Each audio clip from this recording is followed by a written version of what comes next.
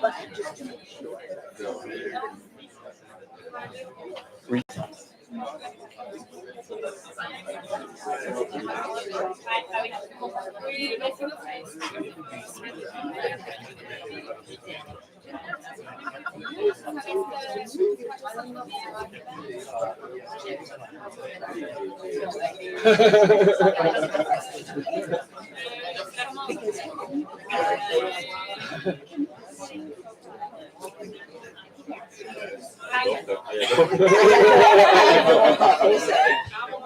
And you get to know better than Renee, right? Doing that. Quite well, considering that. Considering the kind of gap between we're working.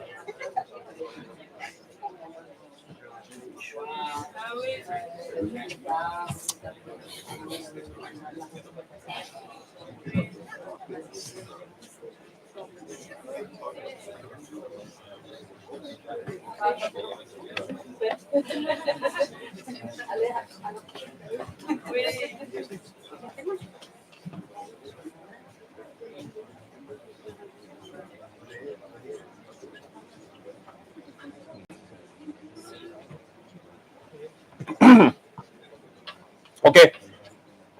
We are looking for the technician because the mic is not working. Just before starting, a message to the work package extra leaders. Oh. Indeed, but not the other one actually. Okay.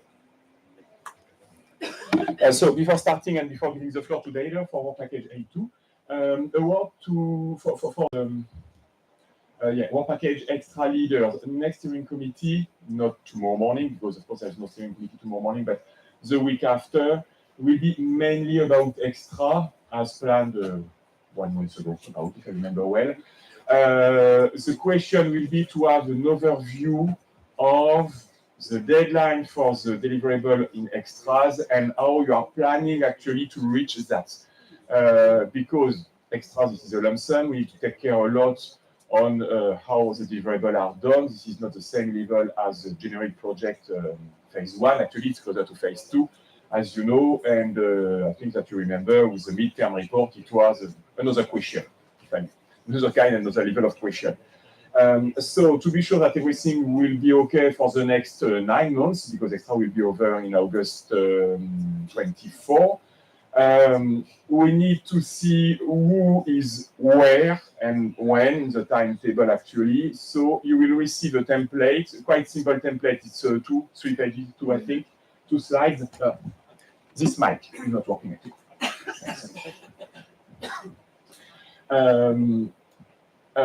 Just to fill in with my deliverable are due on.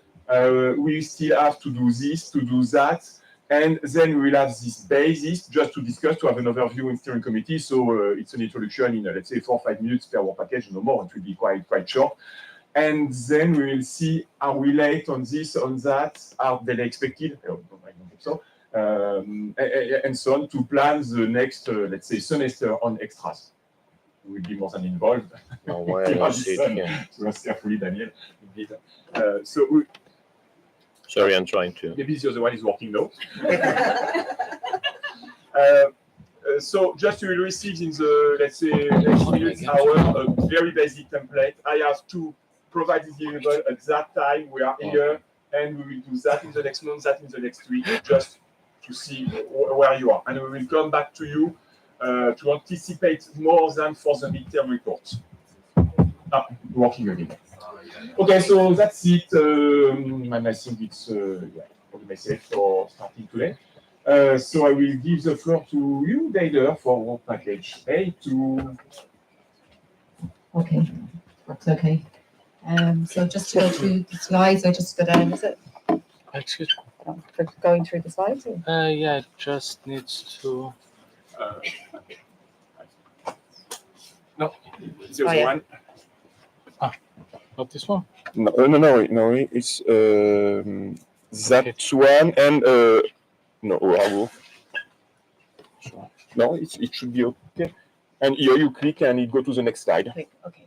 with the how it should work. Yeah. Okay, great. Okay. So work package 2, transitions and society, and what does this mean? And I haven't figured out yet what this really means. And I think that's probably where we should be now with transitions in society, because it's probably the most transversal work package. In the last bit, in terms of inclusiveness and embededness, we had a load of deliverables to do. So we knew exactly what we needed to do. We had to pull together, we 3 or 4 deliverables for each task. But this one, we've written it in a way that we need time to think and time to listen and time to talk to each other, and time to figure out what does transitions in society mean. So in terms of the structure of the work package, just see what's on. Oh, wait, because I moved it. So sorry for that. Okay. Yes. Yeah, it should be fine. Yeah, the jacket first.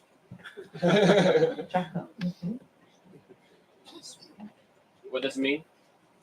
That you have in your hands the responsibility of more than €1 million. Yeah. This Okay. is the cost of this work package. To change the society. Yeah. Well, what I will say, even though I don't know exactly what it means yet, and we're still trying to figure it out, and we have a 1 year, I think the first milestone is in a year to work out the frameworks, is that I find it a very exciting work package. I'm delighted to be involved in it. I think it's one that really has an opportunity for change, an opportunity for us to really sit back and think and listen and figure out what we mean in terms of EUt plus Accelerate and what we mean as a European university. So I don't need to have all the answers today, and I don't have all the answers, but I will say that we have some really competent and really excellent people that are involved in leading on the different tasks, and I very much look forward to working with them. And I see the work style probably changing, because I felt in the last work package I was very much leading and involved and in every task and every deliverable and everything else. And of course I'm there now, but I am drawing on people and their expertise in terms of the tasks. And I see this time, because we're developing frameworks and figuring out what it means in terms of the digital transition, in terms of multilingualism, that it'll probably be more of a reporting thing and stepping in if there's problems or whatever, but actually really relying on the really excellent people and the excellent partners that I'm delighted to be working with over the next 4 years. So now I'll try to change the slides. Sure. Yeah, just maybe. Arrows. Oh, arrows, okay. Yeah, maybe we can just. Yeah, just Okay. just.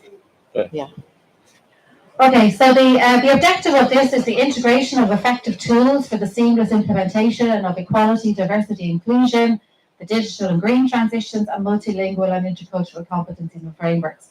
And we haven't figured out exactly what those tools are yet.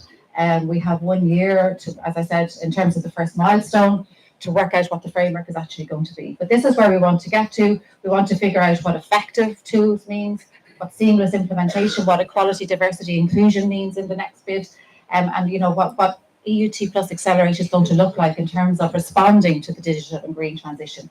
And 2, multilingualism. We know some of the challenges from the first call in terms of multilingualism, but really an intercultural learning. And I'm delighted to be working with TUS, and that who I have a great experience from learning Bulgarian in the Languages for Staff initiative. But we're going to tackle those issues and those challenges again and try and really resolve them. So in terms of transitions in society, as I said, EUt Plus will champion the ongoing transition to a just, sustainable and equitable society. That's how we summarise what we were actually going to do. So we're going to look at fostering capacity building, through looking at other funding, but through relying on our own expertise and our own partners as well. And also the institutional development of EDI and multilingualism. And I think probably one of the differences with EDI in this section is that we'll also look at it across EUt plus Accelerate at EUt plus level, as well as the organisations, where we focused really on the individual partner organisations in the last call. We bring it up to that level and kind of have it at both levels in this call.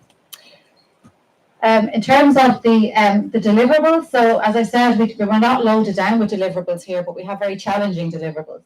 So the first deliverable, 2.1, is as I said, the milestone, which is important, is I think after the first year that we have developed a framework on that will respond to the digital and green transition, and also EDI, and by year 2, I think a framework on multilingualism and interculturalism. So the way that we structured this work package is really like delivering the frameworks as milestones, but midterm audit halfway through to see where we are in terms of the establishment, implementation of environmental, social and governance frameworks. And then the final deliverable is the final audit. That's just the first deliverable. Okay, 2.2 is a final audit at month 48. These are the metrics of the first deliverable, and well, these are the global ones. So you're Yeah, expected to yeah, meet yeah. to some extent at the first deliverable. Yeah, yeah. So the metrics in terms of the, so we still have, obviously we have firm metrics there. So we have metrics around the mapping impact of sustainable development goals with target for 80% or more. I presume that work is going on in individual partner universities already. It certainly is in TU Dublin, but also looking at tools for metrics and tools for measurement. So we'll draw on those, on the expertise of different partners on that. At least 50% of research outputs will be mapped to the SDGs. We kind of do that already, so we just need to make sure that we're really on board with that. At least 50% of EUt plus curricula will have intercultural competencies, and at least one capacity building activity per year to the digital and green transformations. And we have challenges again on language proficiency, which was a challenge last time in terms of measuring it, but we've got more time now to try and figure it out and work out an approach to it. So at least 75% of EUt plus mobilities will include courses, and for the federated members, at least 80% of students completing EUt plus bachelor degree will demonstrate being able to work and study in one European foreign language. And then the deliverable too, as I said, is a final audit in month 48 with the same deliverables. Okay. The same metrics, but And then, so in terms of the tasks that we have, so the first task is equality, diversity, and inclusiveness. And as I said, there'll be a focus on continuing the work that's done in the individual partner organisations, where we all have gender equity plans now, and also Equality Plus, and I suppose ambitions towards intersectional dimensions. So continue with that, but also work at it on the EUt Plus level. It was an interesting point that Timothy made yesterday about the academic homework that was done by mostly women in short-term careers in terms of trying to finish up. So we call that academic homework. It's something that's actually recognised. So we'll try and reduce that and make sure that there's more balance and more equity. In terms of digital transformation, that's task 2. That ties very much in with Noel and the ECT lab and also the sustainability lab as well. So I think that's very exciting to have those two together. And there is a lot of work done at the moment in terms of sustainable development goals and how one impacts the other. And that also the green transformation and the green office, and then finally fostering interculturality and multilingualism as well. And the KPI for the different KPIs is existence of a harmonizer. I won't go into all them, they're in the bid document, but because I want to see if there's any questions as well. So we have the KPI and share final degree project. We have they're just mapped out into individual slides, the KPIs. Yeah, okay. So if there's any, I'm happy now to have a discussion or take any questions or any pointers. I'll take some notes on that for now. As I said, I don't have all the answers. I'm just thinking and listening, and we're going to be talking over the next couple of months in terms of what it means and what transitions in society means for EUt plus Accelerate. maybe I can ask something. Yeah. So it's a question this time. Better not be a trick one. Because of the nature of the work package, there are different topics, right? Like there are, for example, you can see the categories. So for EDI, so for the green transition, so for digital transition, it is difficult to find, for example, as a VP liaison, it's going to be difficult, very challenging, let's say, to find someone with the proper expertise in all these areas. So how would you suggest that there is this maybe internal cooperation to make sure that the work package goes smoothly and there is awareness and you can engage people in things that are not precisely their area of expertise. You know what I mean? Yeah. Okay, so well, I'd say first of all, in answer to that question, I think that most people are really interested in this, and even if it's not your area, it's not all my area of expertise, but even if it's not your area of expertise, we are passionate about sustainable development goals more broadly and ideas around the European vision for a European university. But in practical terms, what I imagine for this one is that there. Sorry. No. I'm just gonna get to this quick. Oh, okay. In practical terms, Why I ended up doing this? maybe more. Why should we? I would envision more travel and visiting people and visiting teams, local teams on the ground that are working in the Green Office, that are working on funding and research. So for me, I'd say, as a work package lead, there's probably more travel even in this work package than the other one, because it's talking to people and really reaching into universities. not only on the EUt Plus weeks, but actually meeting with the teams there and trying to figure that out, especially over the first year until once we come up with the framework, then we have something practical to implement. But that's how I see it actually, really.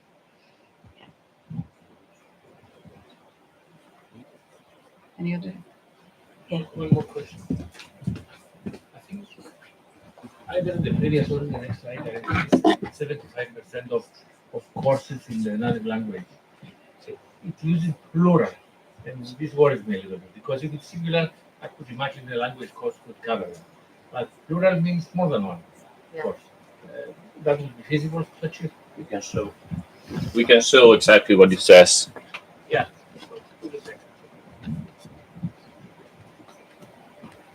So Here, that's the middle. Yeah. So that's a good question, and I think we know that languages and language proficiency was a challenge in the first call, and meeting that, and we still have those ambitions within the second call. So I think that we all have signed up to the EUt Accelerate. We've all signed up to the indicators that are there, and so as I said, we will spend time within for at least the first year of the call figuring out what this means and figuring out how we can try to achieve it. But it's something that we're all committed to. So I identify the problem with your question and the issues that are there, but let's face it, we all did sign up to this, so we have to figure out a way. So, yeah.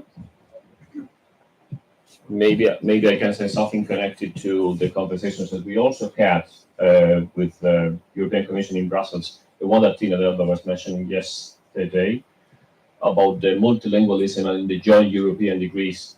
The ultimate idea would be that there are ECTS in the agreements, are actually embedded in the curricula, ideally.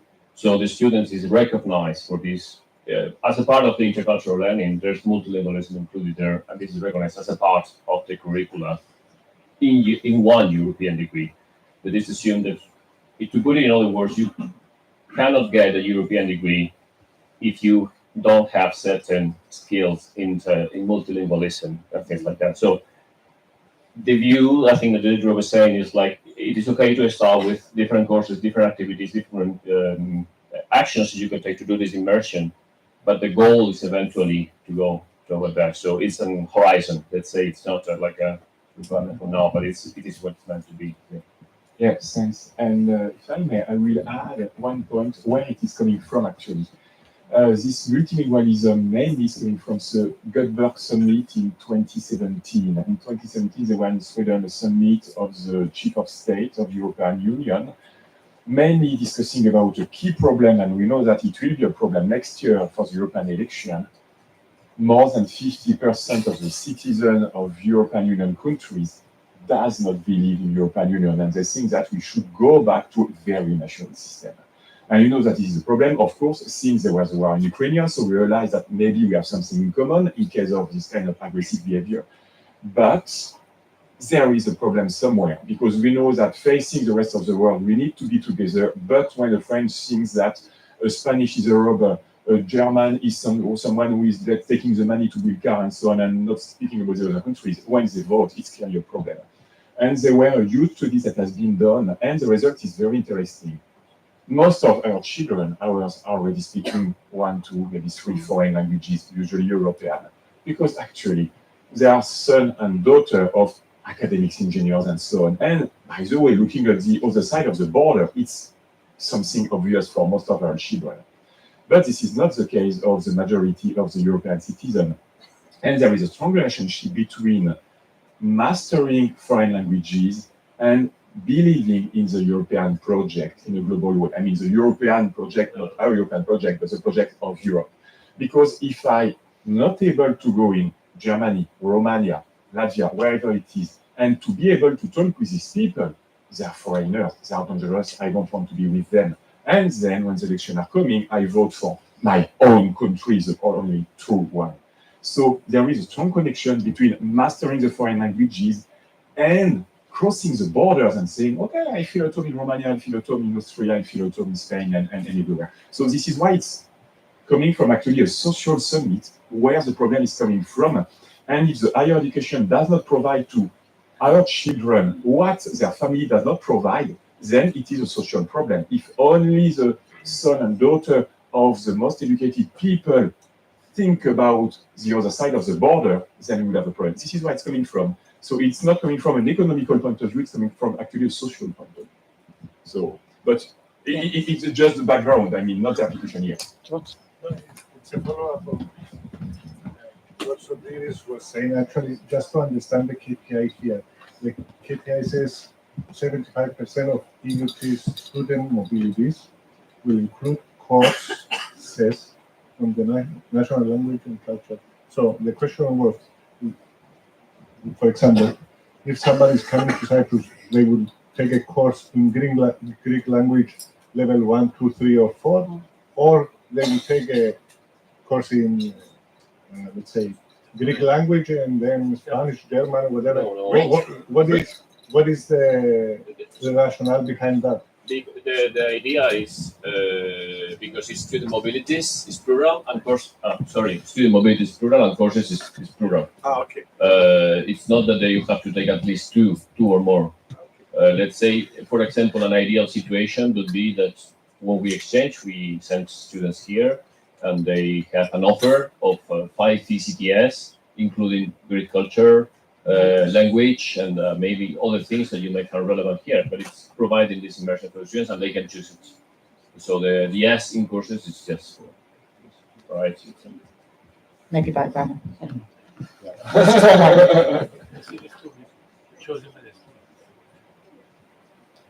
Okay, any other questions? Thanks a lot, Leila. Turn that up.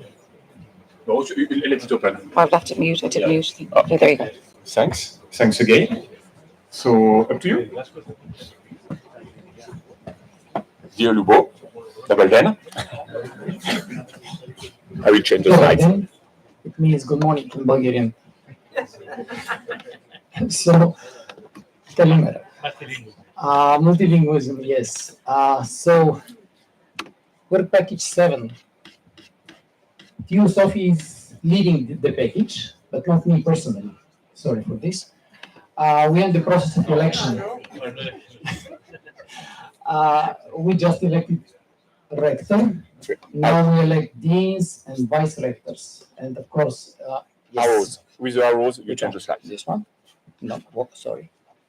Yeah. Probably it will be leaded by our vice rector for education, accreditation, and human resources. Not me personally, but I'll try to introduce the package. Oops, again, wrong way. You see, it's about the same amount as for other packages. Sorry? The money run. Oh, good. Just reach out the right. And I go. Run is the right. So, what is the project objectives? I say objectives, not objective. Plural. Nurturing the systematic engagement of the staff for the development of EUt plus, not comma, but point. With a global quality approach, integrating European standards. Why, comma? It's, of course, the two here are two, let's say, objectives. The first one, staff engagement and human resources. And the second one, quality assurance and all that is associated with this. We have there 4 tasks, more or less 2 of them associated with the first objective, human resources, human development, and their satisfaction of EUt plus. As they mentioned in work package 2, they measure just numbers of staff mobilities. Over here, we are going to measure one of our sub-deliverables is measure the satisfaction of teaching staff and students involved in those mobilities. About first, the 2 deliverables, nevertheless, that we have 2 deliverables, there are many things, many sub-deliverables that should be in it, and I'll stop and I'll point them out when we talk about tasks. Let's go directly to the tasks. deliverables, deliverable 2. Let's go to the task. First, staff engagement. We are together with Rafa over here. Actually, yeah. Yes. I can do everything. As I try to not to do anything. First of all, is they constitute to establish the HR office. It's in the first deliverable, this one. We need over here, as I said, our Vice Director for Human Resources will engage at this. Defined the EUt plus specific human resource strategy and policies when we establish it, and alignment with, of course, all our principles. And by the way, it's not mentioned everywhere, but we should subdivide again human resource concerning academic staff and human resource strategy for researchers. It's a little bit different. It's not mentioned. I pointed out in the presentation below for accreditation and for quality assurance is different. That's the first task. If you'd like to add something, Zero. If you'd like to add something here, no, not for the moment. I think it's time to the human resources responsible from all universities to start working Yes. together, because we have a lot of goals to develop in the next 2 years. In the first phase, we developed human resource strategy. It seems to me that all of us have it. It seems to me. But we check it afterwards. But maybe it's I think it's relevant to comment that in the work plan of 2024 for the Director General in education, this was one of the 3 things that were mentioned: human resource strategy for in the European dimension. So we all have our strategies for sure. They are probably not harmonized towards the Europe. Probably not. They are definitely not harmonized towards the European career. And this is a huge work. It's going to be very important to pay attention to what's coming as an output from the European Commission regarding that. And we know COARA and human resources strategy for human resources in the part of the research also is going to be key to make sure that people can get engaged. So that's a. And if I may, there is a connection between the quality and that. When we think of the quality, we are not only talking about the programs and education part of this. It's also the institutional quality. It's considering the fact that how are you engaging the staff? How are the staff actually participating in the things?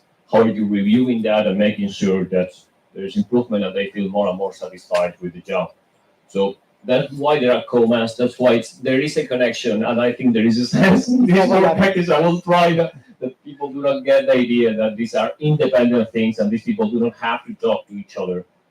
Because I would say that there is actually quite a connection there. We could not approach quality assurance from the institutional point of view as an alliance if we don't take into consideration the career of the staff that are actually building the alliance. Yeah.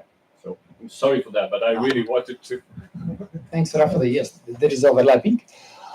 Quality assurance. If you remember yesterday, Tina said that quality assurance is very important issue, very, very important issue. And first of all, implementation of standard 9001, all this development of quality assurance team, quality concepts. I would say that first we have to do the point 3, development of quality policy, and after that go to installation, development of quality measures, but we do it within the package, all this stuff. Over here, we need, again, quality assurance for education, quality assurance for researchers, for research, quality assurance even for the systems that we use. It's quite institutional, yes, it's quite broad area and quite complicated. We need a very strong team here, and we need to work really, really very hard. Accreditation, again, very important issue. I have heard that that in work package 2, they made informal meetings about the accreditation. It's complicated. There is European, let's say, recommendation of recognition of accreditation among countries. And if anything is accredited in one country, it should be automatically recognized in another country, but it's not all the times like this. So we have to work very hard over here. It's a huge job. It's a huge job. You know, in my country, last accreditation, institutional accreditation, the number of documents was like this about. We printed. They need to print copy. We need all to harmonize this. What is important, because we have all these systems. And there was one ombudsman team. For me, it's something new because we don't have it in such a person. In my university, we have such kind of ethic committee which solves those problems, not ombudsman team. This comes from my colleague Rafa from Spain. It's actually not coming from me personally. In the call, well, there was at least a point for this, because in the call it was specified that we need to take care of this thing. And even though the ombudsperson, it's ideally is a person independent of the management, it made sense to ask that it's a little bit connected to making sure that things not only work but work well and smooth. So closer to work package of quality made more sense. So the ombudsperson, because I was talking also to some colleagues yesterday, and they were saying, "What's that?" It's a role that it's present in many universities. It's a mediator. To be someone who is trying to facilitate finding a smooth solution before the problem scales up. There are conflicts that come up. There are, certain policies that are not in place, and then people get the chance to complain. And before we have a procedure and everything is fully standardized, and then we are stuck with actually a very firm way how to handle things. The idea is that there is a team of people who are skillful. They have a soothing effect into their problems, let's say, and they can actually help facilitate finding a solution that will satisfy all the parties. So people who know well the way the processes work, who have experience, who have a, let's say, certain respectable position in the university, and people will listen to them. They can meet with a vice rector if needed. They can invest 1 hour with one student to understand what was the problem.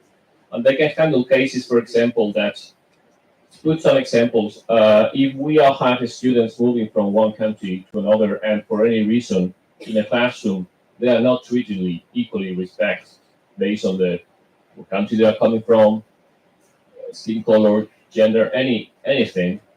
This is something that we should handle very carefully. And of course, we have policies in place regarding EDI. It is hard to put enforcement.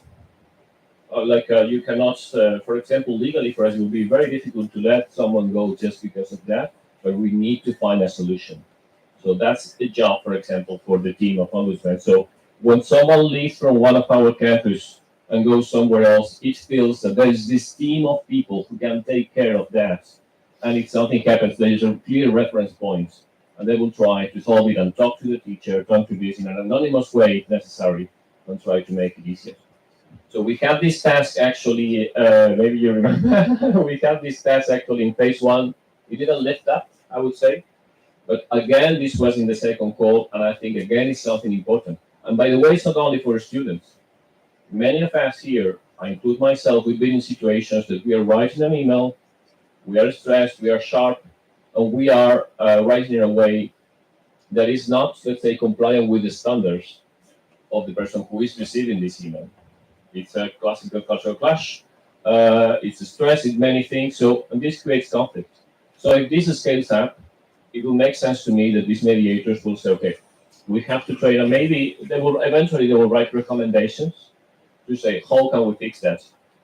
To have certain, procedures, policies, the way they are handling these things, and this is uniform, it will help a lot that the students and staff, when they are in other campuses, they feel more like at home. And that's the point behind that. So I hope it's clear. If you don't have this person in your campus, because this is something that you may think, we were talking with Luba yesterday, we have an ethical committee. I say, well, it's not the same. Really. It's not the same. And this ombuds person should be empowered, and this should be, the rector cannot tell him or her, you should do this or that. No, it's complete freedom and complete access to all the information.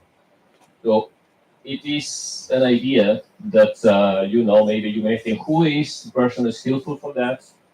Someone, maybe someone who was in a good position, that's got a good reputation among colleagues, who is not so much willing to be in the management of the university, but will help with something like that, with a good personality, let's say, for the job. Of course, this is essential.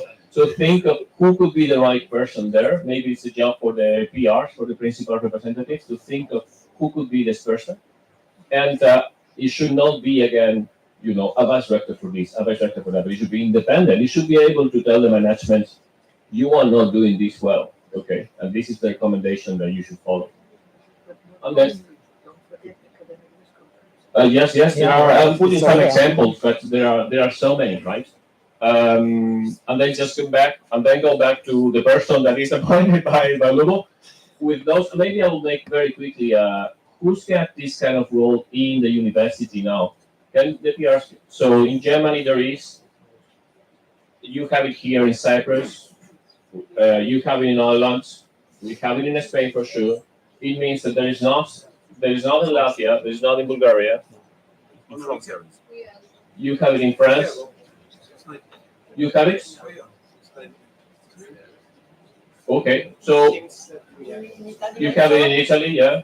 In Romania, you have it too. So only we. So, Only Bulgaria. fun fact, That's why we lead the team. that does not actually. So that's a typical, as I'm doing this explanation, it's a typical case where there is a lot of, training and capacity building from one to another.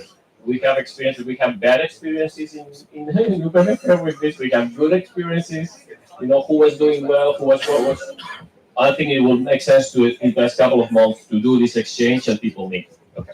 Okay, thank you. As you have seen, this is a huge, hard job to do. A lot of documents. But what is good that we have for all those 4 tasks, we have something.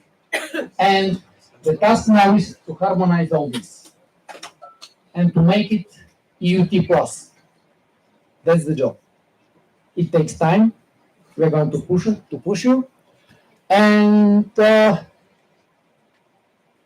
these are KPIs.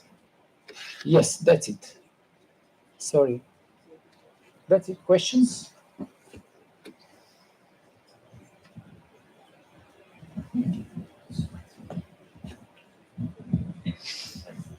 Thank you for a really excellent presentation. And I think what's really important when you think about quality assurance is how it sets standards and how it brings all of us together as a European university. I think this is a hugely important building block. One thing I think just at the next stage, we talked a lot about quality assurance. I think this leads to quality enhancement, which is the next stage really. But in many ways, they are a circular conversation. The quality assurance ensures a standard, ensures harmonization, then leads to a series of actions which enhance the quality of teaching. So possibly in the next stage, you could talk more, I think, about how this will lead to quality enhancement. Okay, yes. Okay. Maybe because it's very much connected to something that we are doing in STICS, Work Package 2 of the STICS, and I know Deidre is actually and Julia Son for that, and we are in the process of defining these standards and guidelines for harmonization in EUt class. In that, and at one point it will jump in, I think, quite nicely here in these definitions. In the current version of the definition, where it is included in these, like in the process, you have not only assessment but continuous improvement and taking action upon whatever you have. So it is embedded now in the concept of quality assurance. So I think it's wide enough to consider this included as well. Thanks a lot. Thanks, Hugo. So just to go on waking up, we will go to the question for the next 2 work packages. So I'm switching the screen. So for the next work packages, the winner are work package 3 and 4.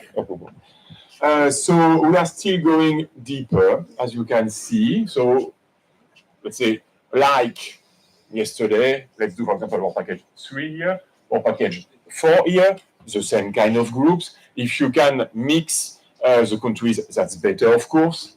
Even I've seen that we have some spot of countries, but okay, try to mix if possible.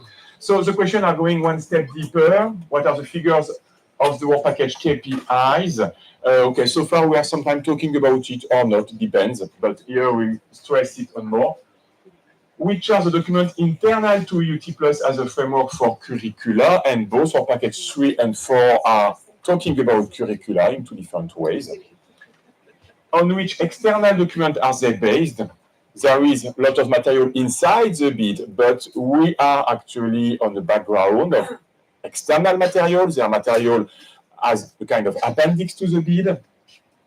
And by the way, what is the relation between the European and the national guidelines? Because actually both are mainly nationally driven, but all together in the European background. So of course, to address this question, let's say the standard basic question on the 2 first slides before, what you did for package 8 and 9, and then 2 and 7 are more or less required, just to have a quick read, but you know where it is in the bid, to address actually this question. So first slide, it was seeing where it is in the bid, then going deeper in the bid, now seeing, let's say, the kind of boundary condition and external document in which we are. So I suggest that we have 20 minutes, so until 10:30, local time, and working like yesterday, if it's okay for you. If you have any question, of course, we are there.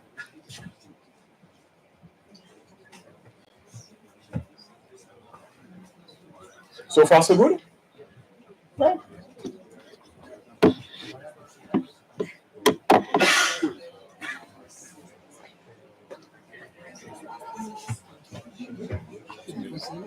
Oui, oui. Il y a des chaises, c'est pas pour la figuration.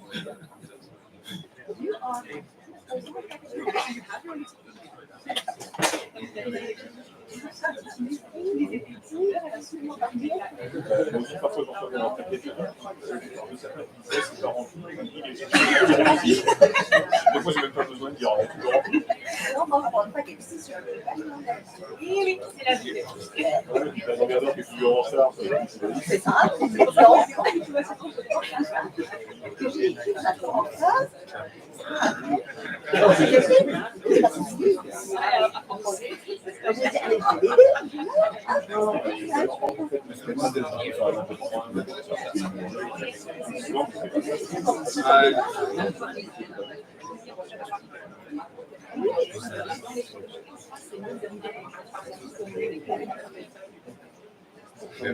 Ceux qui ont pu voir un peu le niveau, encore, du niveau général, du niveau moyen, mais grave, c'est un passage.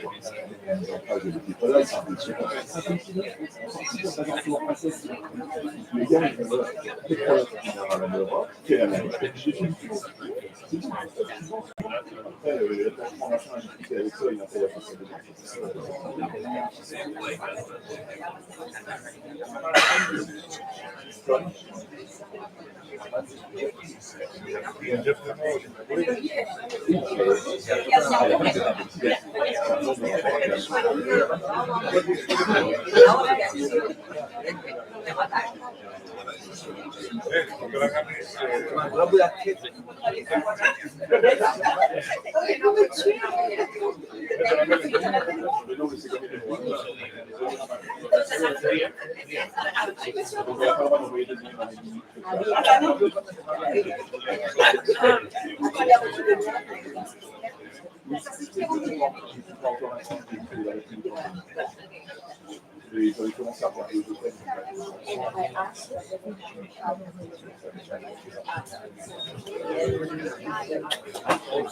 Yes, I am. Yeah, well, work. Yes. Well, what did you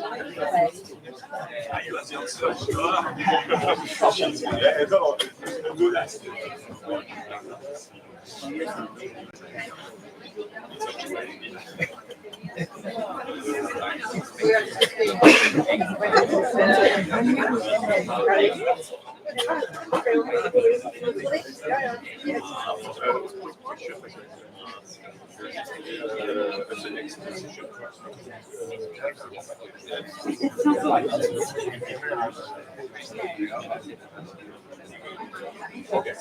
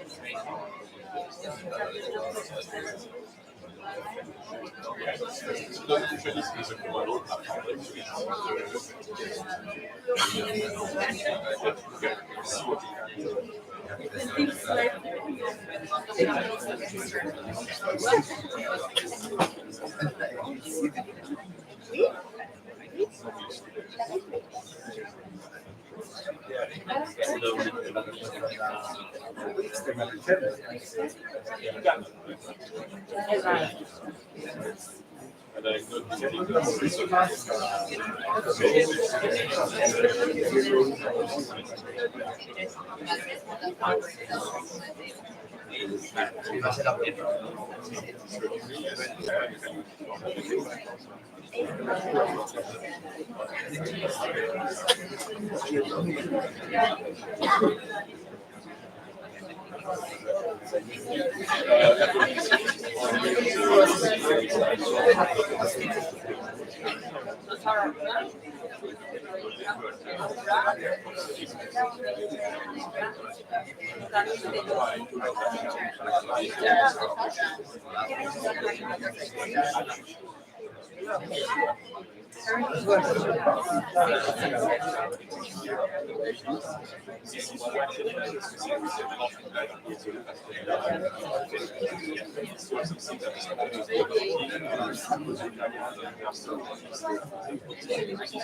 So far,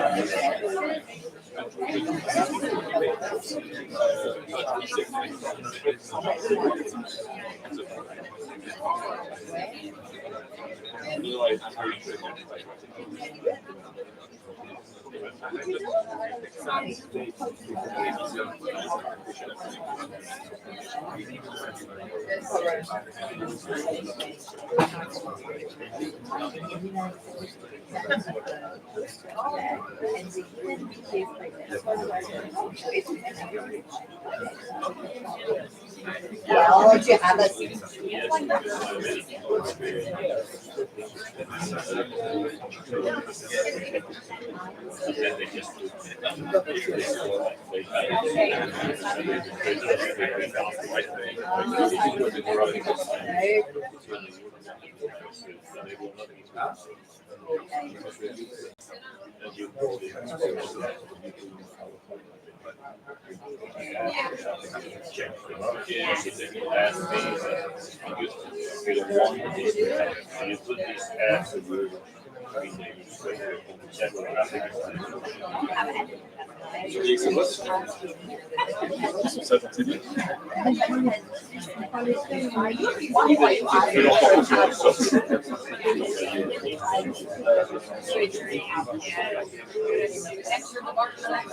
by the way, we have this guy who looked at research that the communication they will like this role could be the this role and for example the guy that has one Germany can take his role and this distribution things there. Okay, because you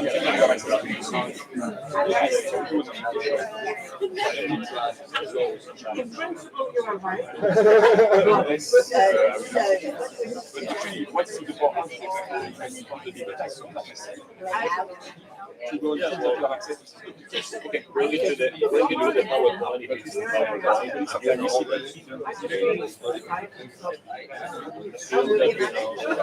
Like with this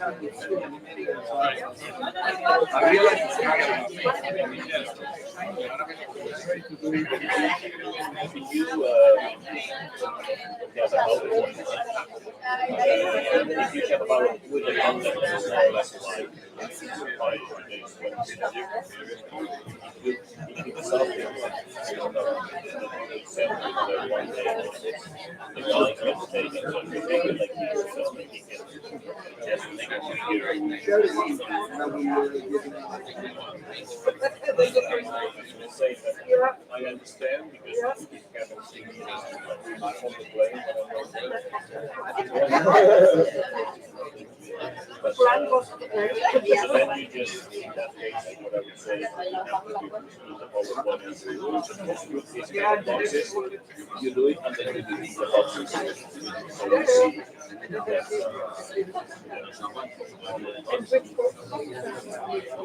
you are in category project.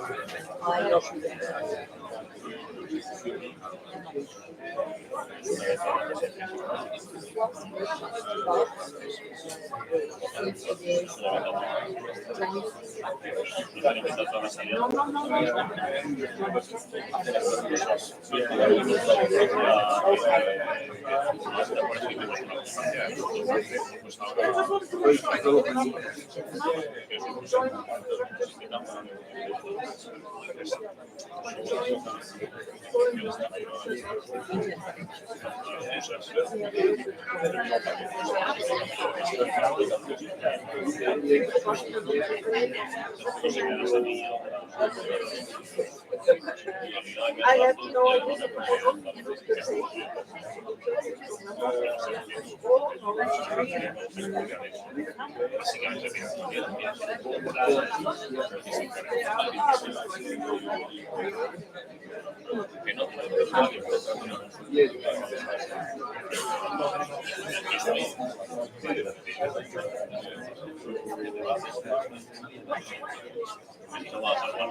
I only know there might be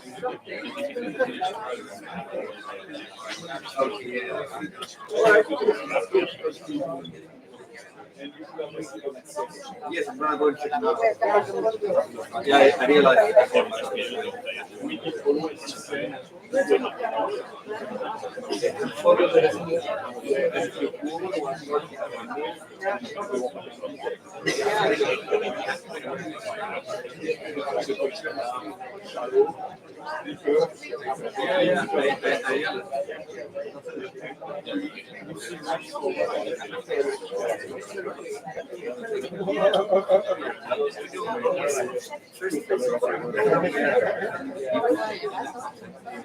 Nada, trabajar.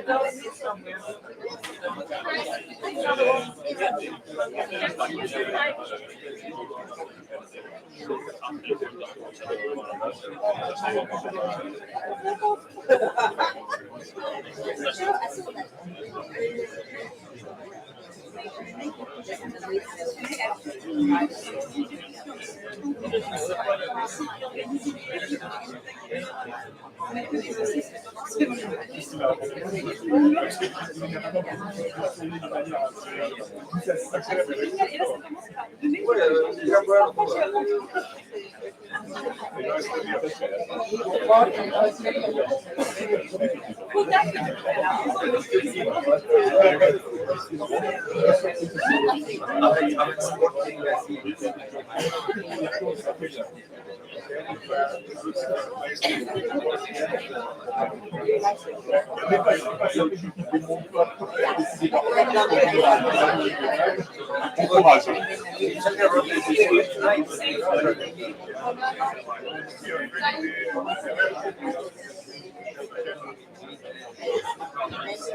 I have a 5-person family.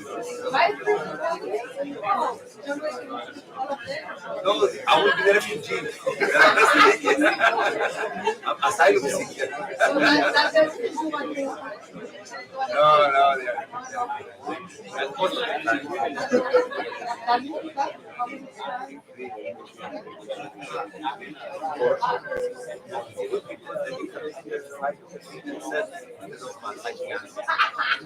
I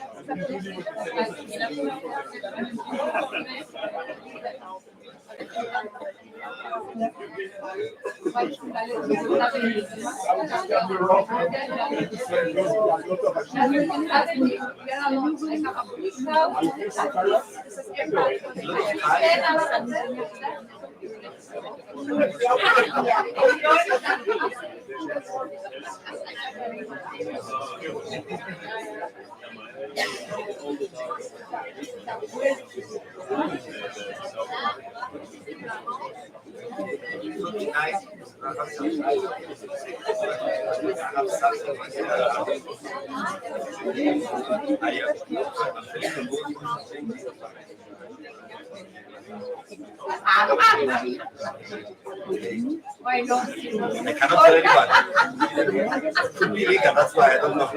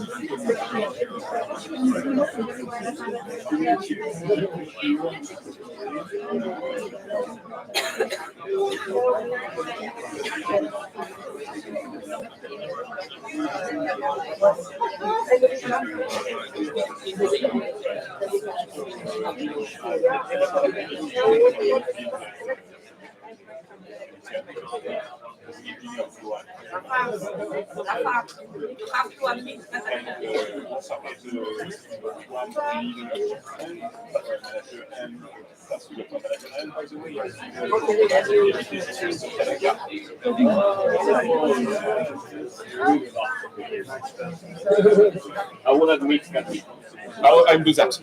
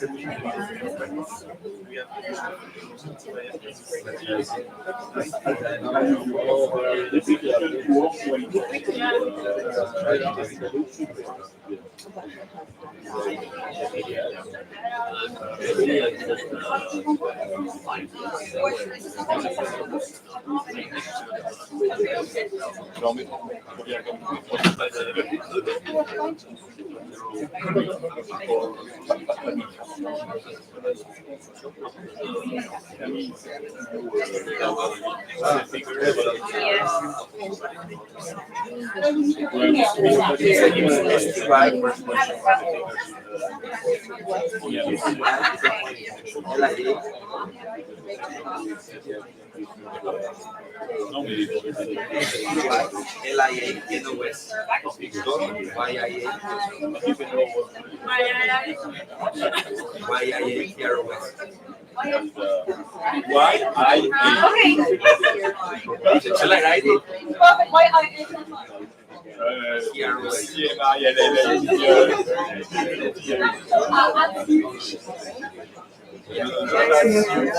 Not AC, not CY. Okay, and then others.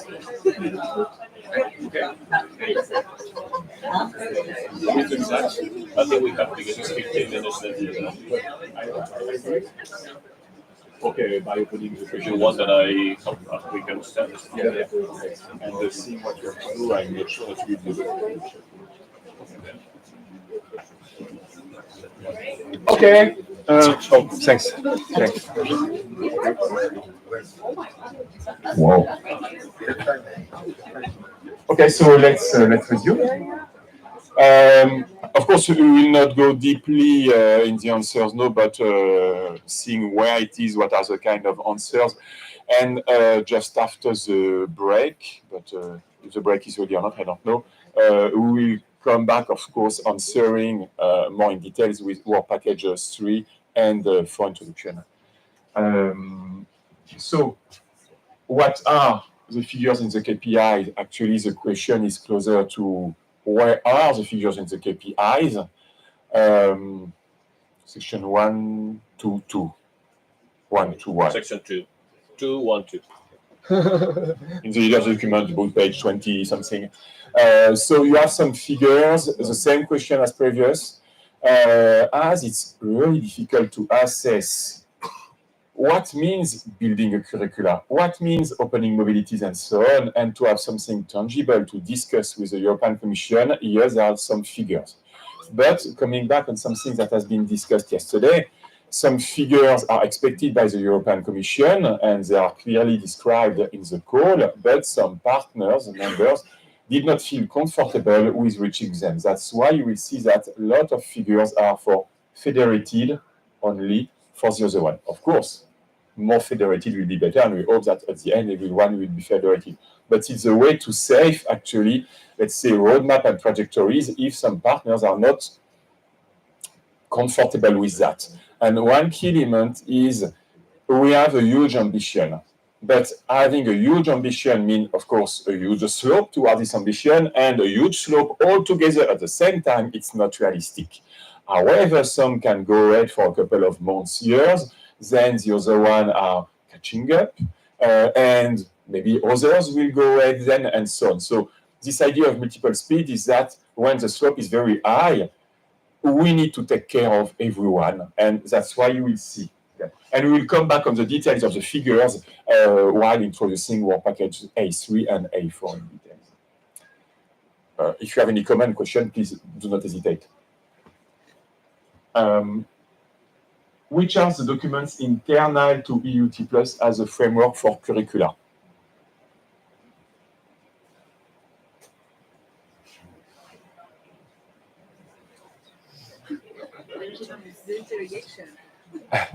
Oh, you have the mic? Please. Okay. Interrogations are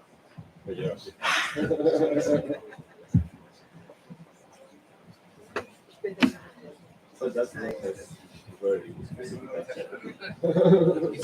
It's impossible for me to stand up because my laptop. Okay, I am Juan Ángel Pastor, Vice Rector of the studies of the UPCT Cartagena.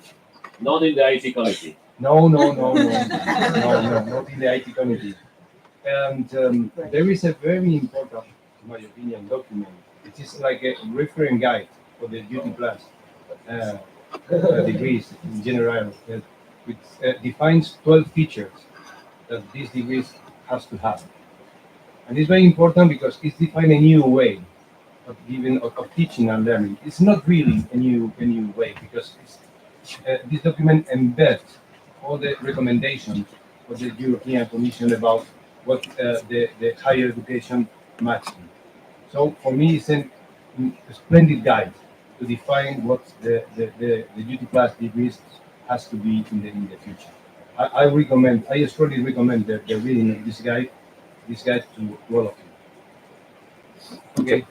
Thanks for the answer. And okay, maybe going to the next question and then giving some insight from that. That's it's a correct answer, I would Ah, say. yeah. Sure. But just to if someone else did not find it, just to make sure that do they know how to find it? Do you know what to do in case? Not to leave it like this, like, okay, well, I didn't know that. So how can I find it? How can we? They are in a footnote of the deed. We try to care that you can always download them, but sometimes we have broken links, so we take care of that. They are here or there in the, let's say, old Work Package 3 spheres. If you go on Waller on the, let's say, intranet part with the fundamental documents, working document, you can find it. And in parallel, we are working, but we not yet have the solution that is the right one, to have a kind of wiki inside Waller so that you can navigate in all these documents in an easiest way. Because there are many questions asked here, there are many links to documents, and so far we know that the document is in many places. When we update the documents, when there are new release, sometimes it's updated here and not there and so on. So we are working in parallel to have a kind of wiki, and you start with a question if you like to go deeper or to something else. It will be possible, but not all the technical questions are solved for that indeed. And yeah, this is reference guide. We try to put everything. Actually, this is not the only one document, but as a framework for curricula, it has a lot of images. Yeah, something that has been done about 2 years ago. This is version 1, but maybe in the next years we'll have version 2 or 3 when it's going deeper and when new feedback is coming from the European Commission. Is there any question about this, or maybe we'll come back when introducing Work Package 3 more in detail? Just a matter of language. When you look at the European degree reference card, which is the Waller is both in French and in English, are you talking about Number 2? Number 2. The reference guide has been done in English, has been translated, by the way, in French, but if some of you would like to translate it in other languages, it's more than welcome, of course. And the European degree reference guide, you call it an internal to EUt plus document? Yeah.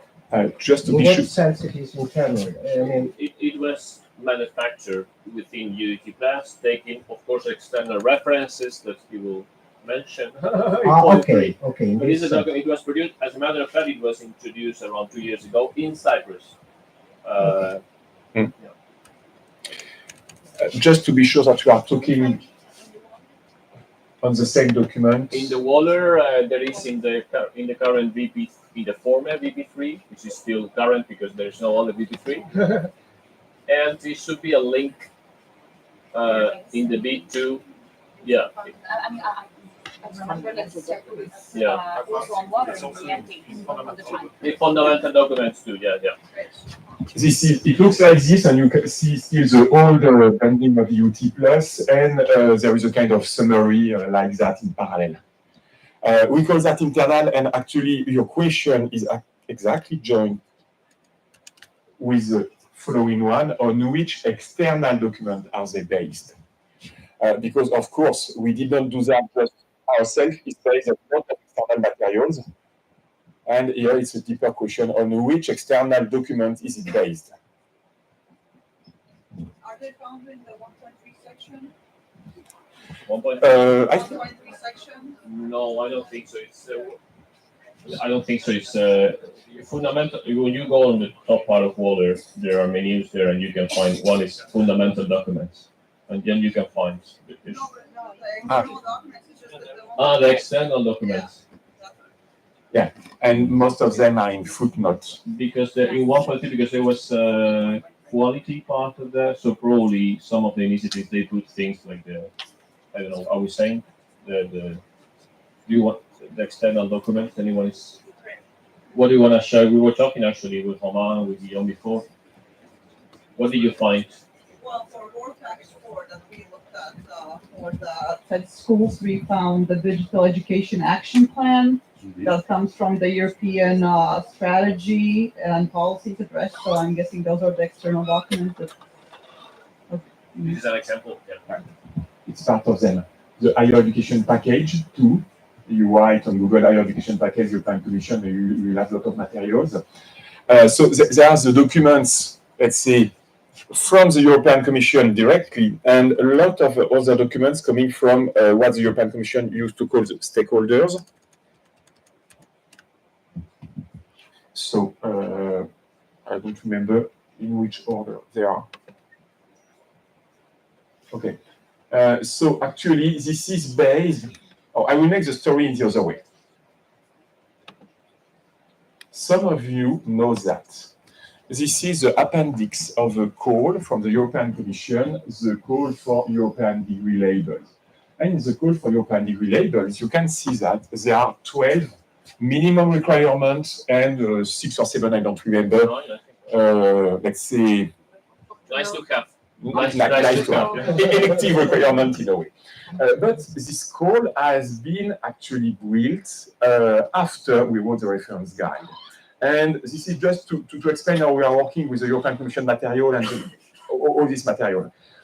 Why and how did we actually wrote actually a reference guide before that formally we get this information from the European Commission? Because the way the European Commission is working is the following. And it's true for research too. Here I'm taking the example of education, but in research it's true. And when you have colleagues actually who used to have a lot of research projects, it's because they are doing it like this. About 2 years ago, the European Commission shared with us just some insight about what can be a European degree. It was in 2021, if I remember well, beginning of 2021, but nothing official, just discussion with groups here or there. I mean groups, people in higher education in a way or another were interested in. And if we go more in details, we will see the following actually. Up. So a list of criteria. It's just a screenshot, nothing more. There is a list of criteria. If you look at this criteria, it was 2 years before the call for JEDI, by the way, where they are going to. And it's based on many feedback on stakeholders, people who has been active in many questions, like this. And underlying principle. So everything actually, usually with the European Commission, is coming 1 to 3 years ahead, and we see where it's going to, and then we say, okay, we are going this direction, that direction. It makes sense for this or that. The enablers, and actually the list of these enablers is very close to what is now actually connecting JEDI and the other projects at that level. And in research, this is exactly the case. I heard sometimes some people to say, oh, I would have liked to apply to a European project for research, but I don't know which one are opened. And my answer usually is, it's very easy to know which are open. There are some mailing lists, you subscribe to the mailing list, and weekly you will receive the list of projects that are open. But it's almost useless to do that, because if we want to be successful to a European project, it's really true for Horizon Europe, but it's true for this Erasmus too, we need to be in a way or another in the groups discussing about this. And we can see 1 to 2 years ahead where the trends are going to. We feel where it's going to. By the way, we can push an idea on another. So it's always welcome when in a call there is one of our ideas. It's easier for us. And we can build the network before. We can think about what we will do before. We can have riper ideas. So actually, to be, let's say, in the mood at the level of the European Commission and what is happening in Europe, having the call is something, but being one step before the calls, being in the group of discussion and so on, it's very useful. And there are a lot of insight coming like this. HRS4 is an example, actually. It has been designed by just a couple of universities who design more or less what it could be. Then it's leveled up to another group of university, and at the end it becomes compulsory. And what is interesting too, in this design period, we can get money. At HRS4, at the very beginning, people can get money to experience it. Then people is pushed to get HRS4 without money. And now it's becoming compulsory in a couple of months, years, it will be compulsory actually to get the European funding. So we get money to check something, then we can check without money, and then it becomes compulsory. So we always have to be as much as possible in these discussion groups. And it's very interesting to discuss with colleagues and so on, to push ideas and to see colleagues of other universities, what they are doing and so on. So it has been done in such a way, based on documents that was absolutely informal, but paving the way to what is happening right now, actually. And this is why we are quite often in Brussels. This is actually to meet the colleague, to discuss with the Commission, to see what will happen in 1 to 2 years, and to push our ideas too, of course.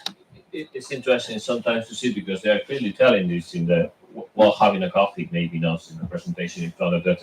We really want to push this idea, so but we need that you tell your member states that this is a good idea. If you agree that this is a good idea, so there is this like, okay, we do a pilot, you push these ideas, and then they can come from different fronts. Let's say they have from the Commission, they have a proposal that already you are doing this work at home in your own country pushing, so there is the awareness, and then eventually it will ease the path in the Parliament and in the Council.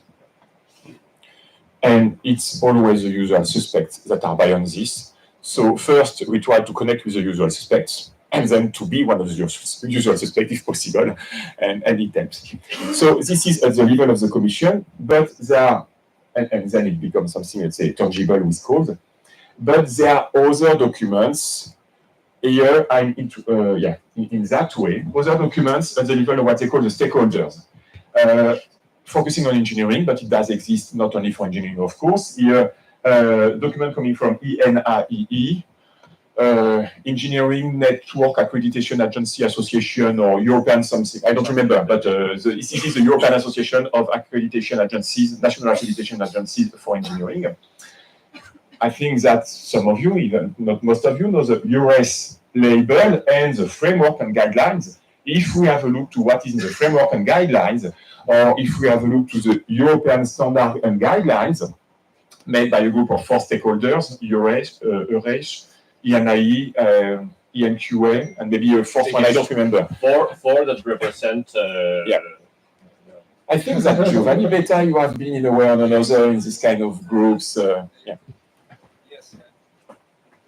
A way to introduce Italian. You come. Giovanni Betta, Università di Cassino. Yes, I actually am the president of the Italian agency that give EURES label. And so I've been in Paris recently to the General Assembly of NIA, and so I can do all the job for us in this direction. All the job, okay.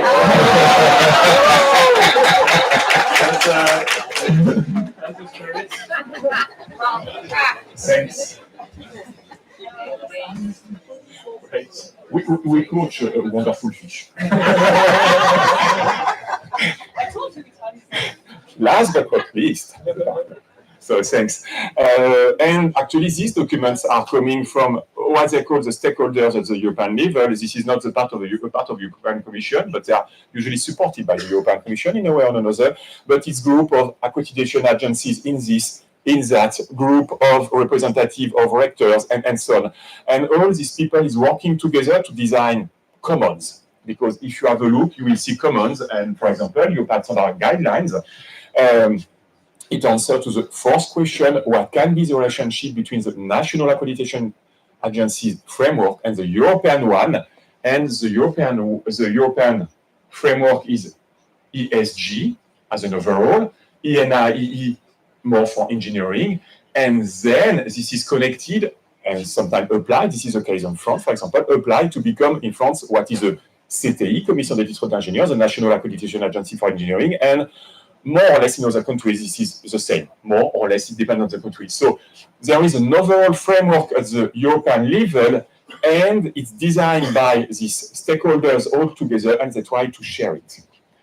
Coming back to one point here, you can see an example. This is an agreement between the national accreditation agencies of mutual recognition of degrees in engineering based on that.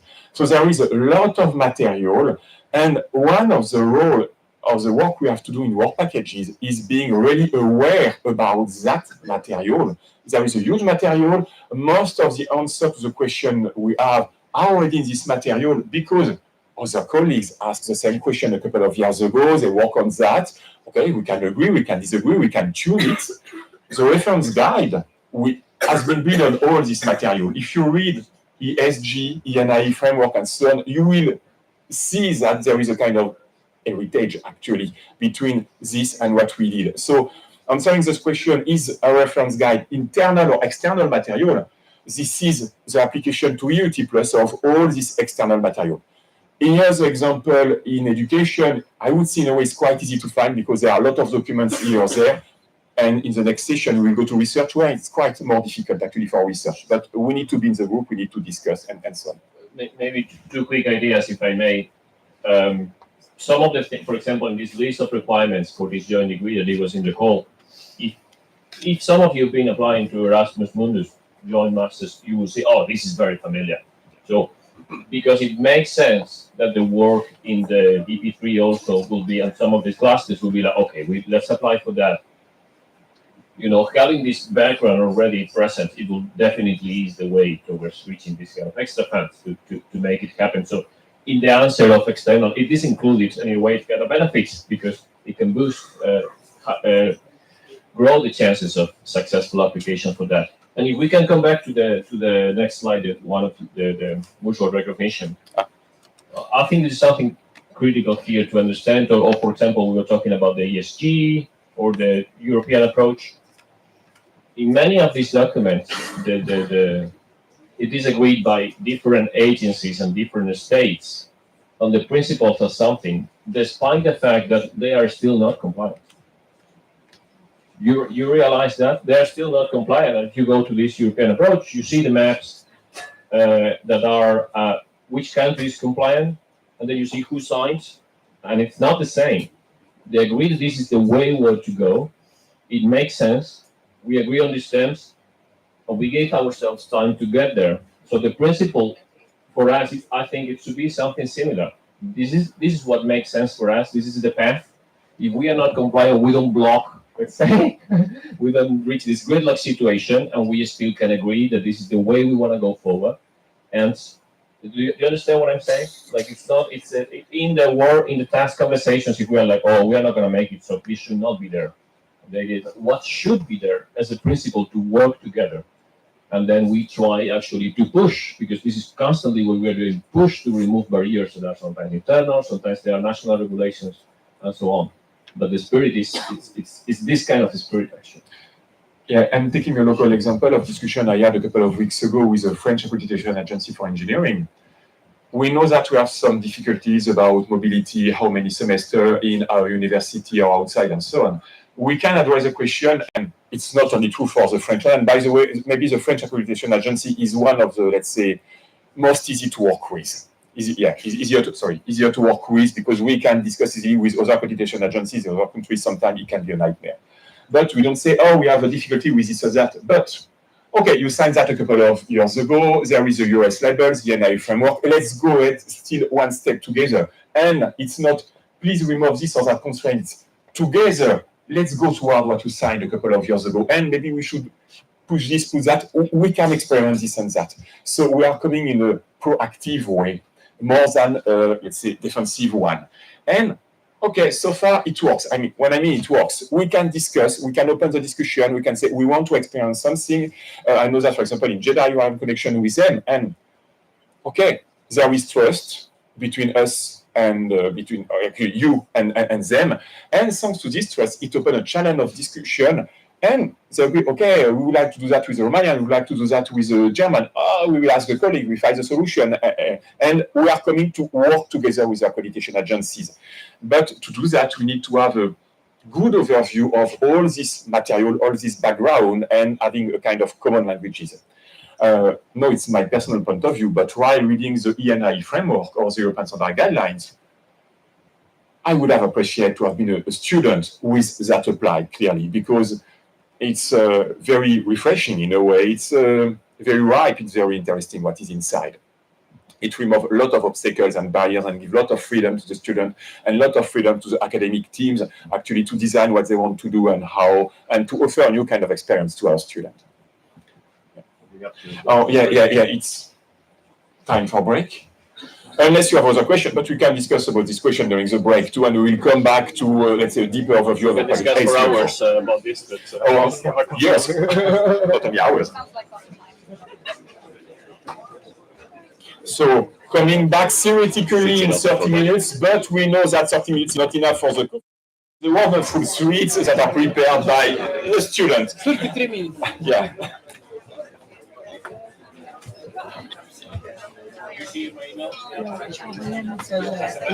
D'accord. En parallèle, tu as mis un message. Ah, bien sûr. Bon, donc, comme il n'y a pas Kevin, je vais essayer de mettre un message ici. J'ai une battre avec un clavier grec. Je le fais si tu veux. Ok. Je vais le faire. Alors, attends, je coupe le son.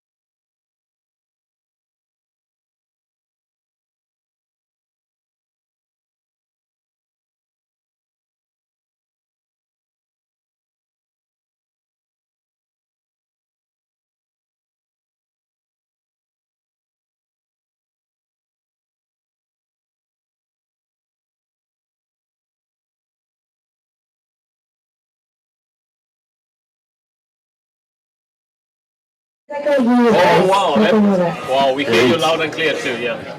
So, hola Eva, hola Catalina. Hola, Timothy.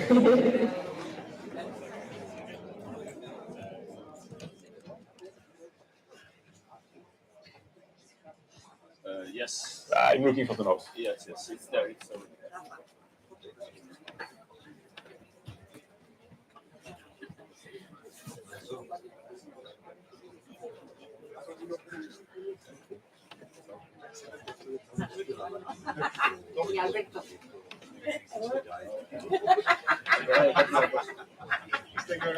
Okay, let's resume. And thanks again for the coffee and the cakes. Very appreciated. So giving just a couple of words about work package 3 and of course open them to questions. But a part of the answer actually covered that. So work package 3, this is an Erasmus scroll. So this is, I would say, the heart of EUt Plus and work packages, like other work packages. The very heart, like other work packages. No, but that's true here, like for the work packages. Okay, so you can see that there is more money put on these work packages than the other one, like for the work package research 2 by Zoe and the transversal one of management. It does not change actually the responsibility of, I mean, the money you have for each member, because each member has the same amount of money, but for work packages that are sometimes bigger in activities, there is a higher amount of money. You use the money as you want, this is the lump sum, but this is the level of responsibility in case of failure for this work package. But you will see that it's 1 million, 1.1 million or 2 million more or less for work packages, depending on, let's say, the size. So the objectives, going on what has been done, because a lot of has been done, like for most of the other work packages, 20 pan-European clusters that prefigures the full European curricula with self-customization study track and full student mobility. Actually, we just bought what is in the code and we put that on our way. This is what is requested, and if you look at the specific objective, it's almost copy-pasted from the specific objective. We know that for some members, it won't be easy at all actually to reach that, but it's a step after step. It's a continuous process, and as we have to deliver some more package, some deliverables with figures, this is a reason why there is this difference between federated and confederated members. The federated members have to reach these figures. The confederated try to reach as they can. But this is this multiple speed system. I know that for some members, it will not be possible just because of national regulations, and not to fail a deliverable because of that.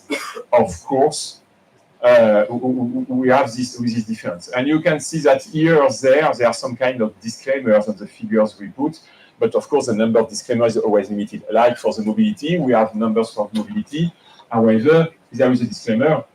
We will reach this number of mobilities if it's supported enough by the European Commission, mainly the KA1 funding, because if we do not have Erasmus funding enough for a student for this mobility, it's not sustainable, of course. So you can see that here there are some disclaimers.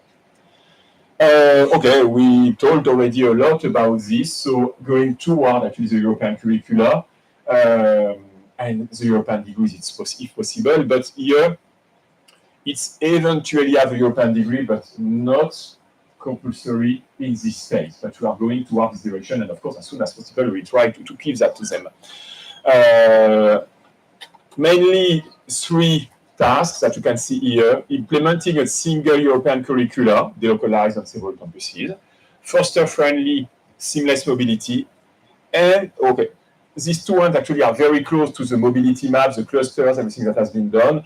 And a third one, normalize work-based learning at EUt Plus. This is a clear question, actually. This traineeship, internship, we know that it depends a lot on accreditation agencies.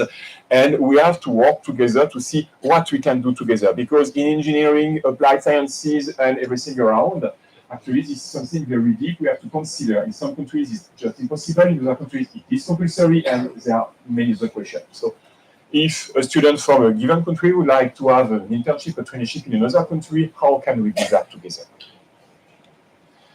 Deliverables, so like for every other work packages, month 24 taking stock of the figures and month 48 giving the feedback, the full feedback on the figures. And we will not go in details, but you can see figures for everyone and for those who are trying to go one step further, but we hope that at the very end, every member will be a federated member. So the figures are related to agreement on criteria, question of accreditation, and of course strongly linked with work package 7, work-based experience, how we can manage that together, and higher figures and question related, let's say, to a deeper implementation of the mobility map and the clusters for the federated members. It's not, you are only here or fully there. Of course, there is a continuation between both, but if for a given member it's not possible to reach these figures, okay, maybe at month 24, this member will not be considered as a federated member, we avoid trouble with commission, and we hope that at month 48 it will be okay then. So this is a way to make a kind of result, but a result not between the member, a result between a level of deliverable and another one to avoid having trouble with the expert. Second deliverable, like every other work package, taking stock at the end and verifying that, okay, we did it for the KPIs. Okay. About the task, this task is very following for those who have been in phase 1, tasks 3.1 and 3.2, focusing on the curricula. And by the way, you can see that for most of the tasks, when relevant, actually, we get, let's say, the driving of the task to a body here or there, not to have here the body and here the people in the task, partly connected, partly not connected. Okay, the driver will be the cluster coordination committees, and what is the role of the work package, what is the role, the role of everyone is actually to scaffold that and to empower, to uncover, so that at the end, this is something we would say self-working. So that the cluster coordination committee are self-working, are doing their job, but we need to help them, we need to channelize them, we need to empower them. And you have seen that in many tasks, the driver is a European Research Office, is a EITTO, this or that, so that we have some kind of bodies that become, in a way, self-consistent and they can drive their own tasks. So in such a way, what we will do for the mailing list, even this one is a lot of coordination committees will see how to do that, but if a task is led by ERO, we will use for this task the mailing list of the ERO, not to duplicate it and to be sure that, okay, the ERO is doing this task, they are empowered, they do it. So this one, actually going deeper in the mobility map, building deeper the curricula, working, of course, with Work Package 7 for quality agency, quality insurance. And, okay, going on, the details of what is in the task here, the goal is not to read everything in details, but to give just an overview. Okay, you have seen these documents here, there, these figures. I will not come back in details, but it's explaining sometime with schemes what we are planning to do, where we are going to. And just as an example, sometimes it can be in another section because we do not have place enough in the work package box or in preliminary section. The question was already asked. Could you explain how we are doing this and that? To explain, and of course, further in the work package description, we just make a link to the description of her. Task 3.2, addressing the question of the physical mobility. This is not the only task addressing the question of mobilities. There are two levels of mobilities, the full mobility for one semester and shorter and virtual mobilities that are addressed in work package 4. If I'm not wrong, I don't remember which task, but it will be introduced then by Caris. So here, this is the full mobility in a cluster. Let's say the standard Erasmus mobility in a way, but going one step further. By the way, we were discussing with the other alliances, what is the difference between what we are doing and the standard Erasmus mobility? Just an order of magnitude. In standard Erasmus mobility, we are exchanging between universities maybe 100 ECTS when students are moving between us and you, for example, at the end of the year, if we take stock, is 100 ECTS. Okay, on craft, it works. Here in EUt Plus, so far, if I'm not wrong, the order of magnitude of ECTS exchange between members is something like 15,000, and we are just at the beginning. So the way we will drive 100,000 ECTS and a couple of ECTS will be absolutely different, like going from uncraft to industry. But we are working with students, so industrializing what we are doing need to be done in a very professional way because we need to take care of every student in a massive system. So this is what is mainly the difference, going from a couple of dozen ECTS to thousands and a dozen of thousand ECTS and maybe more. Okay, here's some figure numbers. I will not go in details. We are expected to go more than 50% and so on. We keep figures. We try to reach the figures. There are a lot of disclaimers here and there. We try to define that as to be as precise as possible in the definition, because okay, we need to put figures, but we need to take care a lot with this kind of figures. So you can find that with the disclaimers and so on upper in the bit section 2.1 or 2.2 if I remember well. We are talking about this on what it is based, actually, internal material that is built on external material. So I will not go more in details here. We told that before the break.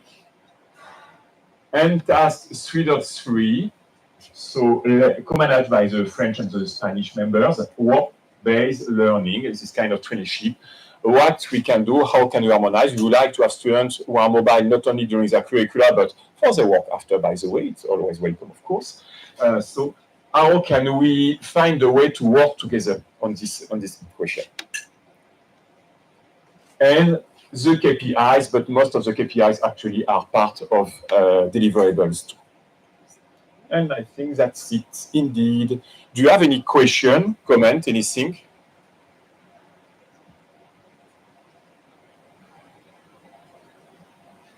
Yeah. Just a clarifying question. The table that you showed with the numbers, percentages of student mobilities, are those within the next period of the year, the percent of the starting period or the previous years? You know, at the end there was a 75% increase. Is it considered increase from the previous year or from the beginning of the 2023? The definition we gave is like, or is it percent of the students and compared to the previous year or the beginning of 2023? No. This is, for example, we hope that in 2025, 12% of our graduated students will have experienced at least one mobility. More or less, it should be written like this in the bill, if I remember right. No. This is not first, unless each student will be always abroad. So if you have a 4-year program and 50 students graduate from that program, you count over the 50 students who graduated. Otherwise, it's impossible. Yeah. Maybe mathematically impossible too. So, did we reach that 4%? No.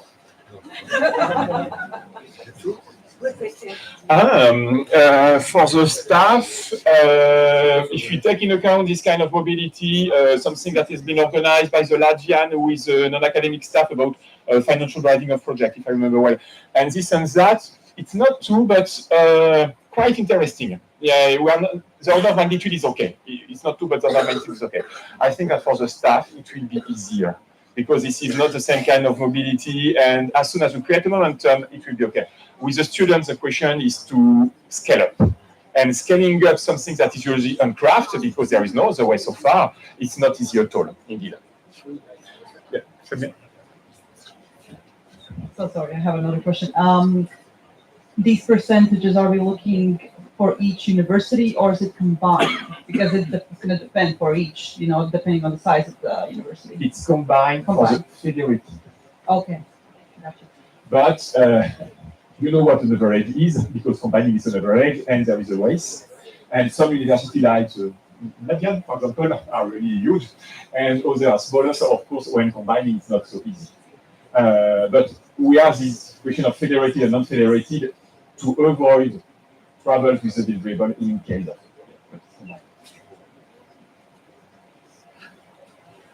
Just a quick question. On the work package 3, you stopped at work package 3.3, is it 3.4, 3.5, or is it 3.3? 3.3 is the last one. 3 tasks. Curricula, mobility, traineeship. And there is a question of pedagogy. If I may, here this is the boxes and the framework, and the contents closer to pedagogy. This is didactics too. This is the question of work package 4. It's strongly related between pedagogy and didactics, depend of course on the structure of curricula and vice versa. But it's so huge that it has been separated. And the question in pedagogy, but I will give the floor to Carlis. Yeah, where you are. To use for package 4. It's more based on the kind of flagship.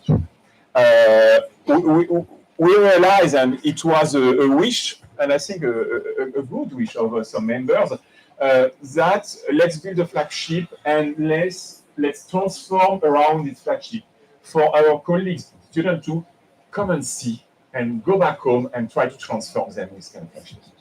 Okay, so I'm giving you the floor because I have another meeting in parallel and I have to leave for 1 hour, then coming back.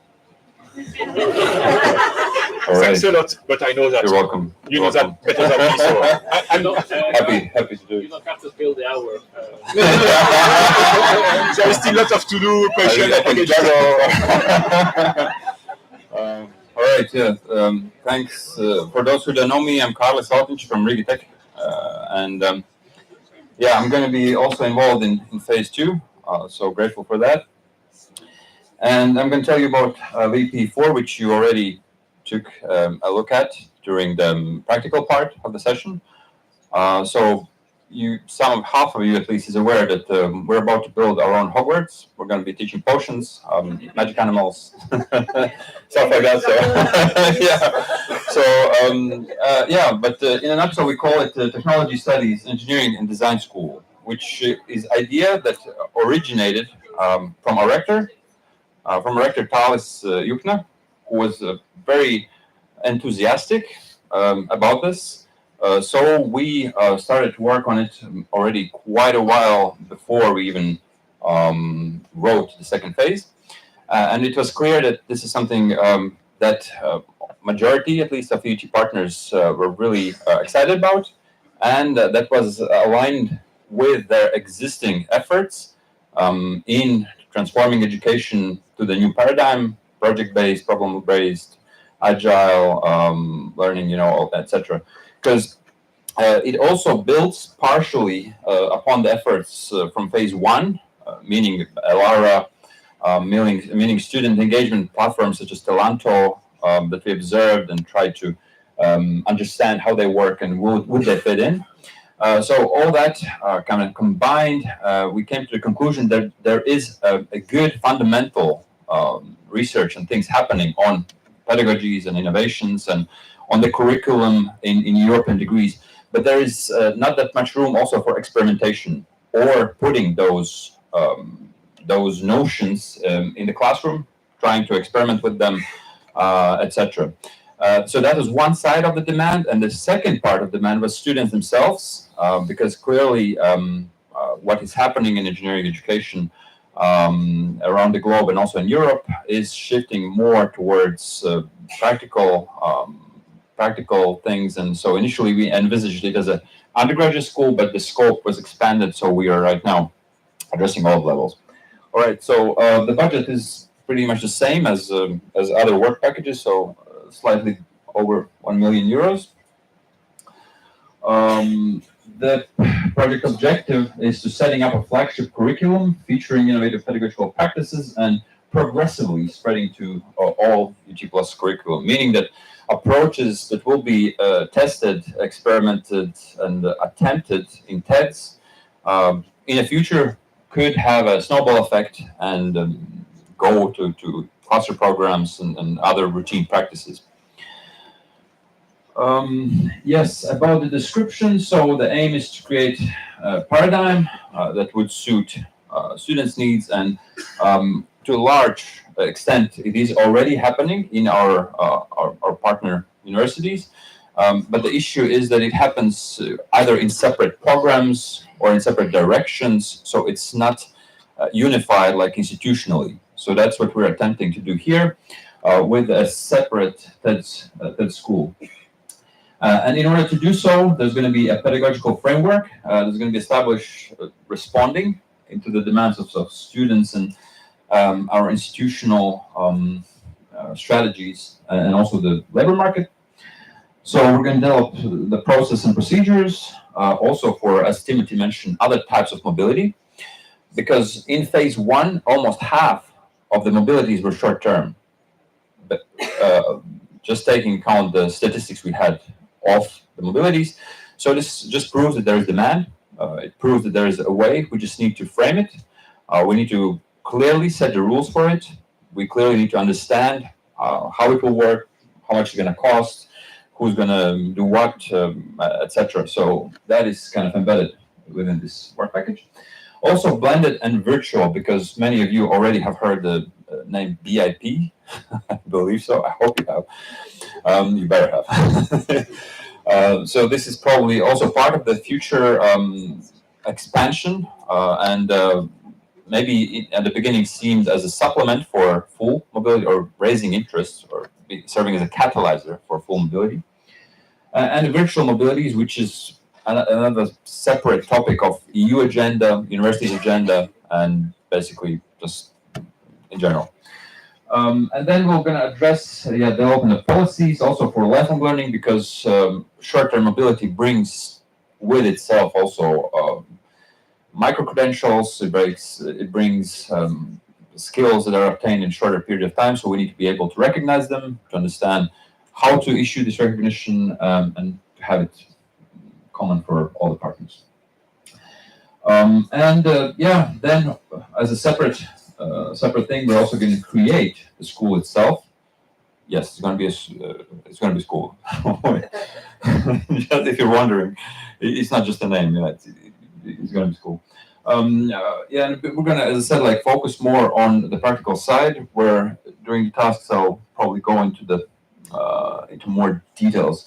One important notion is that, of course, it's going to be connected to existing activities. It's not going to be siloed outside, living its own life. It's going to have kind of conjunction with ERIs, with EU cluster programs, and everything else that is happening in parallel. In terms of deliverables, so the first one, is the framework. As I said, like because things that a lot of people has discovered, etc., and lessons learned during phase one, we can consolidate and again put in a classroom on a practical sense. And so the first milestone is again in the middle of the project, same as other work packages. So we have the middle and the end, where we just take the stock, and at this point we'll be already comfortable with what's going to happen in classroom and how it's going to be handled. The second deliverable is the framework for short-term virtual mobilities, lifelong learning, and micro-credentials. And in terms of tasks, so we have the TED's, so to say, curriculum, so unified study program that will address more or less fields of general engineering, such as like design, innovation, iterative processes, etc. So it's going to be more focused on kind of general engineering notion that is used already, like widely also across the world. And we're going to establish it, addressing the development of this curriculum, addressing question of study tracks. So it's going to involve a self-track as well. And of course, recognition and transferability, as we are 9 partners, so we need to kind of navigate on the recognition and transferability. Second task is the pedagogical framework, which I have been already talking about. And when it is done, of course, we're going to have also capacity building for academic staff. Initially, for those who will be involved directly in TEDs, but beyond certain milestone, also for other academic staff of EUt+. And task number 4, short-term virtual mobilities. So again, developing a concept on how this could work in practice. Then dissemination and installation of support measures, such as like tools, physical spaces we need, maybe some labs that support it, and so on. And then development of a concept for virtual collaboration and coils is again, happening, and we're going to also have experimental setups, or sort of say the demo programs or benchmarking programs, such as would give an example of a good practice and what we are capable of. And task number 4 is lifelong learning micro-credentials. So again, fully understanding the notion of micro-credentials, where it suits, how it can be recognized, transferred, and so on.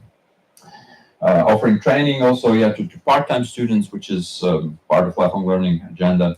Then developing a framework for micro-credentials and flexibly combined credible proof of attendance, alignment with EUt plus study programs, two-way enrichment from course catalog creation.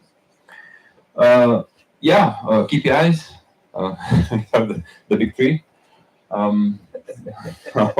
Just not too many. It's a walk in the park.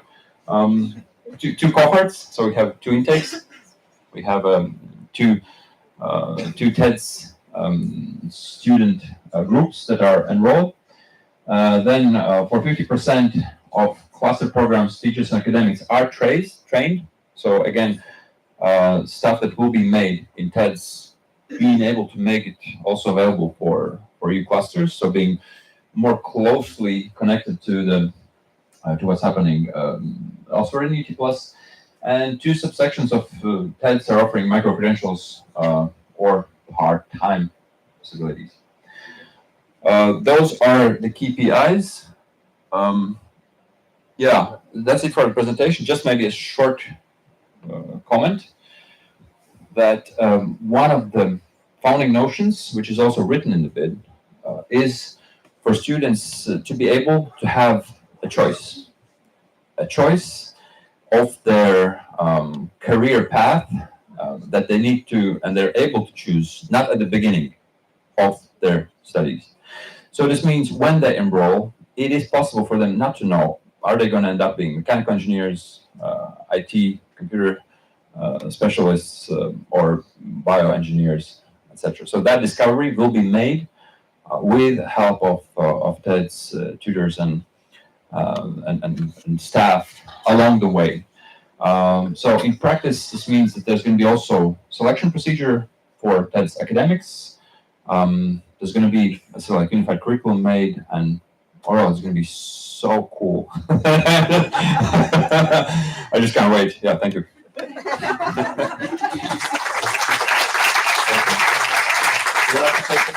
Yeah, just a question. Because I saw 2 terms you've been used. So you say technology studies, engineering and design on the title, but then in the slides it was technology studies, education and design. Which one is the correct one? Yes, the correct one is technology, engineering and design school. Yeah, this is what I assume, but is the text cut and paste from the, or is it here? Because in the text you have in the text of the slides, go back or a few more. You see, establishment of the technology studies, education and design school. Yeah, is that cut and paste from? I don't know. I didn't make it PPT, but if it's cut and paste, and then say yeah. No, but thank you. We'll check it. Maybe it's studies. It's just to test attention. No, but the correct one is engineering, because we need to find balance. There was discussion about the name, and you were part of it, and thank you for that. And I think there's a huge notion that we need to not just leave engineering, but have technological in it, just to widen scope for arts and stuff. And sorry, I don't know what the type was. The concept between having these 2 work packages is that we were requested by the Commission to have all these staff, and at the same time it's very challenging to put all at once in the transformation process from all the degrees that we have now, all at once. So we came out with this. It's Tavis himself had the initiative of establishing this school, like a real school, where students will really enroll and graduate. And when we requested, we were talking, yes, I got it, but the commission is asking, please do this kind of thing, but please make sure that there is a spillover effect. So this goes to the rest, and this is essential, and that's why actually the KPIs are connected to making sure that you connect this with the DP3. Yeah. Sorry? Can you introduce yourself? Yeah, my name is Celulia Bros. I'm associate professor at CUT. I've worked a bit in the clusters and also I will not tell you now what I will do later. I was just wondering, firstly, I think it's an excellent idea for the overspill with the clusters because I think it will also help with the later choices and how they fit. My question was on the cohorts. So my understanding is the school will start with a bachelor undergraduate program. And when you're saying 2 cohorts, it's 2 years. So year 1, year 2. Yes. By the end of is it by the end of the project? So the first year cohort, 6 or year 4? Yeah, first cohort assumably will happen between the 2nd and 3rd year. So yeah. But it's because it's innovative. You could imagine that you have a couple of intakes periods, uptake periods. So it doesn't have to be, like when you are doing like with the startups, maybe I can have one in springtime, why not? And that's fine. That could work too. We run it like that purposely, so we have this flexibility. Yeah. Really? No one? Yeah, no. Please. I know you have questions. I just know. Thanks, first of all, for an excellent presentation. And again, it's a hugely exciting initiative, I think. The question I have is, obviously a lot of engineering degrees are accredited at a national level. And how are you going to navigate this difference which will emerge between a national requirement and what we're aiming for here, which is the European vision? So do you see how you're going to navigate that? And so the follow-on question is it achievable in the timeline that's set out? Sorry? So the last one is it achievable in the timeline that's set out? Achievable? Yeah, because basically will there be a feedback for some of the problems you arise? Sure. What kind of feedback into the European? There's no way for no one else. It's impossible. Who am I kidding? No, yeah, thank you for the question. I'll start with the second one. That's the shorter one. Yes, we'll try to go as far as we can and as fast as we can. So definitely, as maybe Rafa said for the previous work packages, the KPIs that I've set is more to be on a safe side, so they're not exaggerated, etc. So, but it is not the goal. It's just a KPI to hit in terms of project. Hopefully, we go even further than just having 50% of it, and we can go more. So I would say yes. This is definitely doable. We'll just try to go faster. And for the first question, because there was a second part, just a second, about the legislation and how we're going to pair it to national regulations. So we have already observed that the project-based learning and this at the undergraduate level is happening. So as I said, it's just a matter of specific departments or programs that have either separate type of accreditation or something. So we just need to extract from existing and put it together as a puzzle, and that's how it's possible. But then again, there are other ways that people do it, just accrediting in one country and stuff. So there's a lot of opportunities. It's we just go with what is fastest and what makes more sense for this experimental design. But the formal part it's going to be there, but it's not that much of focus. The practical part, but actually going to happen in classroom will be the key. Let's say, even if we can't issue a formal degree or something, we're just going to make sure that classroom everything is happening as we want. So yeah. The mic. Actually, reinforcing your point, because the technology, engineering, and design school doesn't have to issue engineering degrees right from the beginning. Precisely. You have the program, so people who would be more interested in interdisciplinary come in, and then you will be able to gradually, formally enforce and deliver also engineering degrees. But I think you're building the plane as you're flying it. Start with the design graduates and the more technology, let's say, associates, and then you can reinforce it because it's possible. I mean, I know Cambridge was doing engineering. You're hired. I'm only before the beginning, then deliver out somebody. Yeah. Fair enough. We discussed some of these matters also in Brussels, the meeting that Sinadella was mentioning the other day, and it is joint European degrees. And well, they're saying, well, as a matter of fact, you should be evaluating learning outcomes and competencies, and this is a way to go. Of course, there is a challenge if you have a regulated profession, so naturally these degrees will not start with that way because it could be a gridlock. But yeah, maybe a second point. If I know Carlis and Talis a little bit, and I spend a lot of time in Riga, they're gonna do it.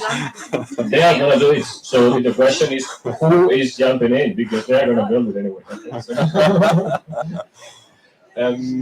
Maybe I'm a little bit concerned about the time. So maybe we need to move forward and catch up with the further questions during the lunch. Is that okay? Yeah. Any other hand raise? If there was a hand raised and I missed, I'm so sorry. No. So yeah, we move now to the questions of 5 and 6. I need to find them. Maybe you can stop sharing the screen and then you can. Maybe I will just do it super quickly. Yes, but no, it's gonna be easier like this. So now you can make everybody see it by scrolling fast.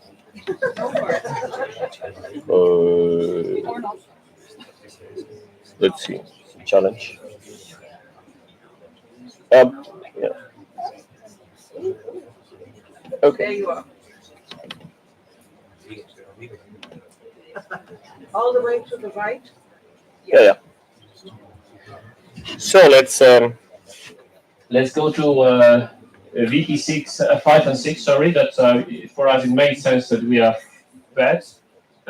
Perhaps you remember 5 is more research and 6 is it would be the, let's say, second.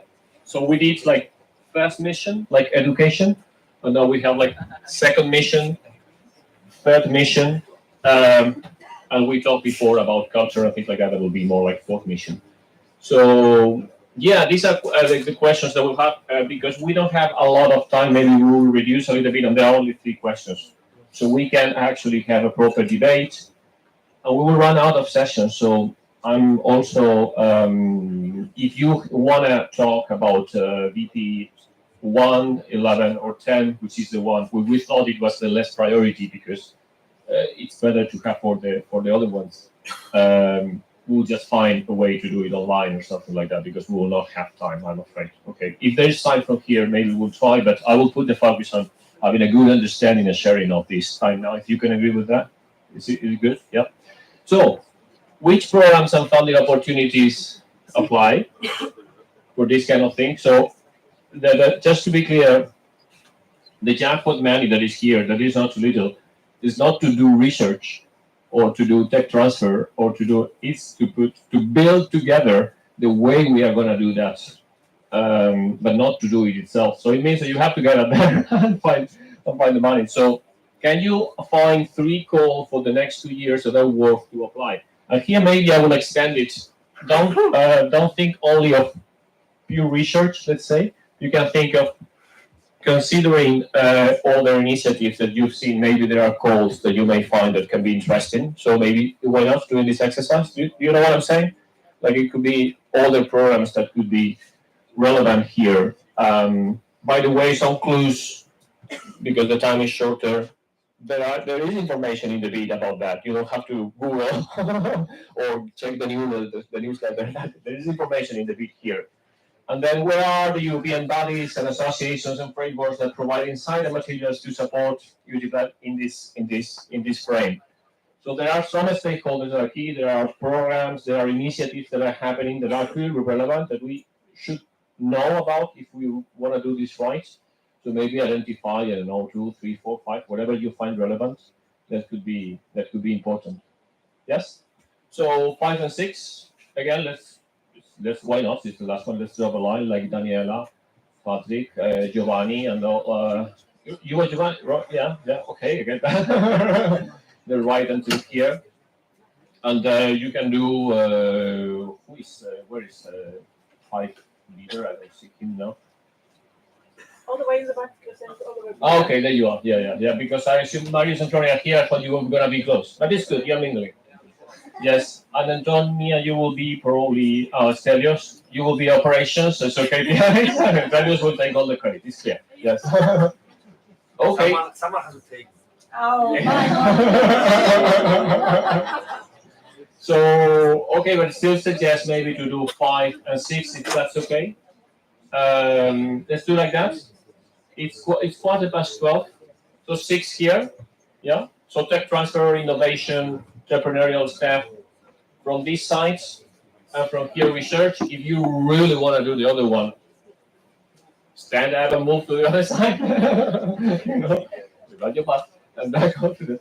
And let's see half an hour. What do we get? Okay, is it good? In half an hour? No, sorry, at 12:30. No. 12:30. At 12:30. Yeah, that's what I meant. 15 minutes. Of, sorry. Yeah. My bad.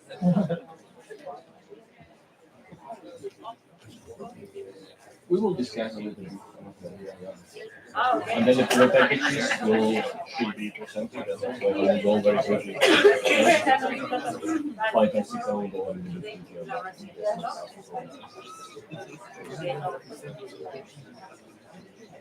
We will do it, but it will run out of time. If I leave someone, I can.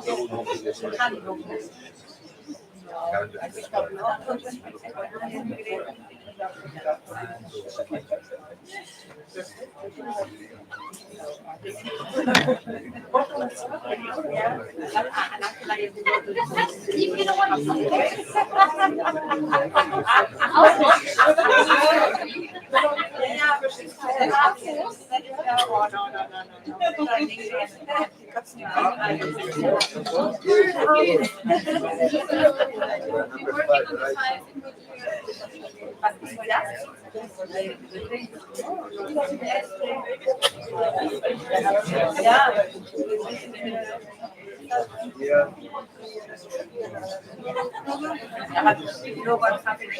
Mine is the same day of my birthday. I was supposed to travel to a place in the south of Spain, and there was a meeting about the transformation and transfer. So I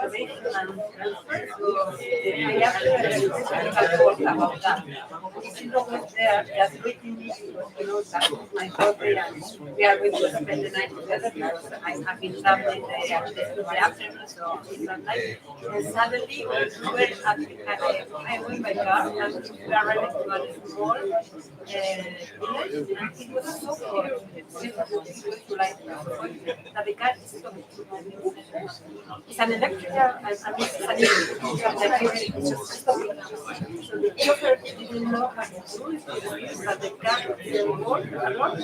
I mean, it works in the electrical way, but not in the gas. So finally, he told me the mechanical and everything. So I picked up the seat and went back to my home. So I spent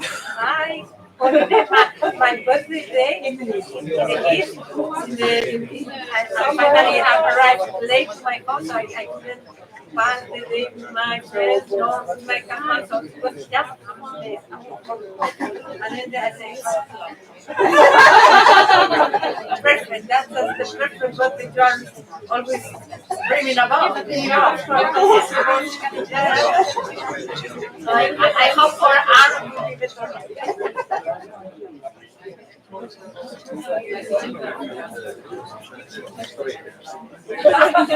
Oh my God!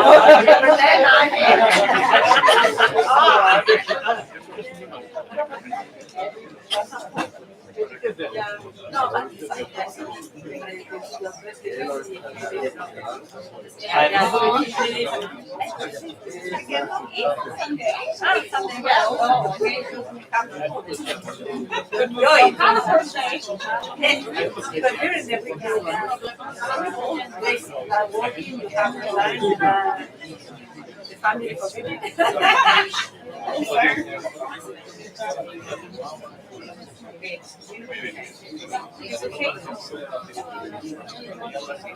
Some kind of like and you ask it to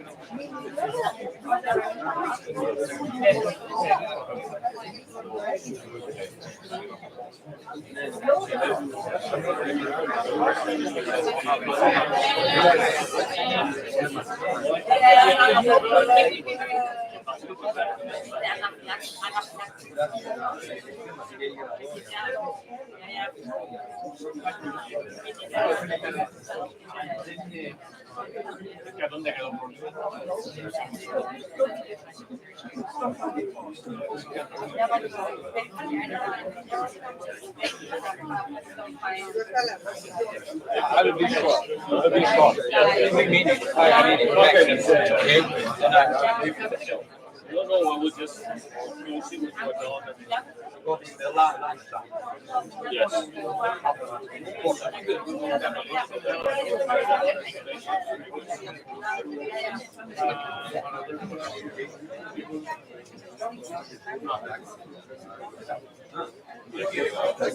Yeah, no, it's not so nice.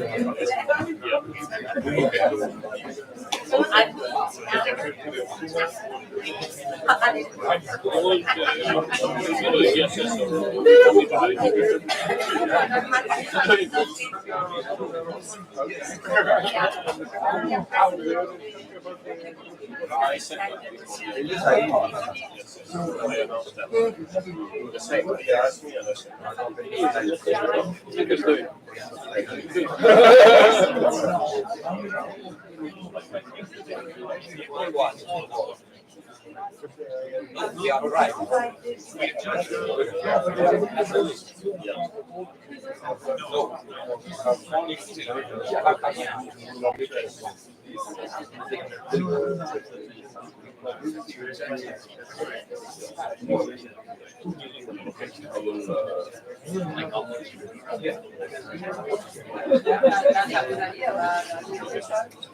Okay, quick question.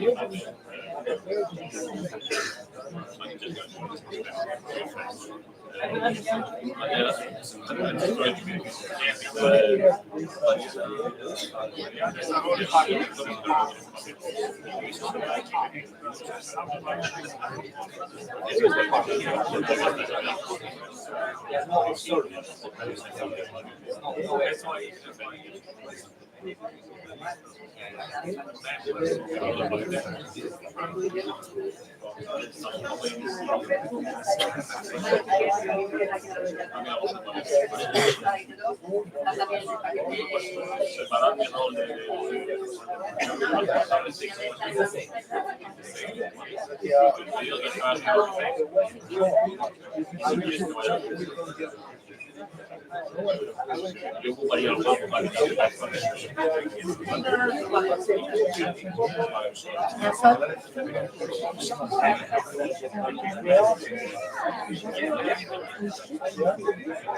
yeah.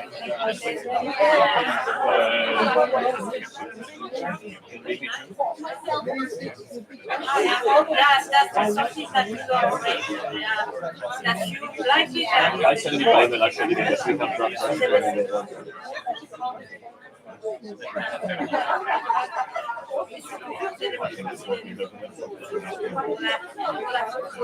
Oh, we only have this. I send you by email. I will forward this email. But to be honest, I have so much to do, and they have months to read these documents, and only today, the day before the meeting, they asked me, let's go to need to read it, and I'm like, well, I will have the time Monday. I'm sorry.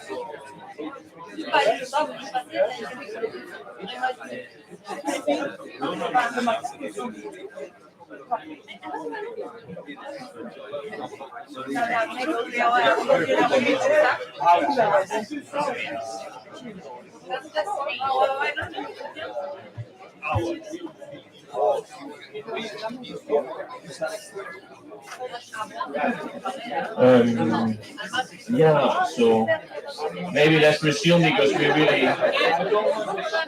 really short of time.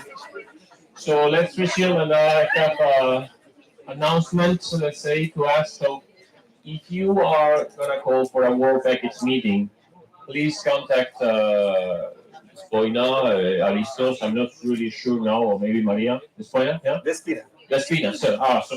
O-E is E. I'm teaching my daughters this. Oh, but this is the way I said it like you write it, but not like you said it. Okay, so it's a mistake, but it was not such a mistake.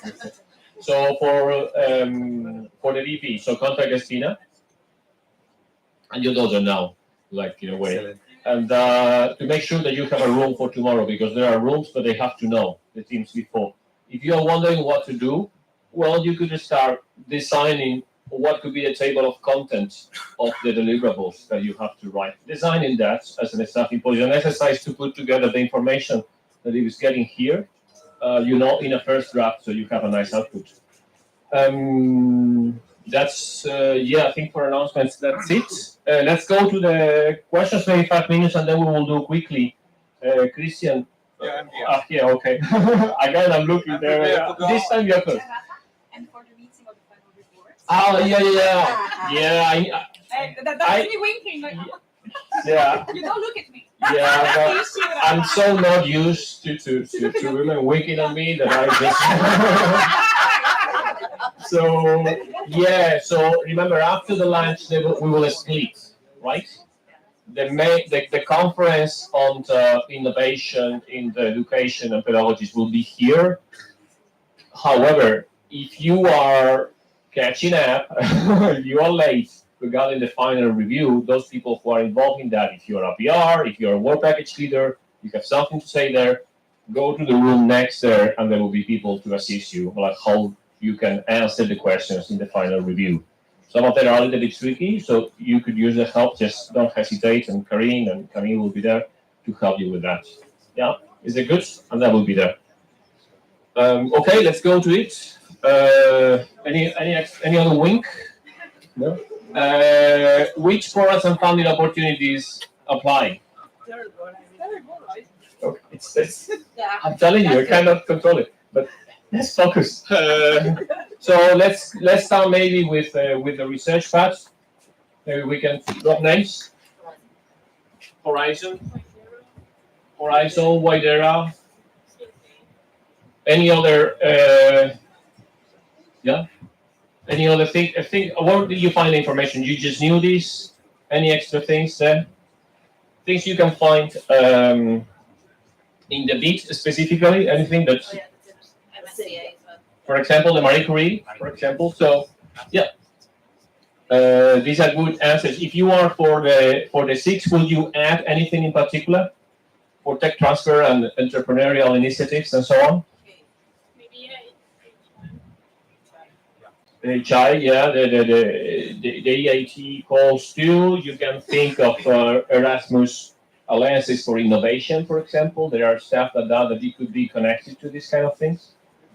Danny, do you want to complement that? You are like the third pillar of Horizon for innovation. The third pillar of Horizon, yeah. So the horizontal pillar, the focus on the widening countries Okay.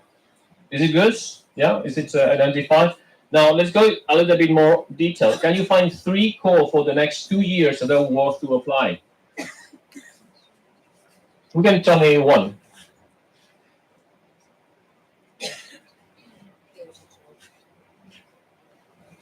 Would it make sense that the ERIs or the RS to be applied for a Marie Curie? That will make a lot of sense, right? No, if we broaden a little bit more from the sense of research in pedagogy and innovation, what would you, maybe some of you can contribute with that? Not only strictly, let's say, with that's precisely where I want to reach now. So there are, you want to say something? I see that you're direct contact. So. No, like for example, K2. Yeah. So K2 is probably going to be announced this month or the month of December, early December. Deadlines February, March. That would be actually very, very, very good opportunity. Any other thing? Anything specific for the from the EIT, for example? The 3D proposals are undergoing now, so Yeah. it is a big opportunity to apply on. Three trainings are for the research institute. Yeah, we are already for the research institute. Okay. EIT Deep Tech call. If we are the European University of Technology, should go for that, right? Okay. Good. Which or what other European bodies, associations, frameworks that provide insight and material? Let's try to 4, 5, 6, whatever you feel like. What do you think, Stelios? Do you want to say something on that? Yeah. On the European bodies. Yeah, association frameworks. Commission. Easy. Commission. Yeah. Good start. That's a good one. EUA, yes, that's a good. COARA, yes. The human resources strategy for researchers, things like that. Of course, it's clear. We were talking about them before. But the work plan of 2024 for the European Commission is mentioning this as a key topic. Does it still exist, the COST association? Yes. Or has it changed, no? It still exists. I have everything now, don't skip it. Yeah, because you are not receiving the funds, so you are just in the management. Yeah, so COST is a good example. It just gives you some pocket money to actually to have meetings in the certain topics. So, for example, if there is a group of people enthusiastic about one idea, they want to consider meeting and gather. It's a little bit tricky because you can apply and then someone else from your country can be in the management team, but usually you can sort that out. No, but actually, it would be quite interesting for the ERIs that if a lot of people go for it and you get some colleagues from other countries, then you can easily win because there's a structure already of cooperation. Exactly. There are also calls for women entrepreneurship. There are also some calls specifically for women entrepreneurship or startup support, so these are also part of it. There are things like Startup Village, for example, that will come with some funds there. So you have this. I was thinking of the intersectionality actually of entrepreneurial, and you have the gender. So it's very interesting for us and for our EDI policy as well. Don't forget the Green Deal and the Paphos. There are big deals, great deals. Green deals. Okay, so I'm concerned about the time. So maybe let's switch to the presentations of the work package itself. It's going to be 5 minutes. So Casey, you will do 5, yeah? And then Stelios will complete with the. Front seat. So I have to go back here.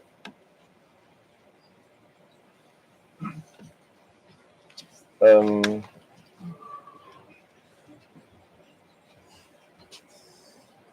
higher. Yes, you get in there. Yeah, 117. Yes. the most money. That's good. More money. More money. So, My name is Cristian Dudescu. I'll be in charge for the work package 5 from the Technical University in Cluj-Napoca. So as you see, it's your responsibility. It's not only ours. So, but it's ours. You have to include yourself. yeah, it's also mine. So actually, I will want to. If I will read everything here, you can skip the lunch, but I don't want to because I'm hungry too. So actually, the work package 5 dealing with research, and now we added or was added research-oriented education, is mainly based on the European Research Institute. So the pillars of the European Research Institute, which get support for other structures like European Research Office, with an coding task will be driven by Cartagena, by Daniel, and also from graduate research school. So mainly the idea is to support and to enhance and to strengthen this European Research Institute, but is not about the policy, is not about only strategies. We have to deliver tangible elements like projects, like common articles, common papers, PhD students. So there are, I will show you the numbers. So we are not just talking and thinking how nice it will be the research in the European technology. We have to do it. So that's the bad message. Okay, so as I explained, it's about developing the European University research and the research institute. So for the moment, I will just say a few words. Because I participated, also my team, in other work packages. So at the moment, we have a complete radiography of what happened research in our university. So we know a lot about the evaluation system. We know actually how the researchers, the career paths of a researcher is running in our university. We know how to the research are evaluated, what is counted in each university, and so on. We have also the complete information regarding the human research, HRH4S, human resources for research. So all our university has the level or applied for the level. So we know everything also about. We have all the information on all the work that has been done in the former work package 4 regarding the research, regarding the graduate school, and so on. On the other hand, we have a lot of constraint regarding the European policies, regarding our national regulation in terms of research or evaluating research or researchers, and also our internal strategies in the university. So actually, one of the main tasks of this work package is to build a roadmap. So we already analyzed different strategies how to build this kind of roadmap. It will be dedicated, will be centered to a researcher, or will be centered to a group, or will be centered to a European Research Institute. So there are a lot of questions. How will we reach actually such a objective in taking into account different constraints.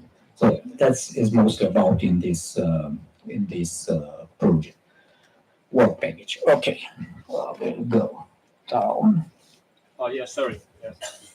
Something. It's just that I moved the focus here, and it is. There you are.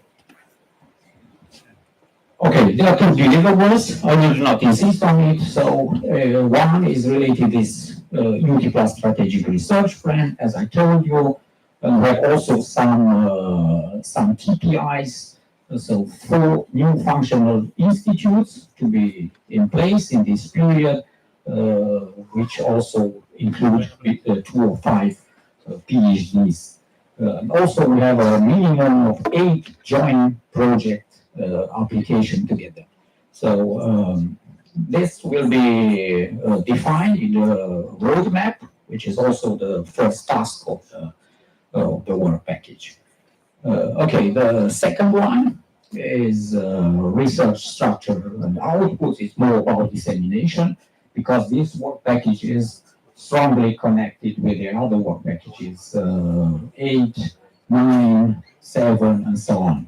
So also the publication in these ERIs will have a unique affiliation and the name of the ERI. So keep in mind your future publication inside and ERI, so together with your colleagues for other universities, maybe it's good to be affiliated to an European institute. So for the moment, maybe you know, I didn't say, we have 4 institutes which are running. One is one which is really running, the other one are running in cloud. But we have to strengthen our efforts in this direction. So the first task is common research strategy and roadmap I've told you about. Then the second one is the research institute with all the ideas we have relating the strengthening of the institute.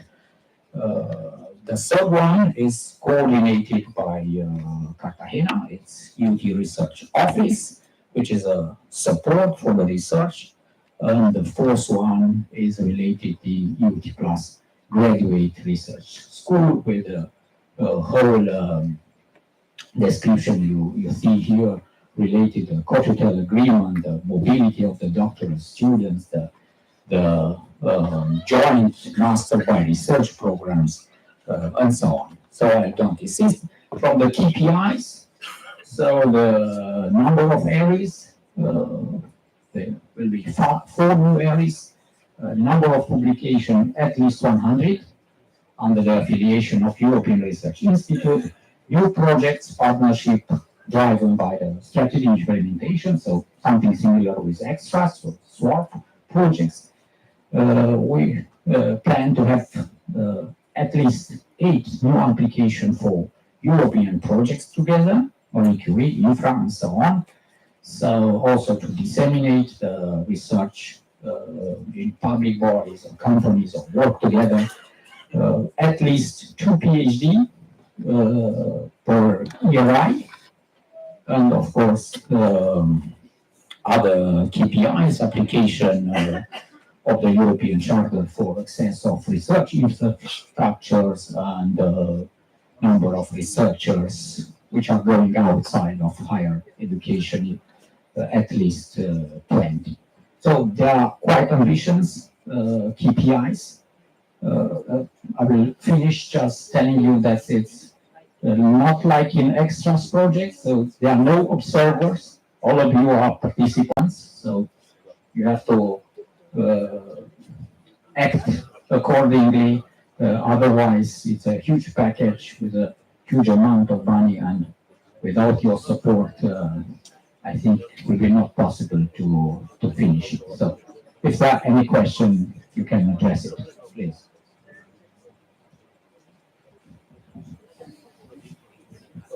Thank you.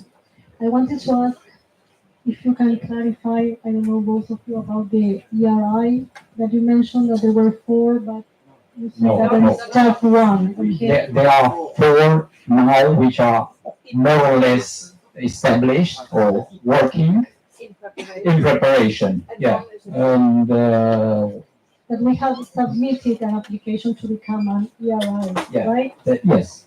Do you remember which ones are those who are in the process to be, let's say, approved or not? And which is the one that is already? We can take on that. Maybe can take them. So when we say it, yeah, because in the first phase B, there were mentioned some ERIs, and we call it the ERI on these, the ERI on that. But if they haven't been formally, the application hasn't been formally approved at the director's board, we don't say that they are not yet an ERI in a way. even though in the common language we use this, the ARI and nano, the ARI and this and that. So the ECT lab, plus led by EUt, and know Fitzpatrick, he's around here. This is the one that has been approved by the directors so far, and then there are applications that have been received, and the process is applications arrive. It's very similar to the European Union. Actually, it arrives as a proposal to the Secretary General, goes to the committees that could be equivalent to the committees of the Parliament in a way, so including the research committee for this specific area, and then it goes back to the Secretary General to go to the Directors Board. And the different applications, they are in the different phase of this. So one of the things, and I get it from this question, that we have to learn how to do better in this second phase is to give more transparency about communication on which is the status of these applications and what's happening. And I think this is the point that we learn from phase one. Yeah, Lydia and Giovanni. But I'm gonna, if that's okay, I will assume the role of timekeeper. I will just take these two questions because we have to move to Australia and to lunch, okay? So Lydia and Giovanni. One very quick question regarding the indicators. There's indicator requiring 100 publications by the areas, which is maybe doable in 4 years, but they should be signed with the area affiliation. Can you explain how will be this done? Because this raises again the question for entities. There's a problem. We have also indicators on national level, and it interferes quite severely with it. Will it be to a member of Alliance EUt or as a separate entity? We can do double affiliation, so that's yeah, the solution. we can take that. The idea is that the identity of the rights is moving forward, but it's not exclusive, and it's not removing that. Now, some places you may have policies to avoid these kind of things, like for example, your researchers do not publish, like with Saudi Arabia University, that is just putting money for their. We'll have to avoid this kind of, let's say, controversy, but the idea is to move forward to that. But it was what's the state? I mean, it's alliance, it's not a legal structure, so that's the problem. You can, let's put it like that. If we will write that there is a regulation that is blocking that, and we sign something with your affiliation, like Sophia, and then you write like on behalf of the ERI, of EUt plus ERI on this and that you can always ask, and you can always acknowledge something like that. And you explain to the Commission that there is this thing blocking, that's why we cannot do it. We will be safe. If there is nothing blocking and it's just a matter of mindset, then we will have troubles. But you can always play with this kind of like, I have publications, a number of them, on behalf of a consortium, which is multinational. It's completely fine. Yeah. No, go on. You're on. Yeah, well, just regarding this, the problem also is that Giovanni was. Okay, sorry. so the four, we need to make these 4 ERIs, which do not exist yet. There's only one. So let's just be clear on this. But on apart from that four, another four. What's that? And sorry, I haven't asked the question yet. And so it's written 100 publications with ERI affiliation, but they cannot be, whether it's legal or not, there cannot be an ERI affiliation if the ERI does not exist yet. So in fact, the 100 publication, I was asking for 4 years, but it's not. Because for the nano, for instance, if the nano exists in 3 years, in a 1 year time, or even 6 months or whatever, we cannot use this affiliation because it does not exist. So that's just, I just want to be clear on this. This is to be cautious. Okay? The ERIs who have submitted the application, let me finish the sentence, that might help. Exist as a group, they work together, and you have ways to start acknowledging that you work as an ERI in the preparation phase. Yes, put it in acknowledgement. I can acknowledge anyone. I can acknowledge my grandmother. On the other hand, we will not be able to provide you today with an answer how to do an ERI application. That's why it is included in the work package as well. So we have to find ways several routes, how to approve the ERIs who have submitted already, who are in preparation, how they can start. It's a multi-level answer. Can I ask, please, because we really will have to leave and we want to see work packages. And I'm so sorry, Giovanni, for this, but can you find Janina, Christoph, and Christian over lunch and discuss it? And then we will find some time later on. We will, in a same committee, talk about them more. Is that okay? Because I'm really concerned about the time. Okay. We are running late. I'm sorry I have to take this. But sorry. Tomorrow. Tomorrow, fantastic. Tomorrow you are calling for a meeting. Yes, please make sure that you are there. Just join. Join the meeting for BP5 tomorrow, so you will get partially the answer to your question. Can you flip it here? Because I don't know what's. I will do it. Yeah. And you want to say something? Before lunch. Okay. So just before lunch, to prepare you for the after lunch activity, we are very happy to host here Dr. Sabine Huygen from the University of St. Gallen of Switzerland. So please remain focused for the main part of this day, let's say. We are hosting a talk and then a workshop on student-centered learning. The workshop will mainly focus on a call that is open for European universities related to strengthening the student-centeredness in our work. So it would be lovely to have you in both sessions. Thank you very much. Enjoy your lunch. Thank you. Tinapo. This is Antigone Palmaxi, ladies and gentlemen. A round of applause.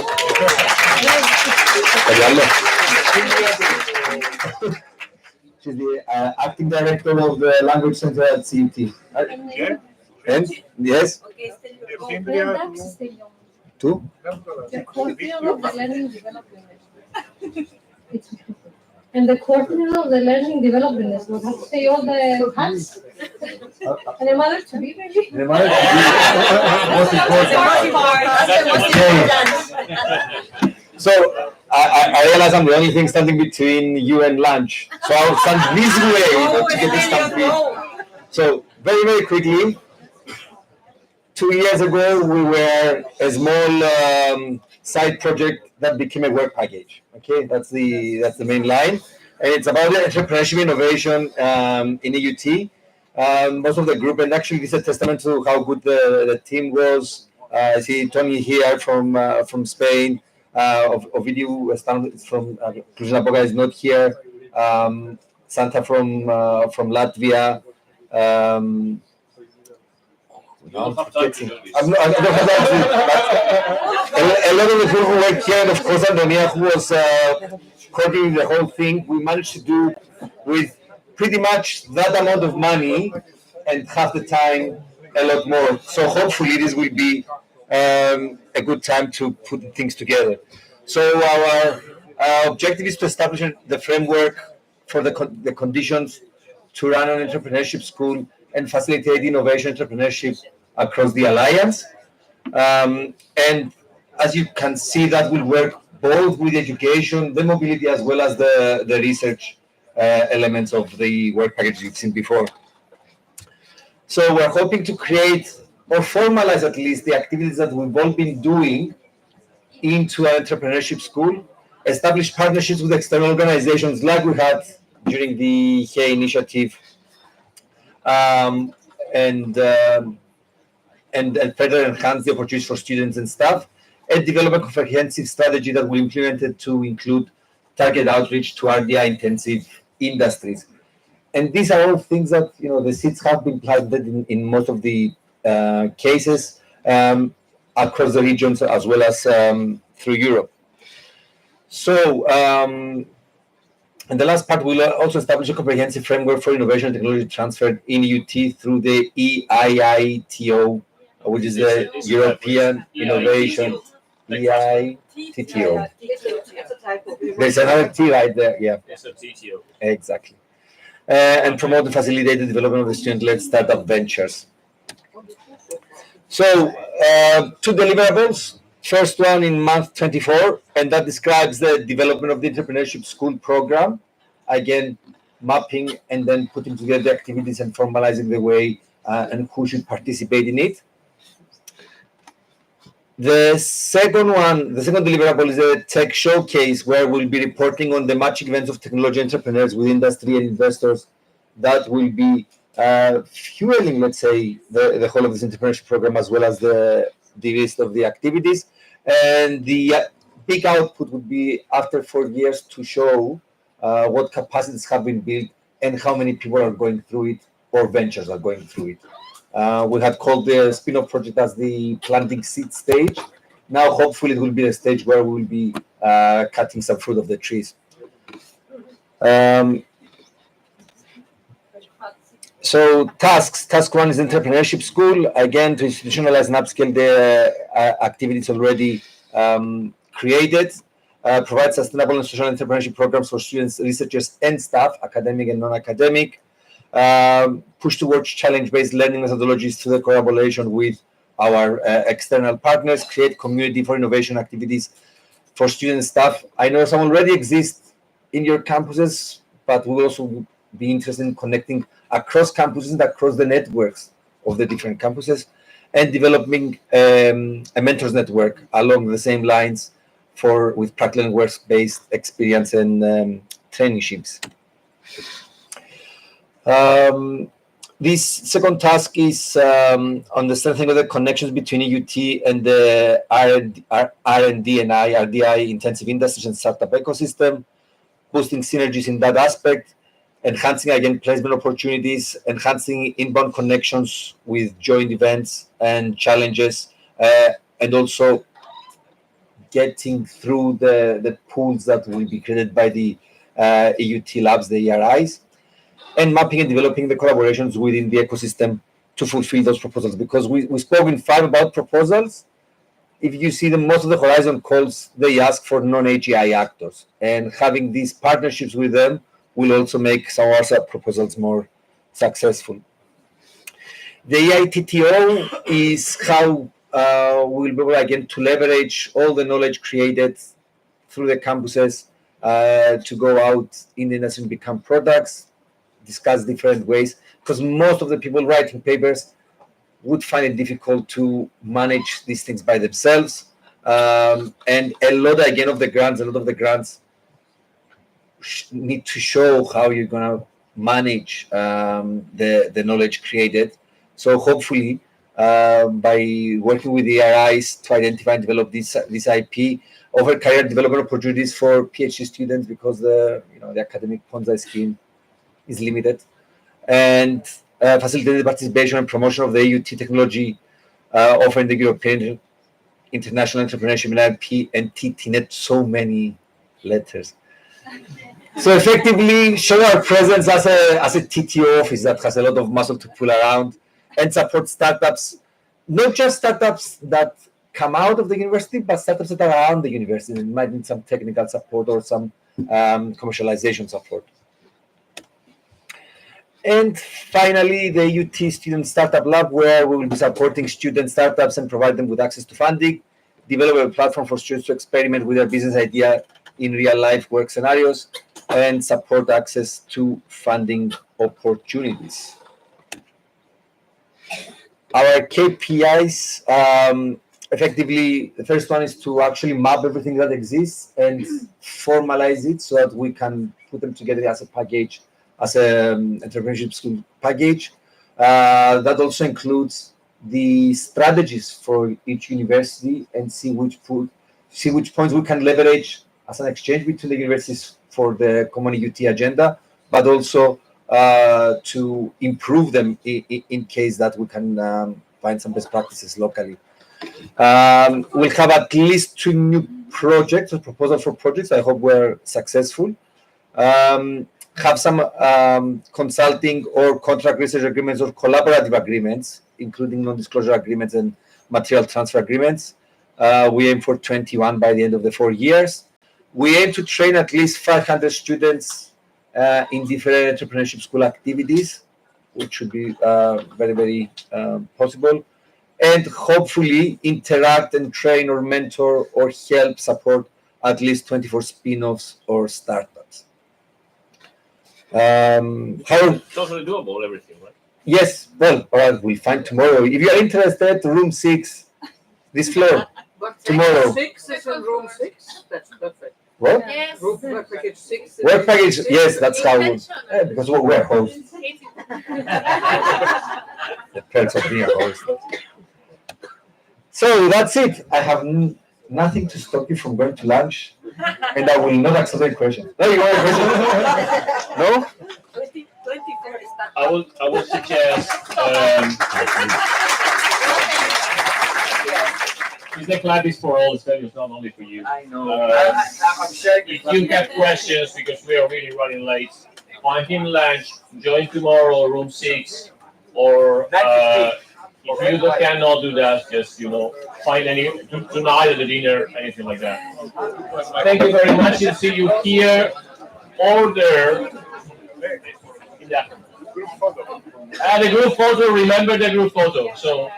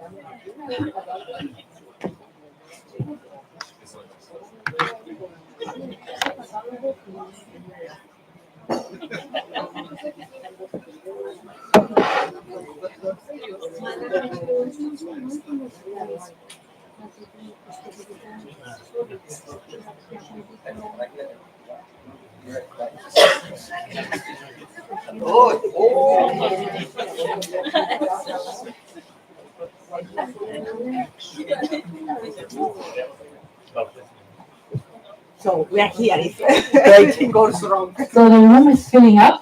Looks nice. Waiting for another few minutes.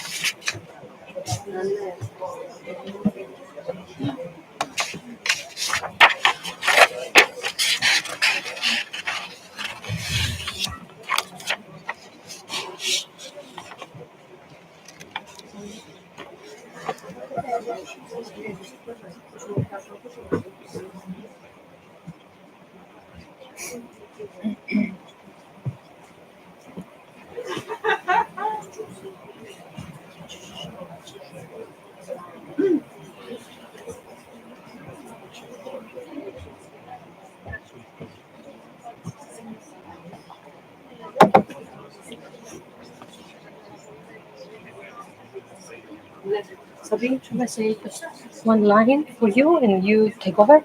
Yeah. Here, it's on already. They are, should we close the door then? They are still coming, but I think we are, yeah, they will continue coming. Okay. So, hi everyone, and welcome back to the session that we organize in this week of Paphos. We welcome Dr. Sabine Hoyden, who is an expert in student-centered learning from the University of St. Gallen at Switzerland. The talk is aligned with the target and aims of the new EUt Accelerate. And as the Learning Development Network of the Cyprus University of Technology, we are very happy and proud to have you here.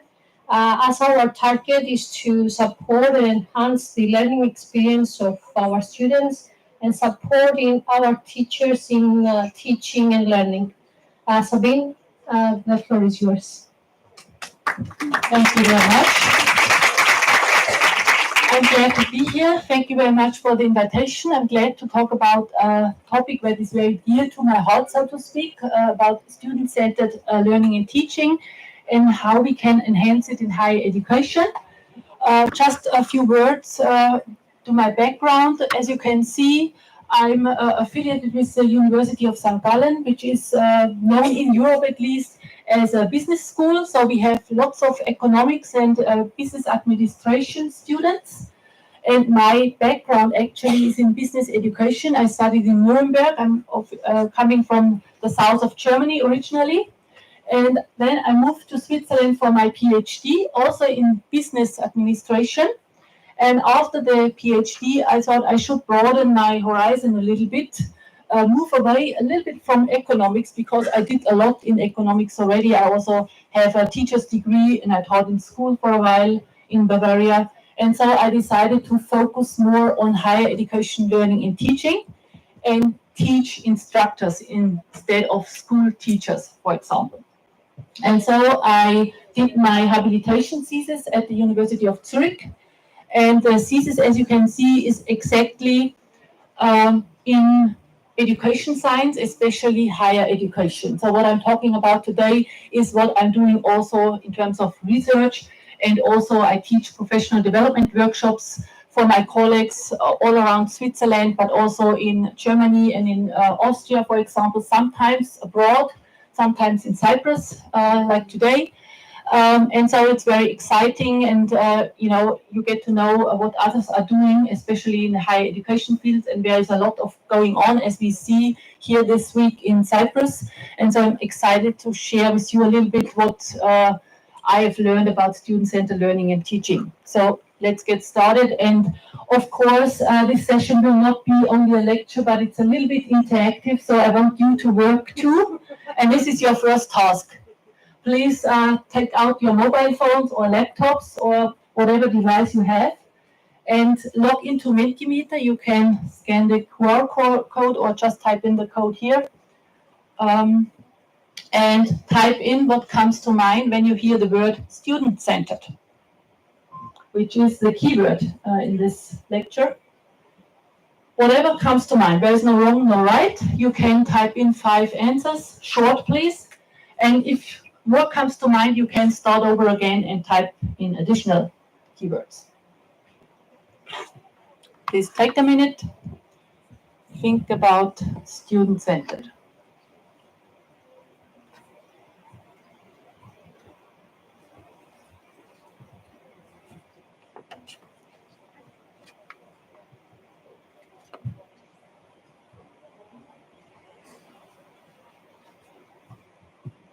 What comes to mind when you hear the word student-centered? Log into Mentimeter with the QR code or with the code here and type in your associations, your thoughts.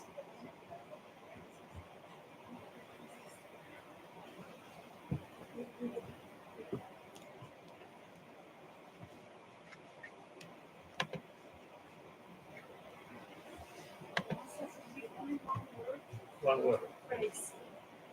One word or a short phrase. You will see it stops at some point. So if you're writing too much, it doesn't let you. So keep it brief. Yes. Yes. Let's wait another few seconds. Hope it works for everybody.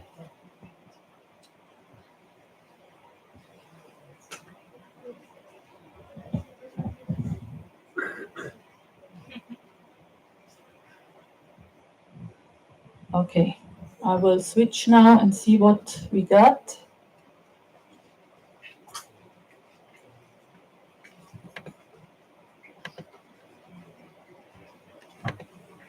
Oh, there's something going on here.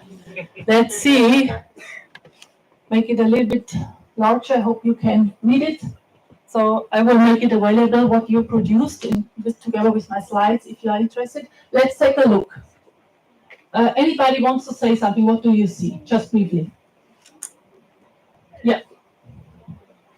I see learning and teaching of the same size, and I wonder why learning is not much larger than teaching. Yeah. I wonder too. Huh? What else? Looks great, by the way. Lot to cover. Lot to cover. Experience, it's pretty large, so it seems to be important. Autonomy, inclusive, interactive, education.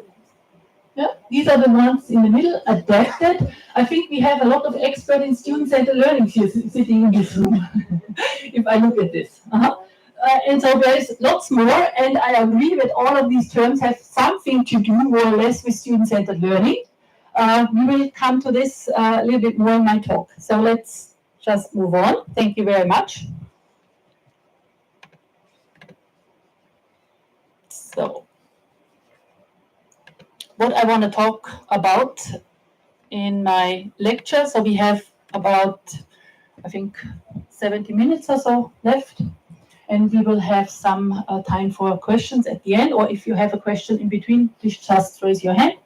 So I want to talk a little bit about the constructivist conception of learning and teaching, which lies behind student-centered learning and teaching. I want to talk about what does student-centered learning mean, what is a possible definition, what does it encompass. I want to talk about how you can design effective student-centered learning environments, or better, student-centered ecosystems. If you look at the whole university, or nationwide or international, because it's not only about the classroom. And I picked a few examples, in part from the universities of St. Gallen, but also from other places, how you could make it happen, just as an inspiration for you maybe. So, constructivist conception of learning and teaching. Just briefly, we need to define what we are talking about. And what does learning mean? Learning is the construction, or rather co-construction together with other people, of knowledge based on prior knowledge, and ideally with high self-motivation and self-regulation. So this is kind of the ideal understanding of what learning could be. Then, what does effective mean? Effective learning, because we want the learning to be effective. Successful in producing an intended result. So the learning outcomes that we lay out should be reached by the students.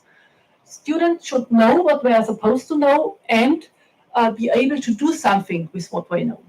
Very important. So this is about the competences they have after they take our course, our program, and so forth. And what does this mean for teaching? And you rightly mentioned learning and teaching at the core. Teaching means then that the instructors design and enact learning environments that support deeper learning. So not only surface learning, but deeper learning, understanding, making sense by the students. And this is also meant by construction and co-construction. So students have to create meaning themselves. We cannot just teach them. There is a nice constructivist saying that goes like this: I'm only responsible for what I'm saying. I'm not responsible for what you are hearing and making of what you are hearing. Okay? So just to make this clear as a teacher.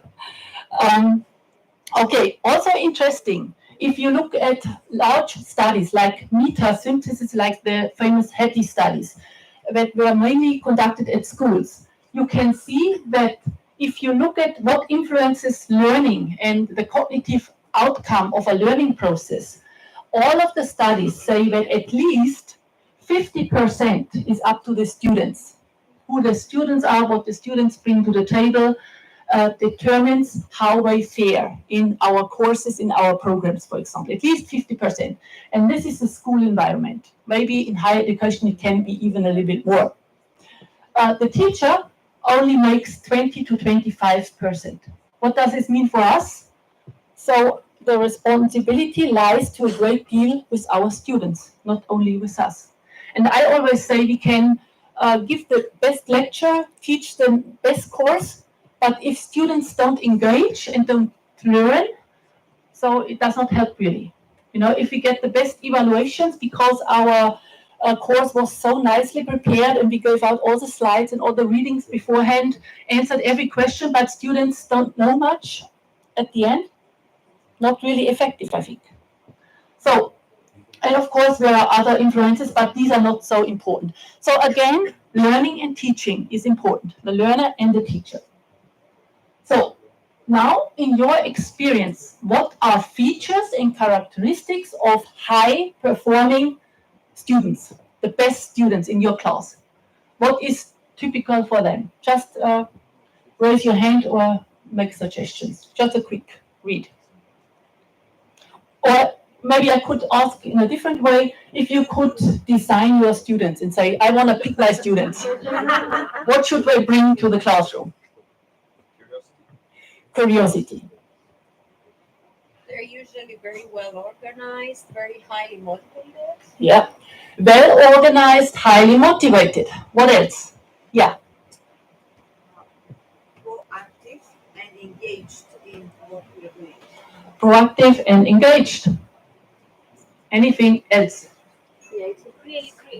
Creative. They want to reuse what they learned. Yeah, but use what they learned. Quality of the questions. I did not get the first. The quality of the questions. Yeah, the quality of their questions. Mm-hmm. Okay, asking good questions. Yeah.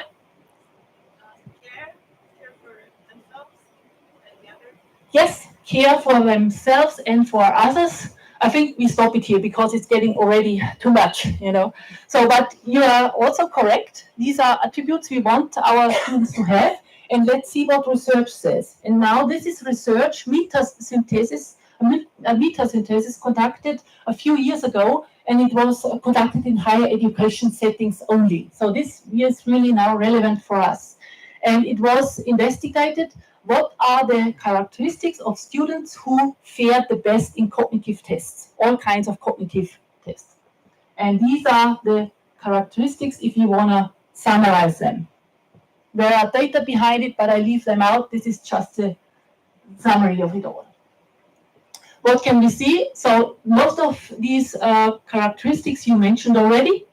We need motivation, and motivation is high performance self-efficacy. Very, very important. We need self-motivation through great goals. So students bring this ideally. What else? We need goal-oriented use of learning strategies. I subsum this under organized, where you have some learning strategies, know how to learn efficiently. What else? They attend our classes, and this is now a good argument you can bring in front of your students if they think, oh, we don't need to attend the class because we get everything on the learning platform. It really makes a difference. Students who attend regularly, they fare better. At least these studies tell us that. And high intelligence and prior achievement. And this is known also for schools, but it goes on in higher education. So intelligence and what they bring in terms of prior knowledge is very, very important, the most important factor that determines how well they fare in our studies. What does this mean for us as teachers? And this is another model that is important and very easy to make sense of. So the result or learning outcome of our courses and programs, the subject-based and transversal competencies, are determined not only by the provision of teaching, but especially by the uptake of these learning opportunities by our students.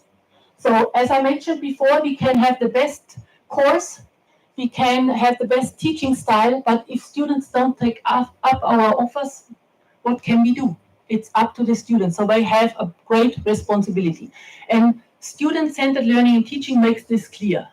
And so it's not only on us, it's also on the students. And we need to require students to also come to the table and also contribute and be active and so forth. Okay? So student-centered learning and teaching, what does it mean? I just want to point out, and you all know this probably, that student-centered learning and teaching was a concept or is a concept that was brought into the Bologna process, not from the beginning, but a few years later. 2007 was, to my knowledge, the first time that student-centered learning was mentioned in the context of the Bologna process. And it was kind of highlighted, it's one of the tools in this architecture of the Bologna process. But we have now 2023, and I have the impression that student-centered learning is mentioned over and over again in policy documents, but the implementation is still, let's say, difficult and lacks analysis and measurements and so forth. So, and really the definition is also not clear. What does student-centered learning really mean? So I came up with a suggestion. I don't think it's the best definition, but at least it gives us an idea what student-centered learning means. And teaching, of course, they belong together, learning and teaching, refers to pedagogical concepts wherein students and their learning processes are placed at the heart of the educational process with the aim to foster deeper learning outcomes and processes. So both to become self-directed lifelong learners. This is the end goal. And so this is kind of a general definition, but it encompasses, I think, everything that is important for this kind of learning, for these deeper learning strategies we want students to acquire and to enact in our classrooms. So, and behind this definition lies a constructivist conception of teaching, which is student-focused and learning-oriented and not teacher-focused and content-oriented. There's a difference.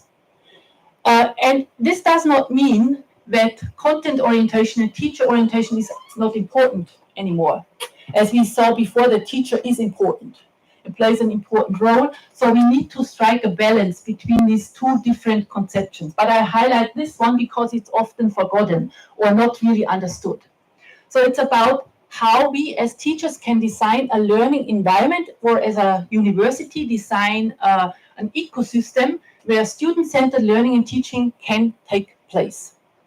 And it's about the outcomes, the output, learning outcomes, and it's about facilitating of learning. As we mentioned, the teacher cannot really make students learn. They have to do it on their own. So students at the center, this is what it means. So they are kind of the core, and everything that we do kind of is relating back to them and what they learn.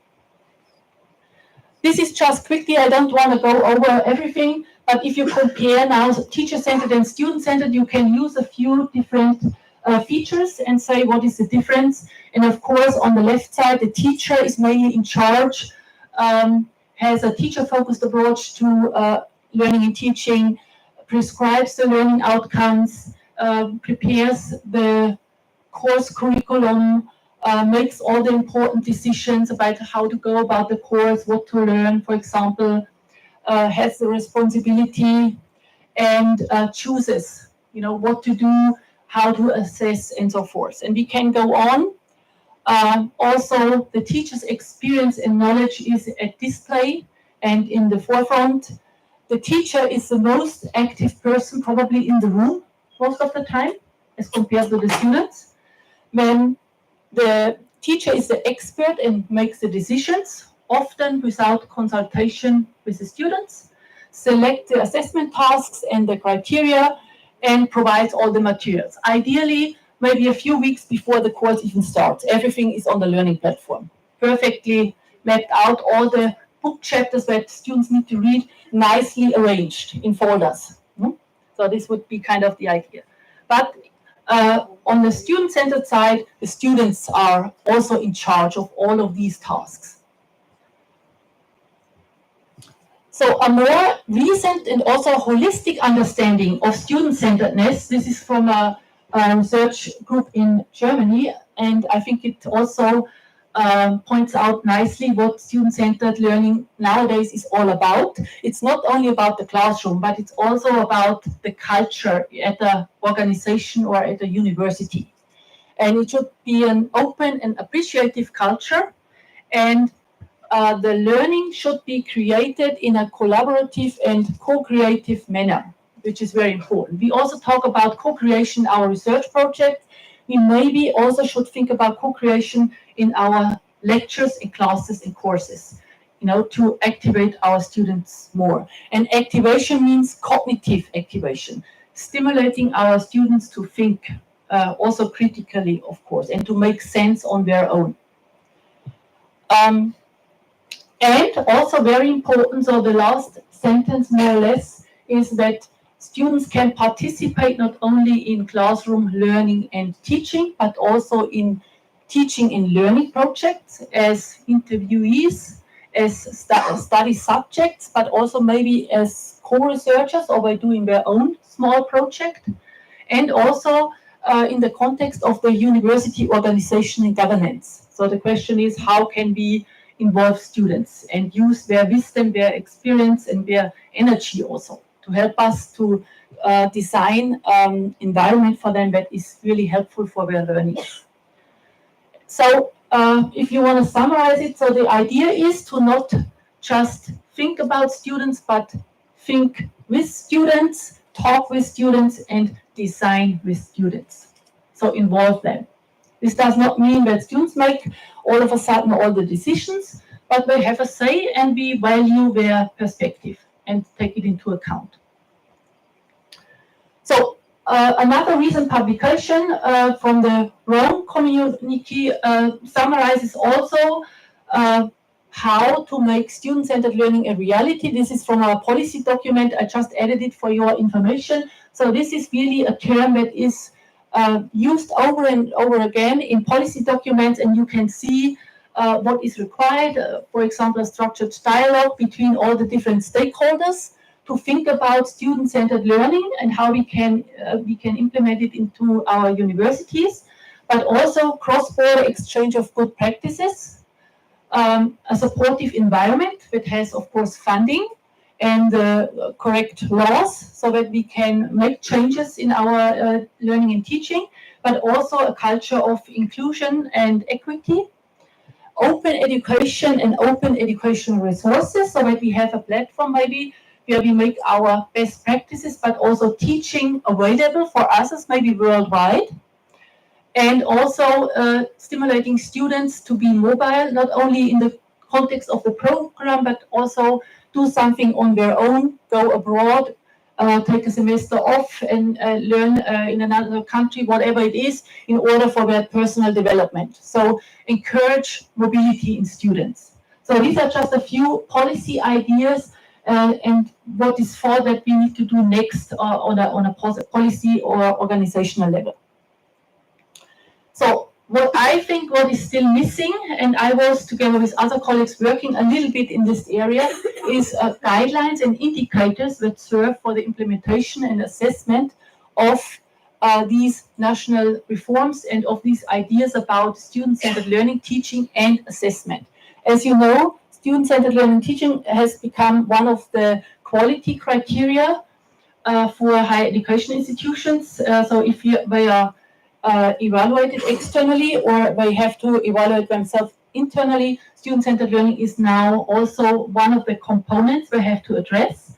But the problem is that it's mentioned all over. Since 2015 it is already a criteria, but the implementation in the classroom and the addressing of student-centered learning still, falls off the table, so to speak, because other developments are maybe more important, like digitalization, for example, or globalization, or sustainability and future skills, and so forth. And so I have the impression that this term always falls short in the end. It's never forgotten, but also it does not really move forward in a meaningful way. So how do we come from formal recognition in policy documents to full implementation in the classrooms? And if I say in the classroom, this is only one component. Of course, you have to implement it across the entire campus at the university, not only in the classroom, but if we take effective learning seriously, we have to start in the classroom. Students learn in the classroom, and classroom could mean online classroom or lecture hall or whatever the classroom is. Okay, how to design effective student-centered learning environments in the classroom, or if you go broader, ecosystems at university level. Together with a colleague, I came up with a framework as a first idea, and we call this a student-centered ecosystems framework that kind of summarizes all the major components that we need to address in order to make our institutions more student-centered. And of course, and this is also one of my core backgrounds, pedagogy, curriculum, and assessment, we start with curriculum, pedagogy, and assessment. So this is one of the core components, and we can think about also how can we support then these learners and teachers in the classroom, because student-centered learning and teaching is not easy. It can be exhaustive if you try it out for the first time, for example. Then you need to look at the policies and, of course, the finances. Do we have enough money in order to really conduct our courses in a student-centered way? Because we might have smaller courses with less students. And so can we afford that, for example? Can we afford to build a new building or a new hall in order for students to sit in circles, for example. Then a last major factor is the governance, of course. So how is the governance of a university or organization involved in student-centered learning and teaching? Of course, for example, the governance has to create a vision and mission, and ideally the word student-centered somehow appears in this mission or vision, because it all starts from there, and then you develop a strategy, and then you develop implementation actions, and of course assessment criteria to see whether you are making progress. Of course, we then formulated indicators that are especially important for each component, and you can just see them here. I think this is nothing brand new, but it's organized now in a way so that you can really address these different subcomponents. For example, if you want to teach in a student-centered manner, you need active learning spaces. And I will give you an example from the University of St. Gallen in a minute, and other things. So I will address briefly all these words in red and give you examples how you could do it. And of course, you would have to go through the entire list and see what can we do in these different areas. And this framework is the outcome of a handbook that I published together with colleague Manuel Klemencic in 2020. And we had, I think, 35 contributions from all over the world, from experts on student-centered learning and teaching. And the essence of this work was then this framework. So we tried to take everything that what we learned into account and put together a first framework we might be able to work with. Okay, first example. Very important. Yeah. Can I say one question? Yes. In all this, you assume that, of course, it's student-based, and the student participate in the learning setup. Yeah. As I understand. But we assume that I'm thinking loudly now in the sense that I'm a student entering a new course, having no idea how difficult or how it is. Only I know what I hear from earlier students. How can I participate effectively into this setup if I don't know exactly the syllabus, the content, the steps that I have to go, and of course help the professor or the teacher to improve better and make me learn better? Yeah, very good question. So we have to really start slowly, because we need to approach students where they are at with their knowledge and strategies, see what they bring to the table, and then build on that. And this could be a slow process. For example, the short activity I did in the beginning. So you could do this easily in your class, because you can say what comes to mind if you think about this key term we are talking about today. And so this is kind of a first step to really easily involve students and also ask them for their prior knowledge. And also there is ideally no wrong or right answer. And so you do this more often, and I have a few more of these things today also, and students get used to it. So you have to really build course after course, or even class after class. And ideally, in your institution, you are not alone. You are a team of innovative teachers who say, oh, we want to, in our field, in our program, we want to try out something new. And we all try it. And you start really on a low level, let's say, with 1, 2, 3 changes. You don't have to switch over the entire program, because, for example, when our researchers come back from the United States, for example, and they learn a lot of innovative ideas there. And I did the same. I was also a few years there. And I came back to St. Gallen and thought, oh, this is great. Although their US students, they are very interactive. They have so many questions, and they are so eager to learn and so forth. And it was a private university, I have to say. And so I came back and said I should try out this in St. Gallen. And you have to be careful, because the students in St. Gallen are not used to these ways. And all of the other instructors do it differently. So you really have to, give the students the time and the space to get adapted to this new style. And also explain why you are doing it and help them along. Okay, let's take a look at active learning spaces. So this is the square. This is a building at the University of St. Gallen. It was finished, the building was finished in 2022. I think in March. So we have it for a good year now, 3 semesters. And I just wanna, before I say more, show you a small 2-minute film about this building. Let's see if this works. And I might ask you after that for your impression, what you think this might contribute to learning and teaching.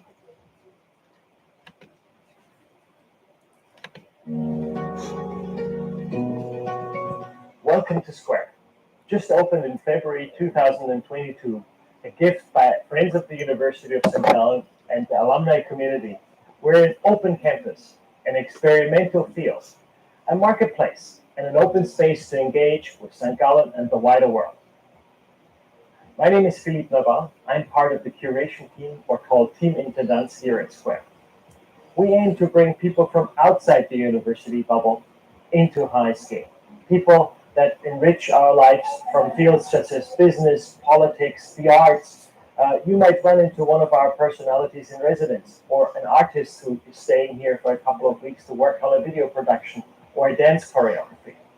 Or engage with our alumni program, where we bring back female graduates of high scale. At the same time, we are a place that is open and asks for curiosity. Su Fujimoto, the Japanese architect of this wonderful building here, gave us the motto, open space, open mind. It's built on the concept of enhanced serendipity. Step out of your daily routine, come here to encounter somebody else.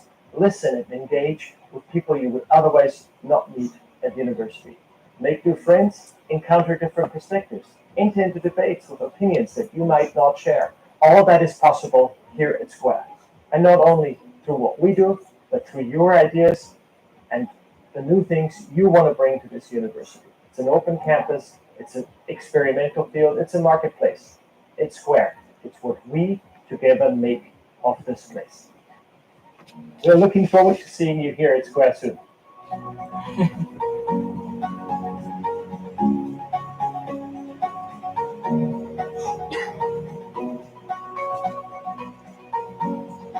Okay, a little bit of promotion for the University of St. Gallen. But yeah, what do you make of this? Very inspiring. Inspiring? No classrooms. No classrooms? I think with the open space is matches in what you're talking about bringing people into the process and the transdisciplinarity and bringing different people in to share space. It's worked out well. Yes. So I just have to say, I mean, the rest of our campus is, of course, traditional as you know it. But this, like your building here, is a brand new building. And we try to really incorporate all of the newest findings to support teaching and learning, but also collaboration. So as you could see in this video, people from all lengths of life come into this building. It's open. So our neighbors can come in, have a coffee, or we have also public lectures. I have another public lecture next Wednesday in the square. And so people can come in and just listen to a lecture of experts. Also from the city center, you know, anybody. So it's not, you are not checked on the door. And of course also students. And there are seminars that happen in this building. So there are some rooms in there, so you can kind of switch the walls around. But it can also be very open. And students can also work alone in there. So there are study rooms, there are nice balconies, I have to say, where you can sit outside and so forth. We have the newest technology, but I have to say it does not always work like it is supposed to work, also in our university, and especially in Square. And some people that come there and are impressed and say, oh, I was not expecting that you still have trouble with your technology, because we do hybrid teaching and all of that, and so it can be tricky. But still, it's an inspiring building, and what's the best is that it fits really nicely into the landscape. It's not a strange object, but it really looks great also from the outside, and the neighbors like it. Yeah. Yeah, I wonder if you have an argument on the use of the space and the, let's say, from the sustainability point of view. Yeah. Like I would say, probably some of our campuses, most of the time, most of the space is unused. Yeah. And I wonder if this is a point that we can use to push forward. Yeah. So if I understood you correctly, the space is used pretty well, and you have to book it also. If you want to have a course in there, you have to apply, and they choose which courses can have a lecture there or a seminar there also. So many colleagues want to teach there, students want to study there, so it's pretty occupied, let's say, and pretty busy, but in a nice way because it's so large, you have so high ceilings that it does not really look crowded, maybe a few exemptions. And you also have large events there, and so it's nice for discussion and debate also. And it's an experiment also. We don't know really what else we can do with this building, so we are open to experiment, try things out, and so we will see where it leads, but so far it looks good. And of course we want to move on in terms of sustainability and see, what are the costs of the building? Can we maintain it? Because so far we had private sponsors from Switzerland mainly who paid for this building. And it's in the millions, as you can imagine. I don't want even to say how much it cost, not just too much. But they said it's a good investment for the future, and so they did it. And it looks really nice and it's inspiring, I have to say. So what I want to say in terms of student-centered learning and teaching, so you also need to have, learning spaces where you inspire people to learn, to connect, to exchange knowledge, and also to bring in the businesses from the area. So they can also come in and, display what they do in practice, for example, new ideas they have. So everything more or less is really possible for everybody, also for children. We also have lectures for children who can come in once in a while. And so it's, a great place for experimentation. Let's move on. Professional development. This is another sub-component that is very important for student-centered learning and teaching. And this is the area where I work in, of course. So I provide professional development workshops. They take half a day or an entire day, mostly in German-speaking countries. And what is this all about? For example, this is from the University of Zurich, where I did my habilitation and where I also teach such courses. So I had enough space to put mine on also, as you can see. And I just wanted to point out, I'm also talking about lectures and how to design lectures in a way that are cognitively stimulating for students, that involve them in thinking. So I'm not opposed to lectures. I just wanted to point this out. I think lectures are a great thing, very important, but maybe they need a small overhaul once in a while, And they need to be complemented by other methods and other strategies. And so you have a lot of topics that instructors, professors, postdocs, doctoral students who go into teaching and research can choose from. As you can see, most of them are in German, but you also have some in English, of course. And we try also to include very recent topics that are important. Okay, and this is interesting. Talking is silver and painting is gold.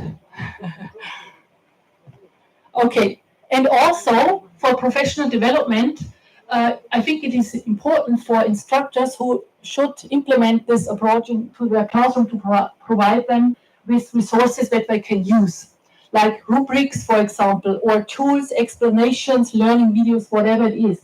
And we have here at the University of Zurich, for example, a portal where you can find information on different aspects of teaching. And these are in part in German, but also partly in English.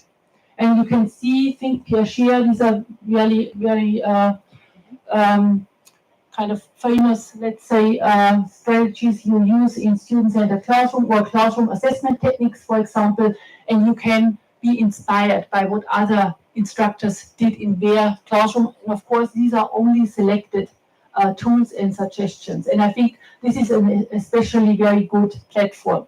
more or less every university has such a platform who does higher education learning and teaching training, but this is a good one. And I have to say, I couldn't bring one of the University of St. Gallen because ours is just not as good, and I had to pick best ones. And so I left St. Gallen out for now, but this one is a starting point for you maybe. And of course, this one, the Box Center at Harvard University. These are just two websites where you can get inspired on how to kind of engage your students, how to activate them. And so these are really also short descriptions that you can use, for example. So I think professional development is very important because we need to be informed about what student-centered learning and teaching is and is not. Curriculum design. I don't know how it is in your universities, but in St. Gallen, for example, we always try to take in relevant topics and themes. And for example, now we have these themes that we try to implement in our curriculum.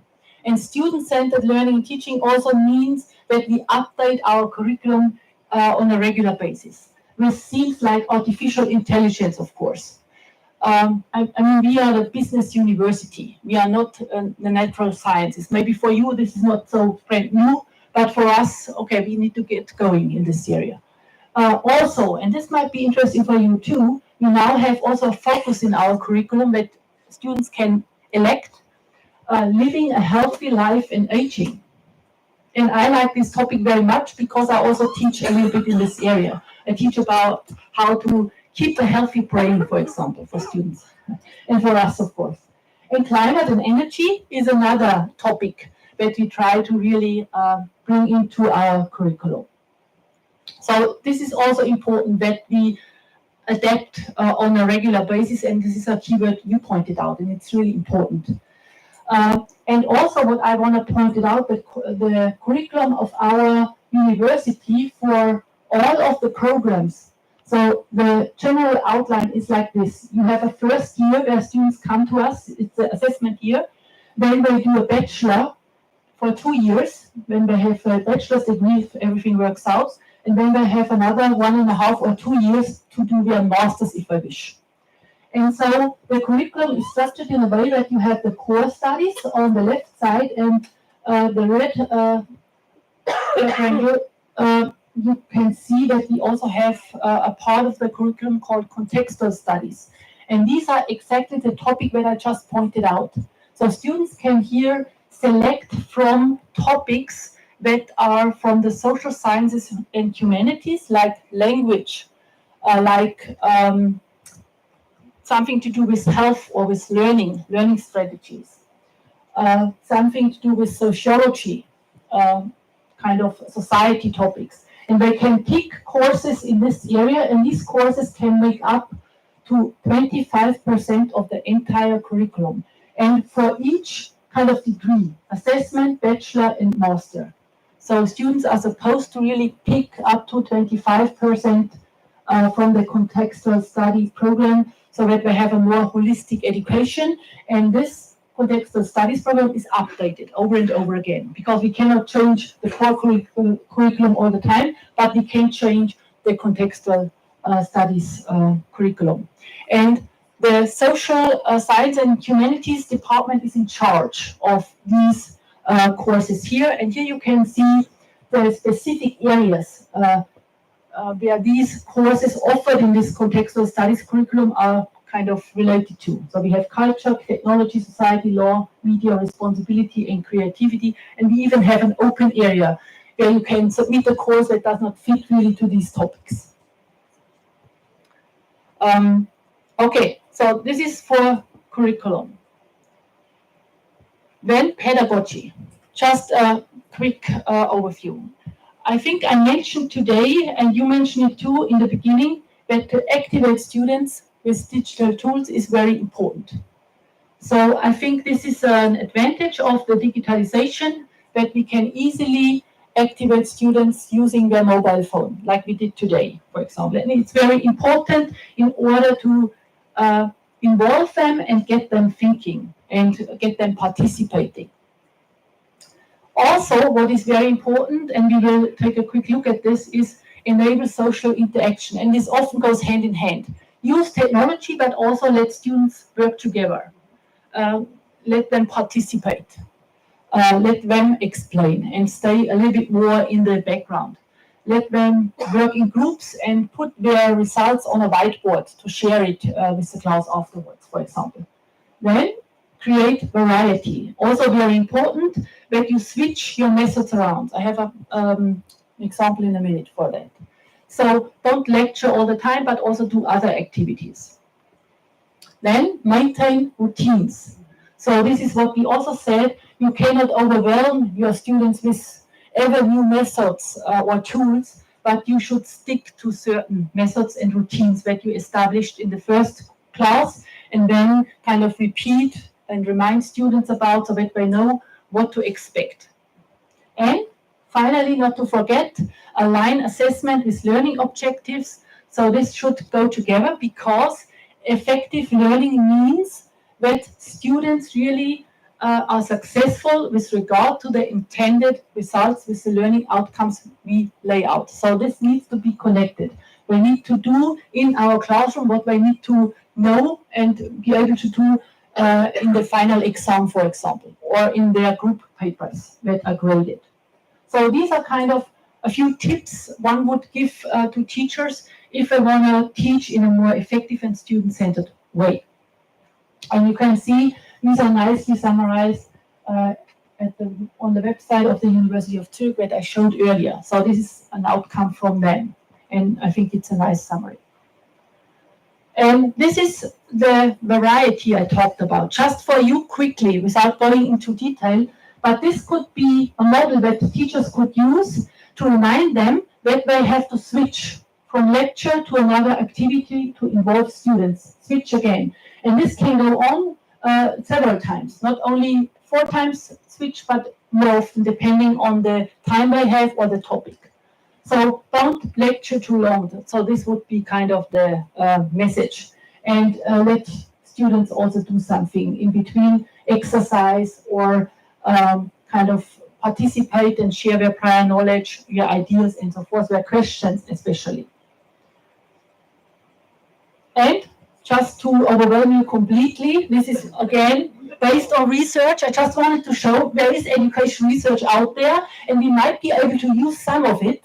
And these are the categories that are most effective. We have 4 categories, and you can see social interaction, enabling social interaction in your classroom is very effective. And of course, you can use digital tools to do it, and also bring in students who are at home and participate online, for example. Assessment is important. How you present is still important as an instructor, and also stimulating meaningful learning. This is about organization, preparation of the course, the relation between the content and the students, kind of bring in their prior knowledge, and also challenge them, but not too much. So in a healthy way, so that they can be successful, and so forth. So there are some ideas out there we could use for higher education learning and teaching in order to improve our impact on students. Teaching methods, also just quickly. Effective instructors devote less time to lecturing and more time to activities that increase the level of students' cognitive engagement and active participation. We heard already several times today that participation and interaction is very important and very effective, so we should try to implement it. And these high impact practices or methods allow for the learner and what is learned to be at the center, to allow to take what students bring to the table and work with it.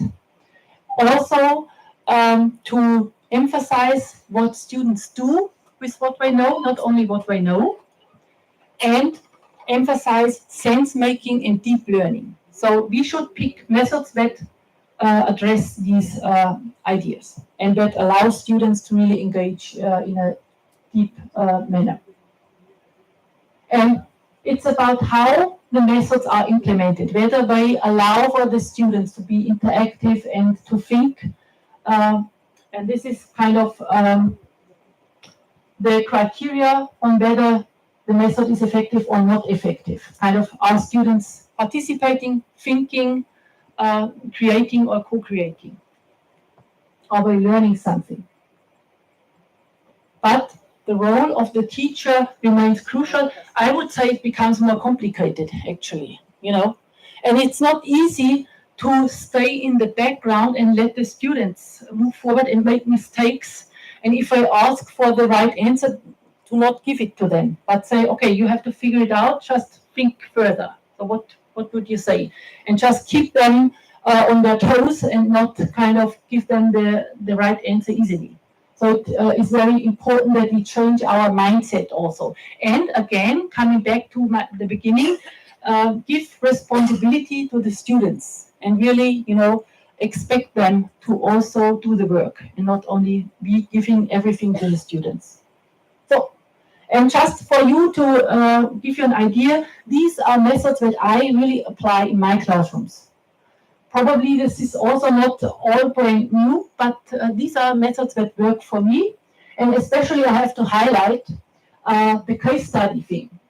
Because I not only use the case studies from other colleagues in business education, I write my own case studies. And I write them not alone, because I think they should bring in practice examples and challenges that occur in business practice. And I'm not a practitioner. So I work together with practitioners from a firm, from a company, and we together create a case study that is really authentic and that students then in my classrooms work on. And also these case studies are available for other colleagues. And not only in St. Gallen, but throughout Switzerland. They can use this case study in their classroom. And the case study has a solution part. So you really, if you are familiar with the subject of the case study, you can take, I would say, a case study of mine and prepare half an hour, read through it, think about it, and then go into your classroom and can teach for 3 or 4 hours. Because it's all there, the guidelines and so forth. And I like to teach with case studies too, but not all the time, of course. So I also do other methods. What I also like is guest lectures. For example, you can bring in people from everywhere just for half an hour. They don't have to, stay for forever. And just talk on a topic, for example, via Zoom, and then they leave again and you discuss with students, let's say. So you can bring in experts from around the globe, and I think students appreciate that. Also, what else do we have? Co-teaching. Also very interesting. I don't know if you do it. I like this very much. We have some of the courses that I teach together with a colleague. And the colleague does not necessarily need to be in the same discipline as myself. So, for example, I teach courses with health professionals or with people who work in the health sector at the university, not at our university, but at another one in St. Gallen. And we work together and give a course, for example, on how to learn, and this includes how to keep your brain healthy. And so her knowledge also comes in. And my competence is, of course, how to learn and learn to learn. And so it's interesting what you can do. And you learn a lot, by bringing in other colleagues. I also have another seminar on how organizations learn with a colleague together. And sometimes we stand in front of the classroom together, and sometimes we switch. I take over or she takes over, and one of us gets to stay home, so we are not always present together. But students also like this very much. And sometimes also I bring in one guest lecturer, so they have really a variety of methods, but also of people, not always the same person. And this is really inspiring, not only for the students, but also for myself. Of course, this has to be coordinated and organized, so that it works out. Yeah, so just as a few ideas. Let's see. Teaching tools. Just also for you, there is a survey that asks professionals in education to rate the tools that they use in their classrooms. And so they can rate the 10 most used tools in the classroom. And there is a survey from 2023 So pretty recent. I just want to show you what other instructors use in their classroom. What are the top tools, so to speak. And they were ranked then from 1 to 100. Take a look. This is 1 to 18. And you can think for yourself, do I use these tools too in my classroom? So these are instructors. Top 18, and you can go to this website and you'll find the rest. And I think if you look at the top 10, most of them you know, so I use them also. I also use Drive, for example, Word. Wikipedia, not so much, I have to say. There was a phase when I used that, but no longer. PowerPoint, of course. ChatGPT, who in here is using ChatGPT in their class, for their preparation in the classroom? Okay, a few people only. I use it only for preparation, not in the classroom. Ask the students. There are some students. Yeah. Do you want to say something? No, I just was raising my hand like I use ChatGPT. Okay. In the classes. Yeah. The classes that the work. Not only the teachers, but also the students are using it. And I think there is no point in not allowing them to use it. But what we think is we might be able to do is that we mention that they use ChatGPT when preparing work, like a citation, for example. This does not mean, of course, they copied it, but they used it as a reference tool, as a starting point, so they can just cite it in a way, maybe. We will see. So I used it successfully. I don't know if I'm allowed to say this loud here, but I think nobody else except you in this room is hearing that. But I don't like to create multiple choice questions for exams. So I have a course and I have to come up with new questions every year. And it's tricky because the field is kind of not changing so fast. And students, of course, while you're remembering what the questions were, they pass it on to the next cohort. And so I have to come up with new questions all the time. And I thought, oh, maybe I consult with my colleague ChatGPT and see what she or he comes up with. And in the beginning, it was tricky because it was just dumb answers, so that I cannot work with that.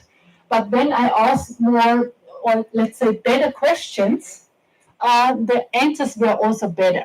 And actually, I was able to distract a few answers, wrong answers, for example, and right answers for my preparation. And I experienced that it really was a little bit fun, because otherwise I was always looking at my books and notes, okay, what question could I come up with? And so I could type in something, see what comes back, and say, oh, this is not good, I have to type in another question, or can you come up with ideas based on this or that paper? And so it was better and better with the answers, and I could actually use a few. And it was fun in a way, I have to say. So I encourage you all to at least try it and see, maybe as a starting point, it can contribute something, or it can even motivate you, to work on a topic. So, yeah, so this is that.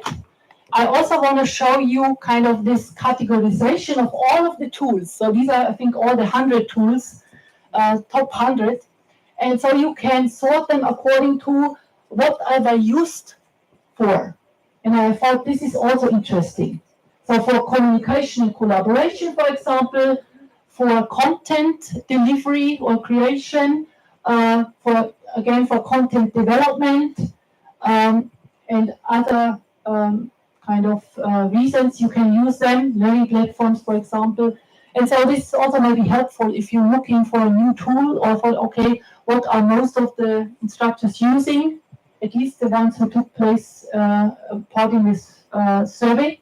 And I think this is the 17th edition of this survey, so it's not a new one. And so it can also inspire you maybe to pick one of these tools. I also listed them again according to the reason for their use, and so you can see the rating here, the number from 1 to 100. For example, Mentimeter we use today, 21, so it's also well received. Kahoot is, you can, yeah, same, even better. You can also use Kahoot. So there are many out there. Slido is another one. You just have to choose which one do I take. So I do more or less the same. And other things. Learning platforms, communication, web tools. And this can also inspire you and your learning and teaching, not only for yourself in preparation, but also for your classroom. And you can bring in these tools and they help you to engage your students better and more easily. And students normally, they like it, and they like to see the results they came up with. Okay. Last thought, and now I'm nearing the end. I think I should. Okay. Overall, the challenge remains for instructors to be open to change, really examine their conceptions of teaching, and modify their teaching practices informed by research and good practice.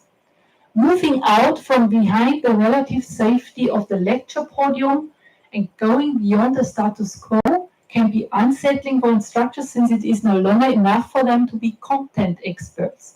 They are also required to become experts in pedagogy in their respective disciplines and willing to experiment and change the practice in their physical, virtual, and hybrid classrooms. So again, this leads us back to the instructor or the teacher. I mean, the main person is the student, but still we are very important, and this is kind of our task, especially if you want to adapt more student-centered types of instruction, because as it is the case for me, probably most of you are not used necessarily to student-centered teaching when you were a student. So I remember lectures mainly, or exercise seminars where we exercised something, but not necessarily student-centered classrooms. And so we really have to educate ourselves, and it's challenging because it's not only about this new pedagogy, it's also about how we use these new tools in order to implement the pedagogy. So it's quite a lot, and when we have curriculum changes and so forth, it's challenging, but I think if you do it together, like you do in your projects and work together, so it can be quite inspiring and effective if we complement each other and our competences. So, and with that, I think I should close, and I'm happy to take your questions. Thank you very much.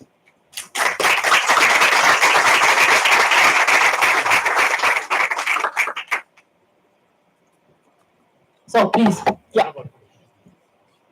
I'm a mechanical engineer teaching heat transfer. Can we Yeah, is someone?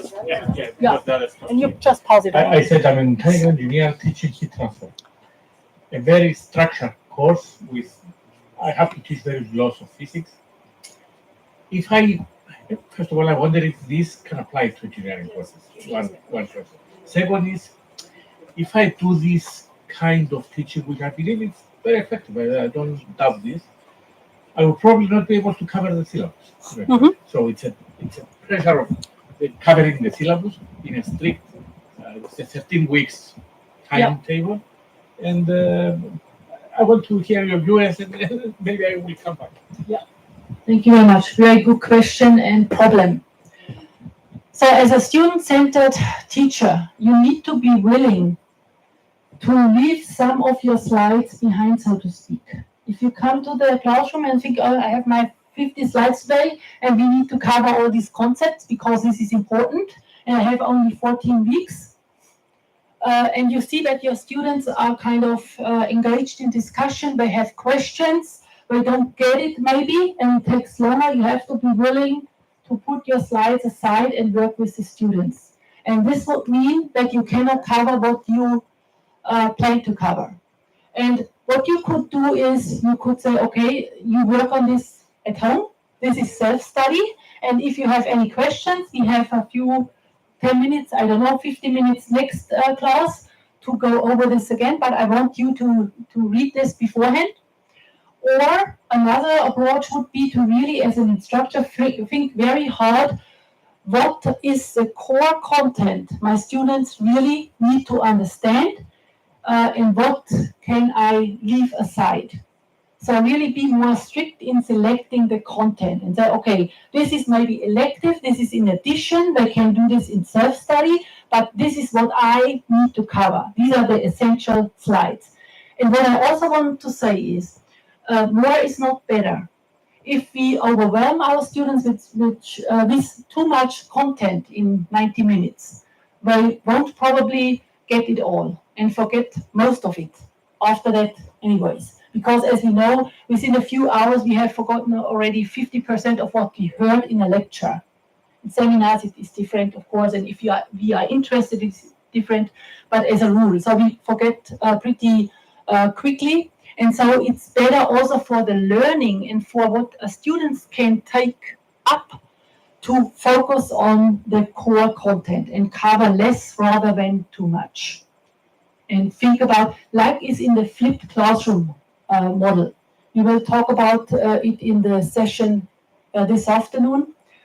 Flipped classroom means that students have to do some work at home, come prepared, and then you can focus on the kind of deeper learning and on the higher cognitive learning outcomes and goals in your classroom. So it's really a question of selecting and focusing, and it's our task. And it's hard, I understand it, because I always also have too many slides and think this is all important, but you have to select. Thank you very much for your presentation. And I don't know if you kind of go back to that slide that is related to the professional development that you are following at University of Zurich. Yeah. Where you show like different courses or material available for the academic staff. I think Yes. that one. Yeah. The previous one, sorry. Okay. The Following one? This one. Okay. So my question here is, all these resources are available for the academic community, right? Worldwide. So in the case of the University of Zurich, all the academics are free to follow this. All those courses are compulsory for them. Is there any kind of recognition for them in terms of their professional development? Because thinking of the busy agenda that an academic has, what's the incentive for them to go through that? That's my question. Thank you. Because we are doing something similar here at CUT, the Learning Network, but in our case it's not compulsory. So that's my question. How does it work at CUT? Thank you. I try to keep it brief to invite more questions. Very good question. I think at the University of Zurich we have certificates. So everybody who attends gets a certificate for attending half a day, one day, and they can also get a degree of higher education, learning and teaching, which they then put into their syllabus. And it's kind of a plus if you apply for a position, also as a professor, but also in other capacities, if you have this training. And actually, most of the commissions that select future professors in Switzerland, they look whether the candidate has this kind of degree of higher education, learning and teaching. And it's a program that takes I think 1 or 2 years. So you have to take courses each semester, not too many, it's maybe 3 or 4 days throughout the semester, and it takes 1 year, 1.5 years. And so after that, you get this degree, but also you can really improve your teaching. So it's to help you, not to kind of examine you that you are a bad teacher or so, just to work with you because you might be a postdoc or just a junior faculty and don't have so much experience and you just want to improve and get ready. And so most of the faculty that takes these courses are younger faculty, junior faculty, or doctoral students even, who start out teaching or you have some prior experience or who want to try something new like ChatGPT and so forth.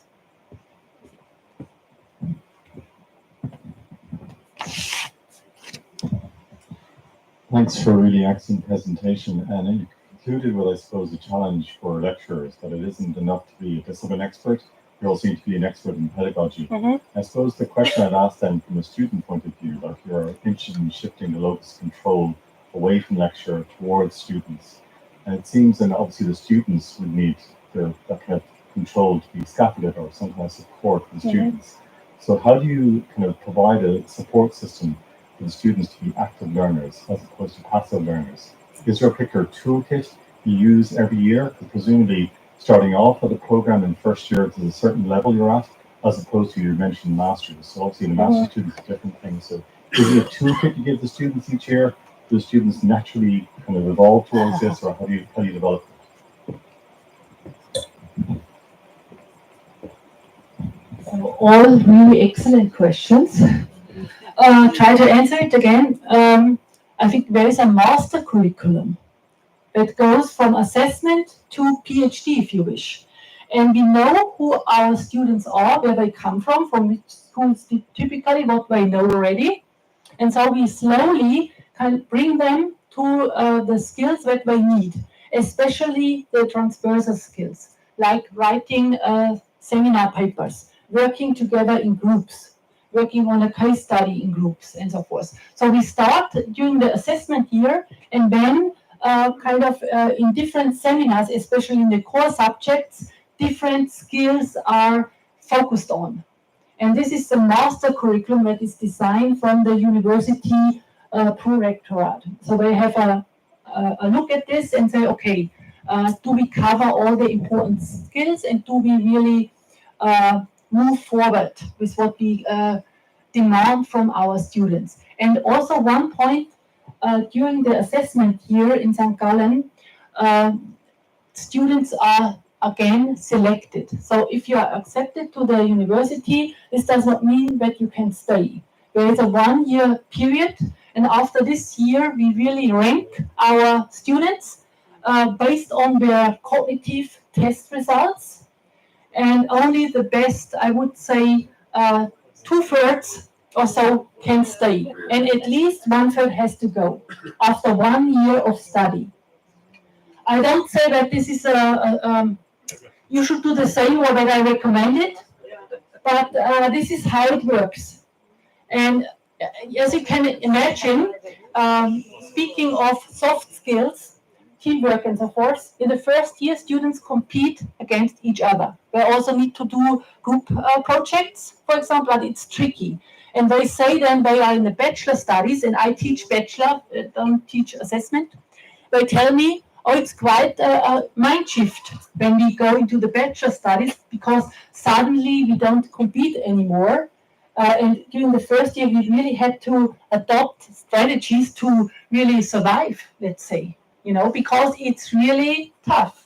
You have to, your task is to study, so not much time for other things. And you are competing with the other students. And so, yeah, it's tricky. So you really have to think your curriculum through, and also think about whom do we want to select?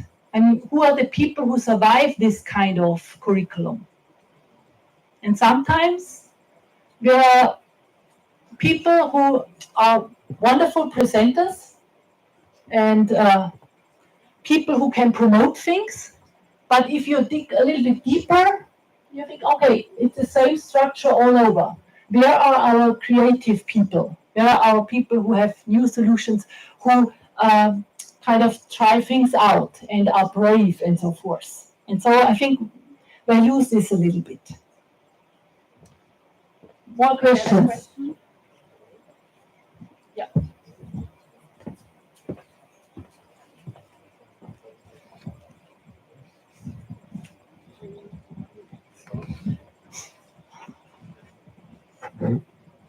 Thank you very much for your presentation. One of the aspects that you have mentioned about the center, student center, is that the student select or the objectives of the course? Negotiate. The what? Negotiate. Negotiate, okay. But can also select in part. See, my question is, how can you combine that with the fact that you have to provide a certain learning outcomes or provide a curricula, and the fact that you have maybe several kind of students in your classroom? Yeah. You're shaking your cat. It's not good. Somewhere here. Another excellent question. So I think, of course, I have to come with a curriculum and some ideas what students should learn in my class. But for example, I could allow them for the assessment part in some courses, in some programs, to select the topic they want to work on as a group paper, for example. So I try to give them some choices, also in terms of content, where they can work on something which is of interest to them. What I also do is, for example, when my classes need to submit group papers, and normally our semester ends before Christmas, so we have a few more weeks to go, a few more than you. And students normally submit their group papers before Christmas, so let's say on the 22nd or so. And when I start my course in September, I don't have this deadline ready. I talk to my students and say, this is kind of the assessment requirements, the criteria, what you are supposed to do, and we need to have a deadline where everybody submits it online to the platform as a PDF document or whatever. And so I let them decide what the deadline should be. And so sometimes I say, oh, it should be, I don't know, the 15th of December, and others say, no, this is too early, we want rather the 24th of December, who knows. And so we kind of agree and negotiate. And it does not take long, because in the end we come to the solution that we take the deadline that is further away, because everyone can submit earlier if I wish. And I say, I also have a range. For me, before Christmas would be good. Later on, I'm not so happy. And so we find something.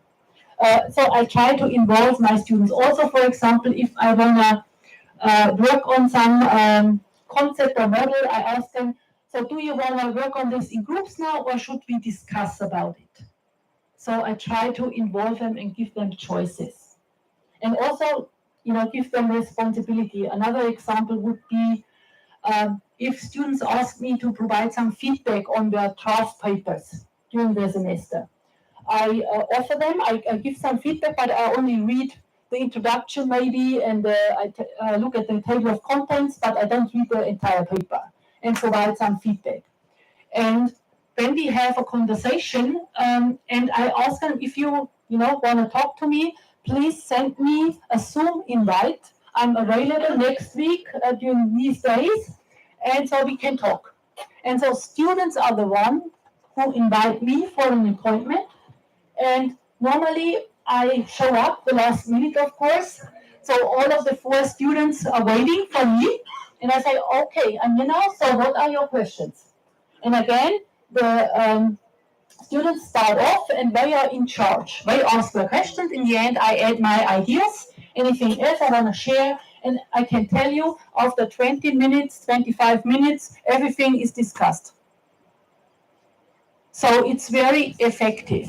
And for me, I try, as you get older, you always search for ways to get work off of your chest, And I think this student-centered thing comes in very handy, because I want students to have more responsibility, and I don't have to do all the work. This is just a beginning of answering your question. Yeah. Any other question? One last question.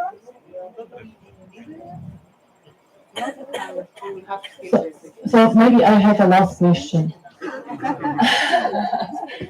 After I've heard a little bit about student-centered learning, of course, I could, we could do a few workshops on the topic on each different component. But who of you is kind of implementing, enacting student-centered learning in your classroom already? At least part of it. Just if you would raise your hand, who of you says, oh, I'm already doing part of it? Okay, quite a few.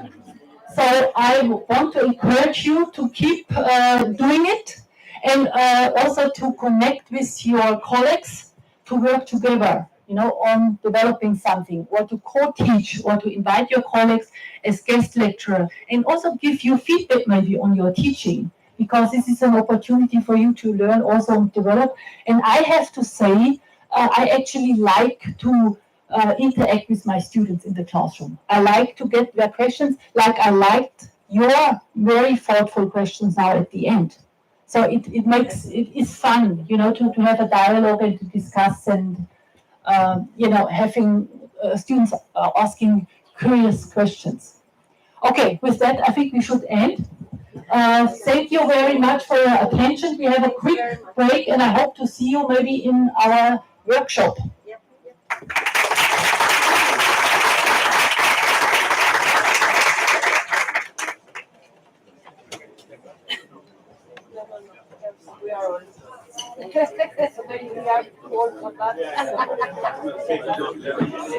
Oh, thank you. Thank you. I hope it was good time-wise. I lost. Yes, no, it was completely perfect. Yes, yes, just a little bit less than an hour. So yes. Okay. With regards to your presentation, some of the colleagues already asked for it. Do you think you could send it in a PDF format or something? Yeah, I will send it today actually. Perfect. That's great. All right. So we can distribute it or Yes. And I just realized I have more interactive stuff in the workshop now. It was not very much here.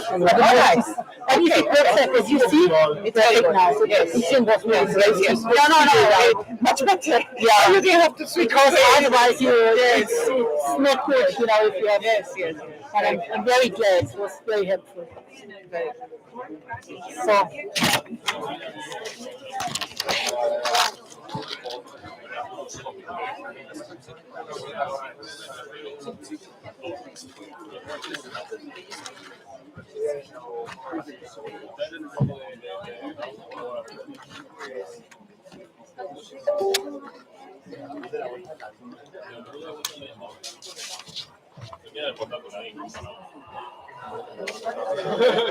Hi.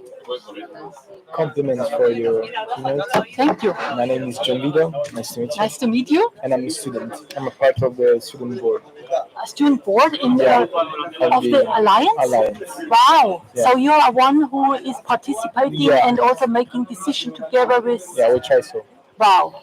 Yes. Yeah, great. I come from Italy, from the University of Cassino, and I find it's really inspiring because in my I found myself doing little experience in teaching for high school students. Yeah. So I found it really inspiring. Few ideas. Yeah. Yeah.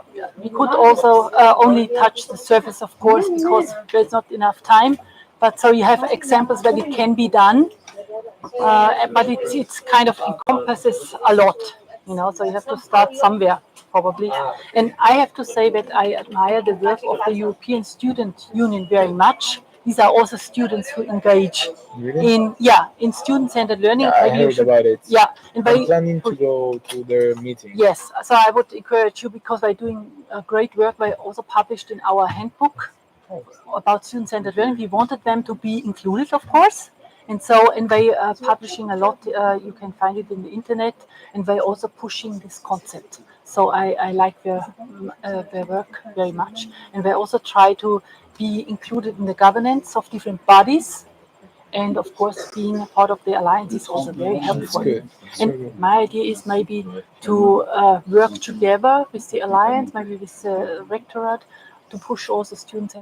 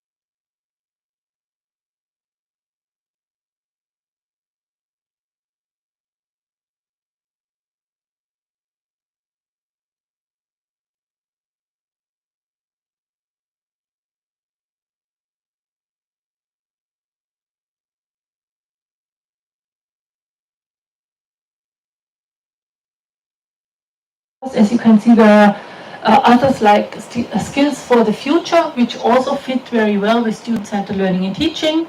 Also inclusivity and diversity also fits very well, quality assurance. So somehow these key terms all have something to do with effective learning and teaching also.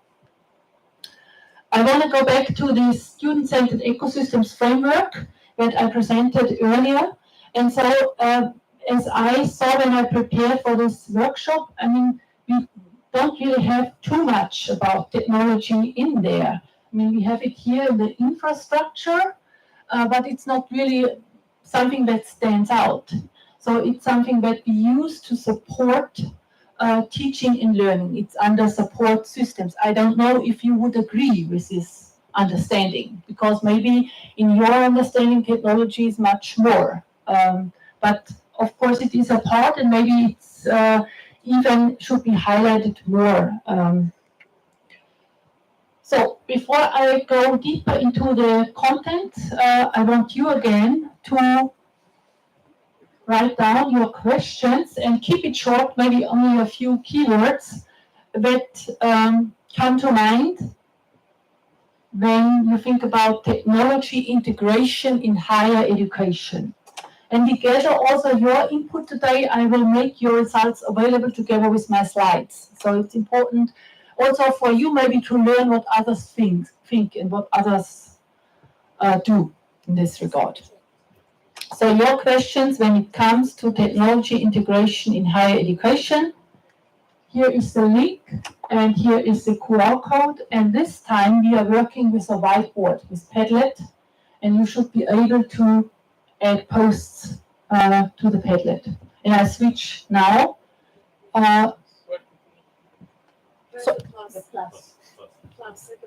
Yes, the plus on the right side, the bottom, and you can add postings. And you can also see what others are posting, so you don't have to repeat what is already there, but just think about the questions that come to mind when you think about technology integration in higher education. Also, of course, in your role as faculty.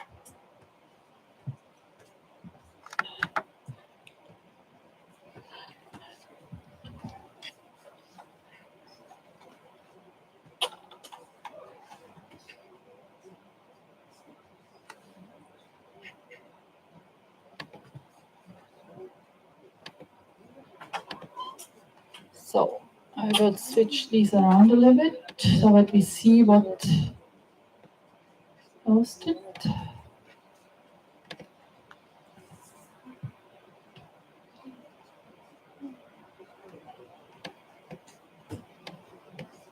And here you can really write a sentence if you wish. So I think the word count is not as limited as with Mentimeter. Is there a problem? I use the QR code. Okay, I go back, no problem. Let's go back. Show it again for a few seconds.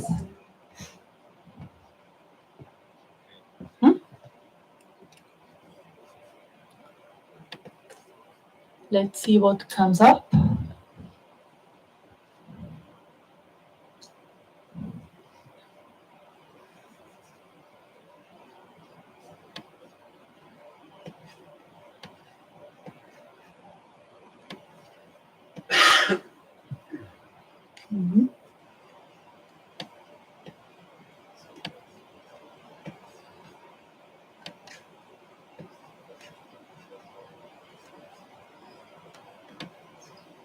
There is something hidden here also.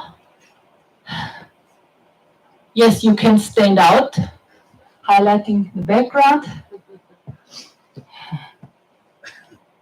And just read through it, and then maybe we just quickly can make sense of your questions. What do we see?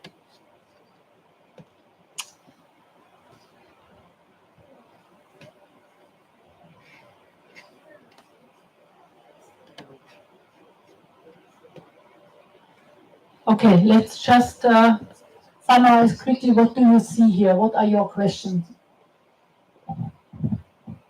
when it comes to technology integration.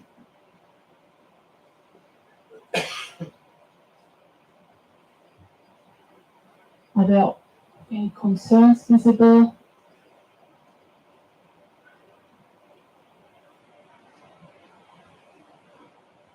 Yeah. Basically, we can see a trend towards, this concern about whether teachers or members of the academic staff are digitally literate or trained into using technology, and perhaps whether technology tools, the right technology tools are provided to teachers. Yeah. So this is a very good question also. Are teachers able to use technology? Do they have the competences to use it in their classroom, but also maybe in their research, in their work? And I know from my colleagues, I can tell you, I work together with international colleagues outside, of course, from the University of St. Gallen, and we use MS Teams. I don't know if you use it too. And my colleagues in Zurich also had problems to join our project in MS Teams. Also, I invited them. It was a back and forth, and we needed the IT service and so forth. It's still not so easy as it should be. And on the other side, I had problems to join a team at the University of Applied Sciences in St. Gallen. They invited me to join a project and did not work for the first time, so I had to involve IT when it worked. So it's not as seamless as it seems to be. And it's not only the fault of the teachers, I think, because the technology in some places is not as developed as you would hope so, or as seamless as you would hope. It's just the way it is. But yeah, as you can see, you have to make sure that it doesn't distract from what you want to deliver, for example, because if technology does not work, so it can really disrupt a lecture or a presentation or whatever. Yeah, and it's never good. So I also had a public lecture 2 weeks ago, and I told the technician in the beginning, please stay here for 10 minutes. We want to get started because it was a hybrid session. So you have the people online, you have the presentation, you have the people in the room, everyone is shown on the screen. The online people have to hear us, they have to be able to say something so that we can hear them. And I said, please stay here for 10 minutes so that we make sure that everything runs. And what happened? After he left, the system collapsed. First of all, he left early. He did not listen. He left, I think, after 2 minutes or so. We just started. And so because we had a switch in presentation slides, there was somebody who introduced the thing, and then we had a switch, and we were not able to bring the new slides to the table. And I have to say it was not necessarily our fault, because I am trained a little bit and I use these things all the time. So this can mess up the session a little bit, because people are waiting and you don't know what to do, and we had to get the technician, and it took a while. And I tried to make a few jokes, but it was not so comfortable. And I have to say or admit, it was in the square. So nothing perfect, but we made it, and people were patient. And after that, he came back, fixed it. Was not so easy. Took him a few seconds, I would say, and then it worked out. So it's important, and you really have to be brave, with the technology, because I always think something can go wrong. I need to be prepared. What if something goes wrong?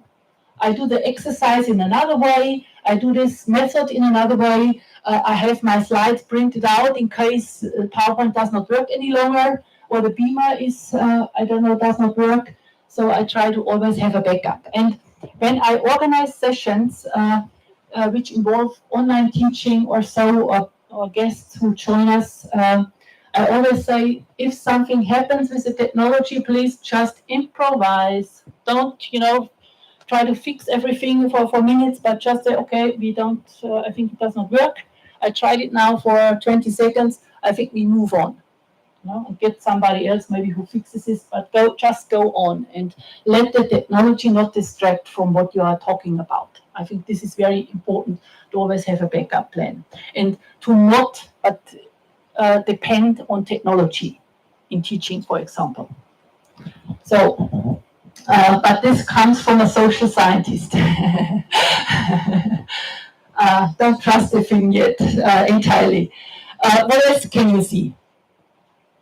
No questions. There seems to be a lot of people worried about how they can keep up with developing technologies the entire time. Yeah. So and I'm afraid if you are worried about how to keep up, what about us in other disciplines? You know, we are totally overwhelmed with all of these things.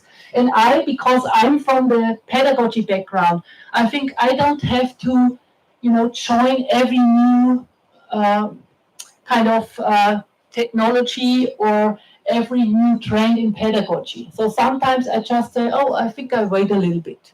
First look how others are doing. So I'm not necessarily always one of the early adopters. I sometimes wait a little bit to see whether this makes sense and whether I have time for it, and then I might try it out. And I'm not somebody who, wants to do edutainment with my students. My focus is always the content and not the methods. Methods are only a way to learn and to understand, in my view. What else do we have? Automation. Is it possible? Automation with regard to learning, teaching, without losing control. Yeah, ChatGPT and artificial intelligence. I mean, how does that kind of come in university teaching? Seamless integration. Yeah, this would be the goal, without the course becoming overwhelming. Yeah, so focus. Don't let the technology take over. I think this is the message. Yeah, how to deal with different levels of access to technology among students. Does the institution provide access to new emerging technology? And this is also could be a problem. How about the support for technology use in a university?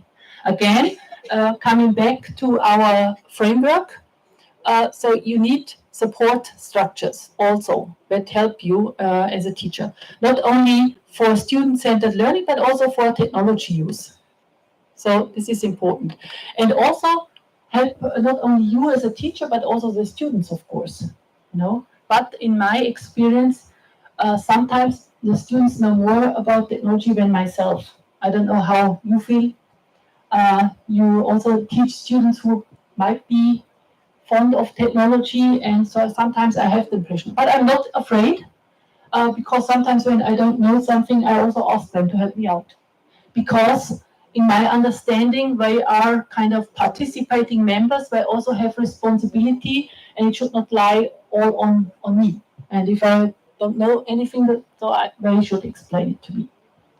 I think this happens rarely, of course, but sometimes it can happen, and so I don't need to know everything, so to speak. Let's move on. I just want to define quickly what different modes of teaching we have, because this is also interesting for student-centered learning and teaching. Of course, we have face-to-face learning and teaching. This is what we are doing now. Everybody is in the same room, like we are used to. When we have online teaching, though the lectures that are given from the office of the instructor, let's say, so as I did many times during Corona, and the students are at home, for example, and listening just in time to the lecture, and sometimes even asking some questions. Most of the time, I didn't see their faces; they just had some black faces, so to speak. Yes, so it was a little bit, let's say, tricky, but we made it. So it was online teaching, and we improved over time.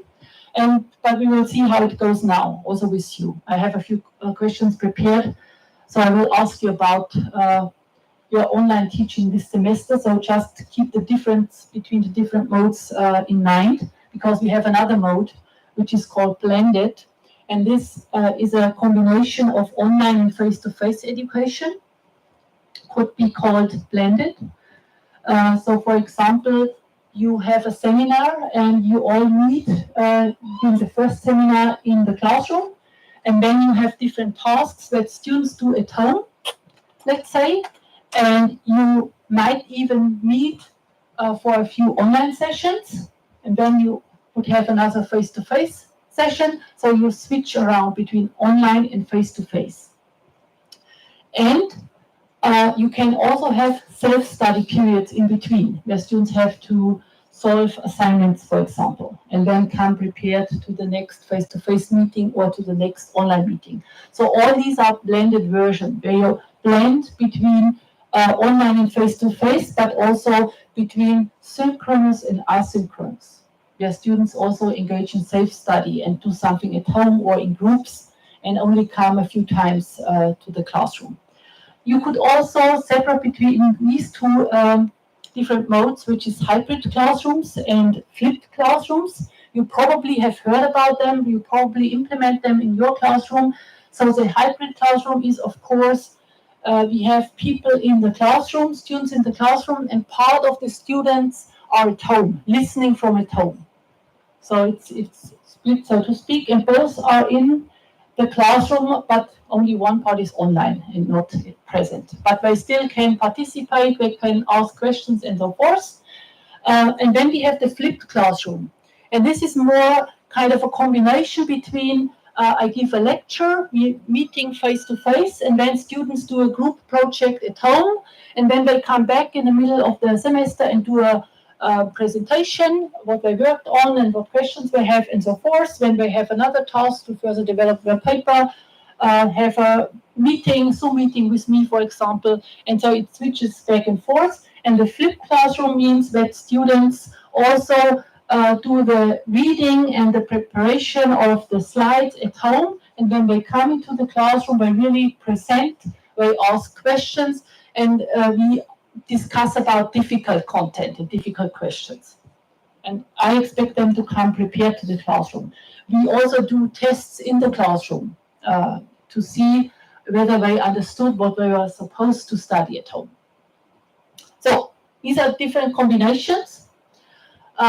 Here I have just explained again what these words mean, so I don't have to repeat it for you.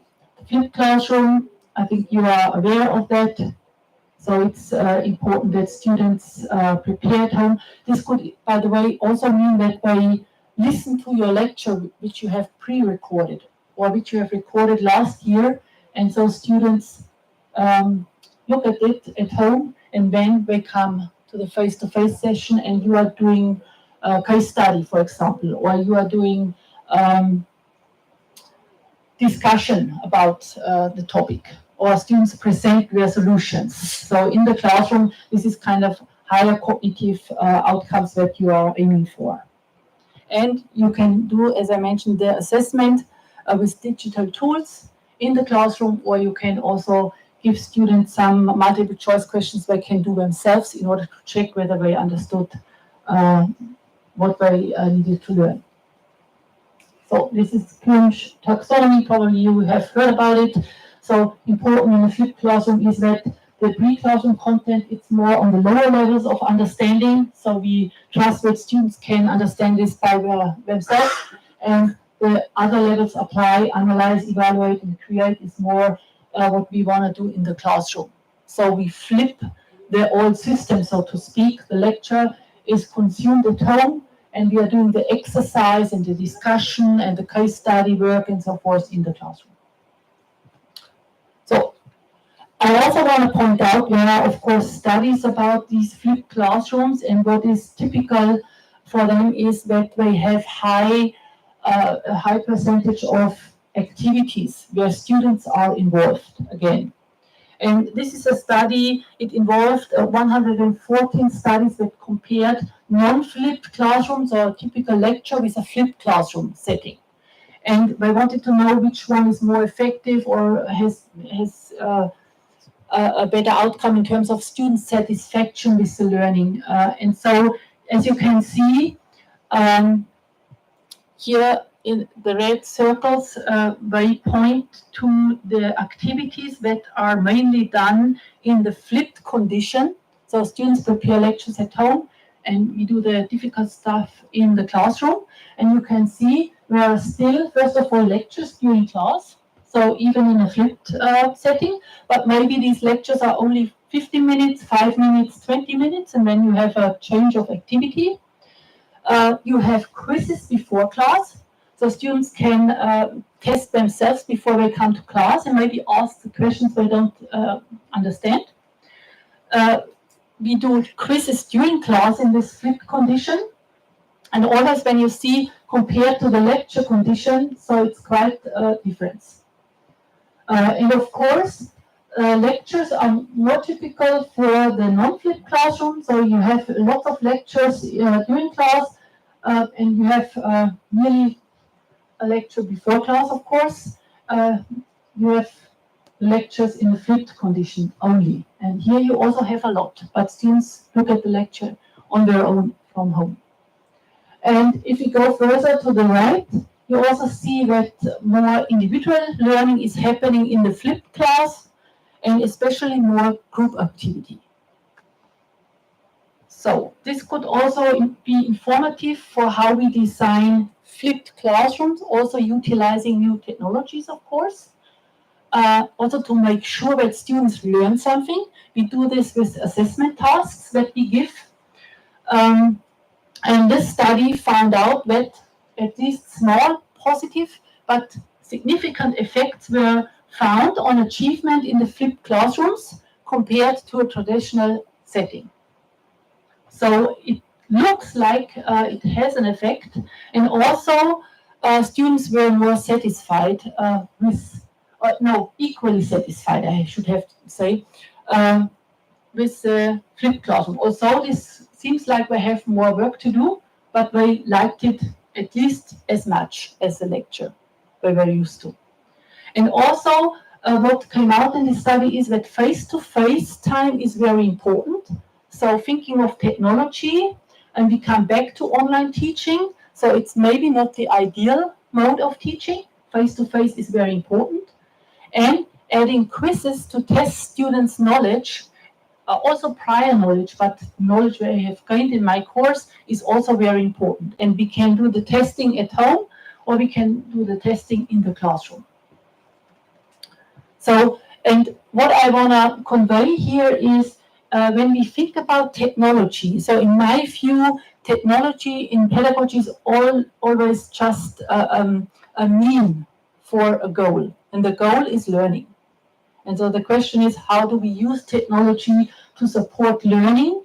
And I always bring in the typical or the still valid principles of effective teaching. And this is, for example, activate students. And of course, we can use technology to do that, like with the quizzes and tests, but the principle still stands on its own. So testing, frequent testing is very important to inform my teaching, but also to inform students and let them know what they already know and what they don't know. And also, as you can see from the group activities, it's also important to support interaction with or without technology. So now I want to do a quick survey with you. And I would like you to log into Slido.com. We try a different tool. It's kind of similar to Mentimeter, which we also used, and these are other similar tools that you could use to do some quizzes.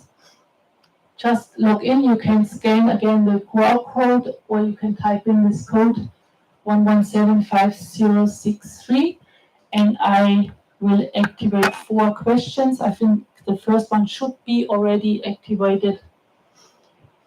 And as far as I remember, the question was, how many face-to-face courses do you teach this semester? It's just in German.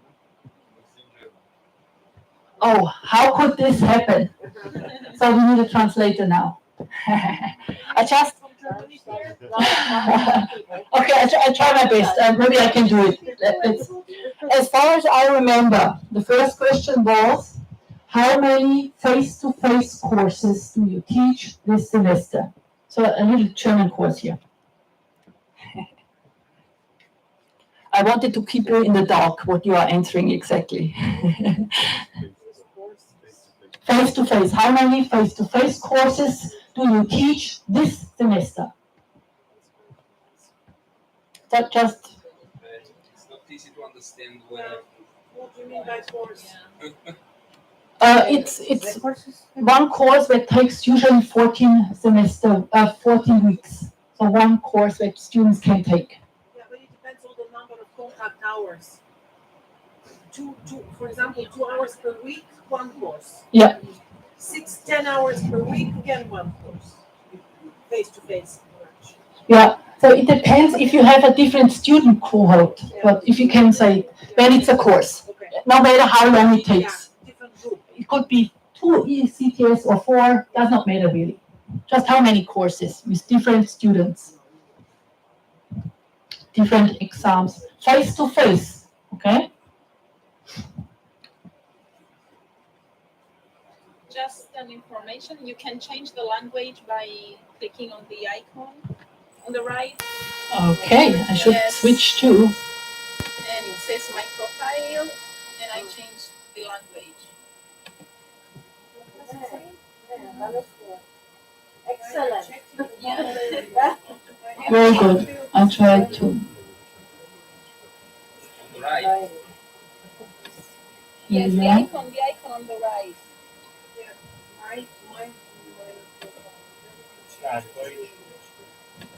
Please change it. I mean, it's English here in my version. I don't know, maybe. Let's see. Now, how many